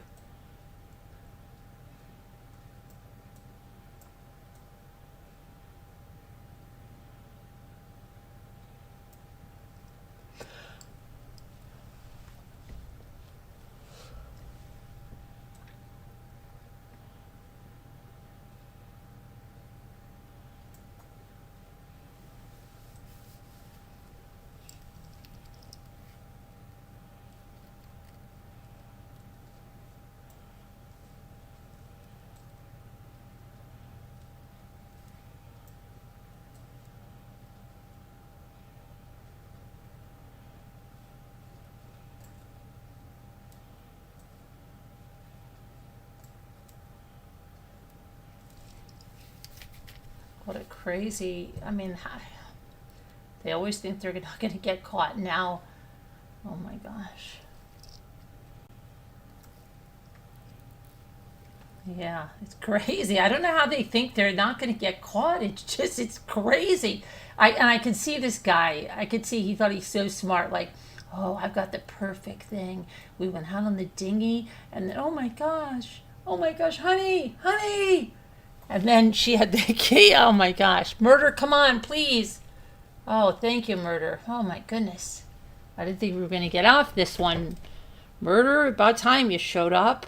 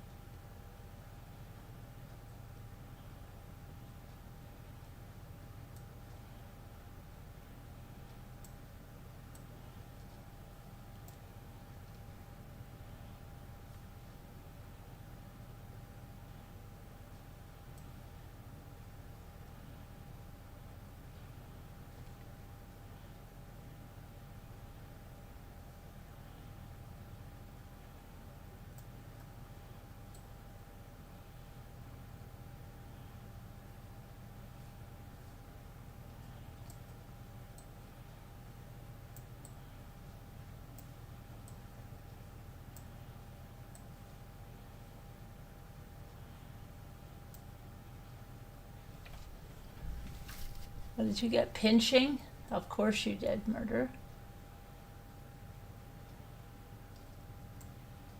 Inch. Give him an inch, they take a mile, right? Okay. I got inching. You got pinching. Gin, I always get gin. Gin's in every single puzzle. Pig, I got pinch. Okay. Inching, I got, okay. In, right.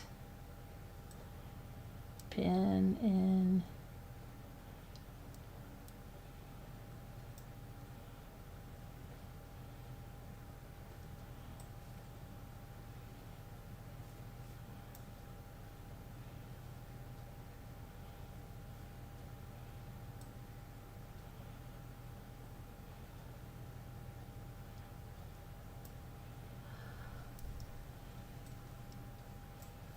Convenient.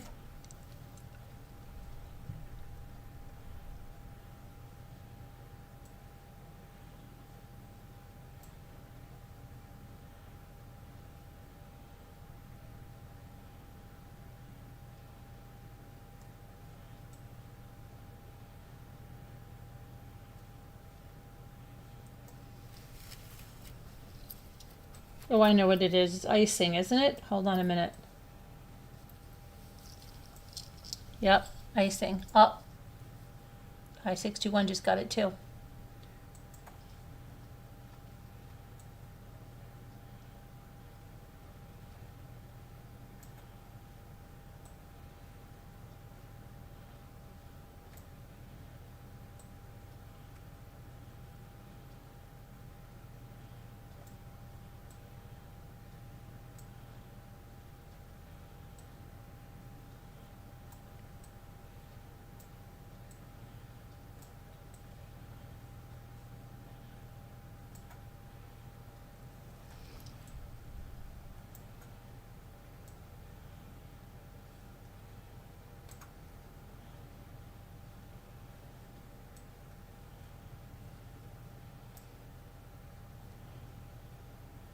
I got it before you, murder.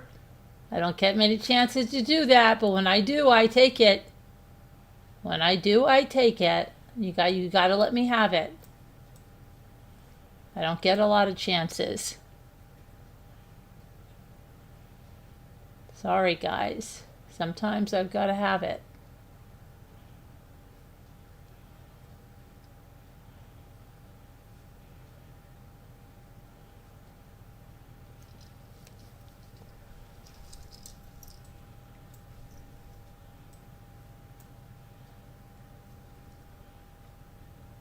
Gotta let me have it.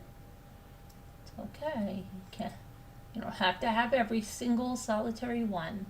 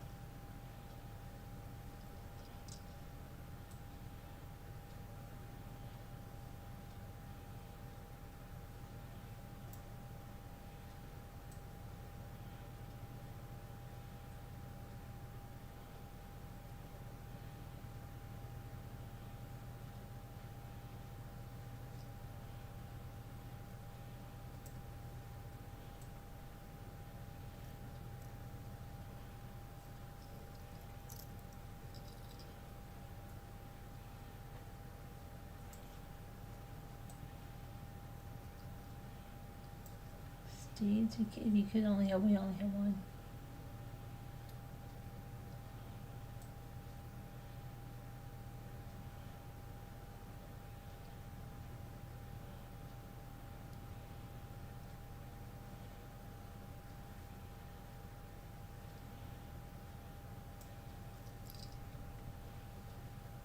test did I have?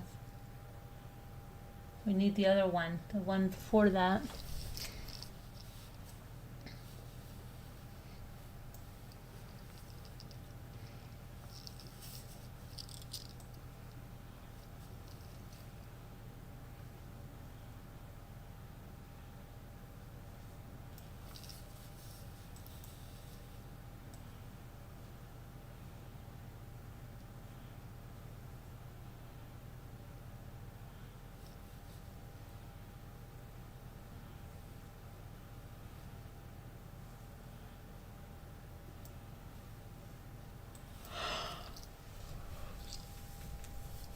Now where's Murder when you need her? Murder, where are you when we need you?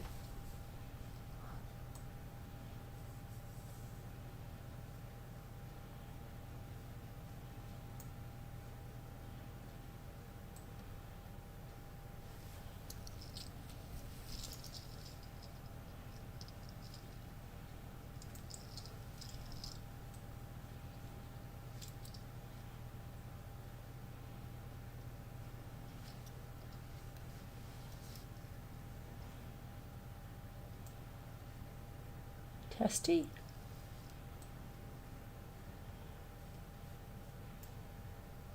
Almost.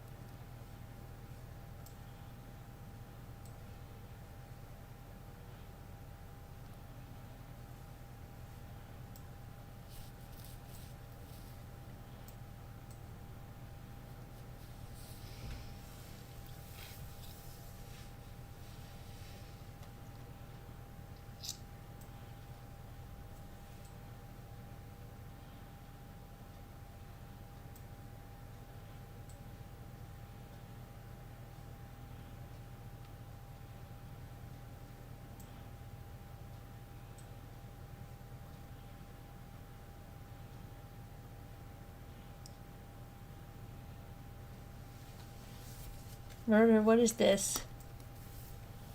Is it tea?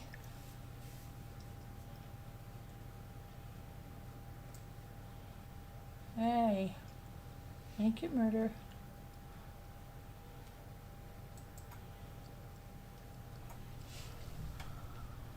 Gosh, there's so many I and G words, right?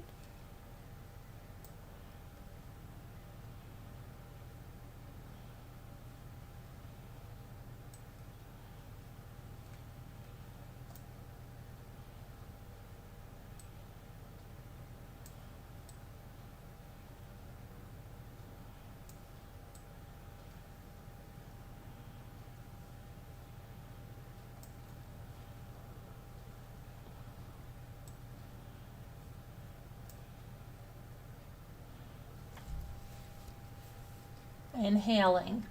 I probably helped you with my hailing.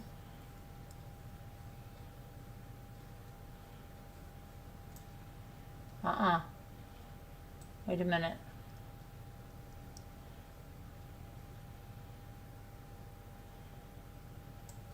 What happened here? Hold on a minute.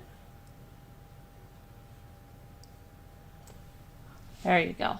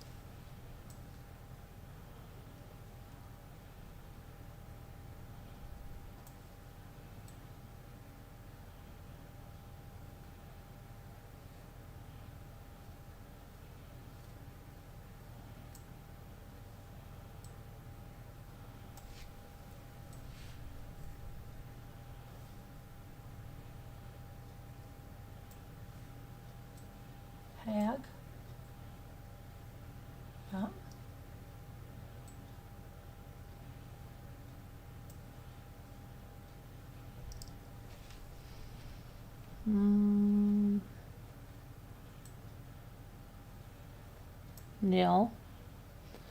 Okay.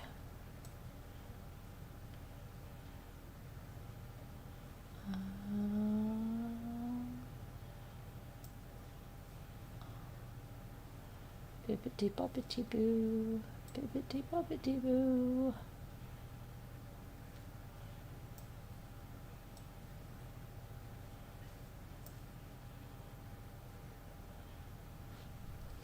Bibbidi bobbidi boo. What do we do here?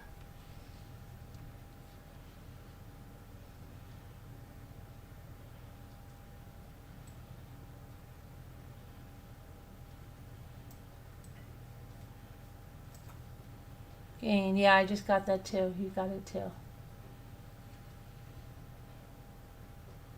Bibbidi bobbidi boo. Bibbidi bobbidi boo.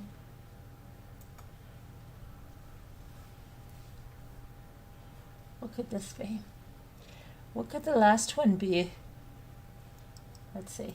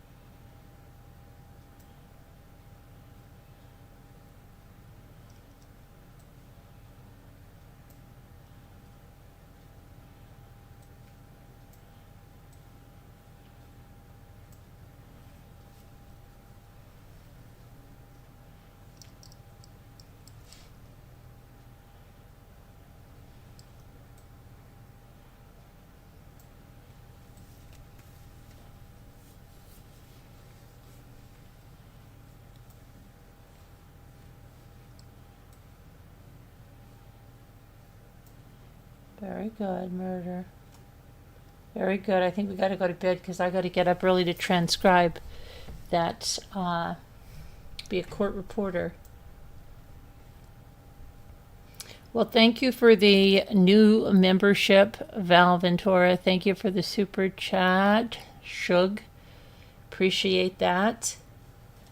And the rest of you, think about it. Become a member here. We're going to do a lot more member stuff, and it's cheaper than a cup of coffee. Four different membership tiers are cheaper than a cup of coffee. And if you're talking about a really like designer cup of coffee, there's probably 6 tiers that are less than that.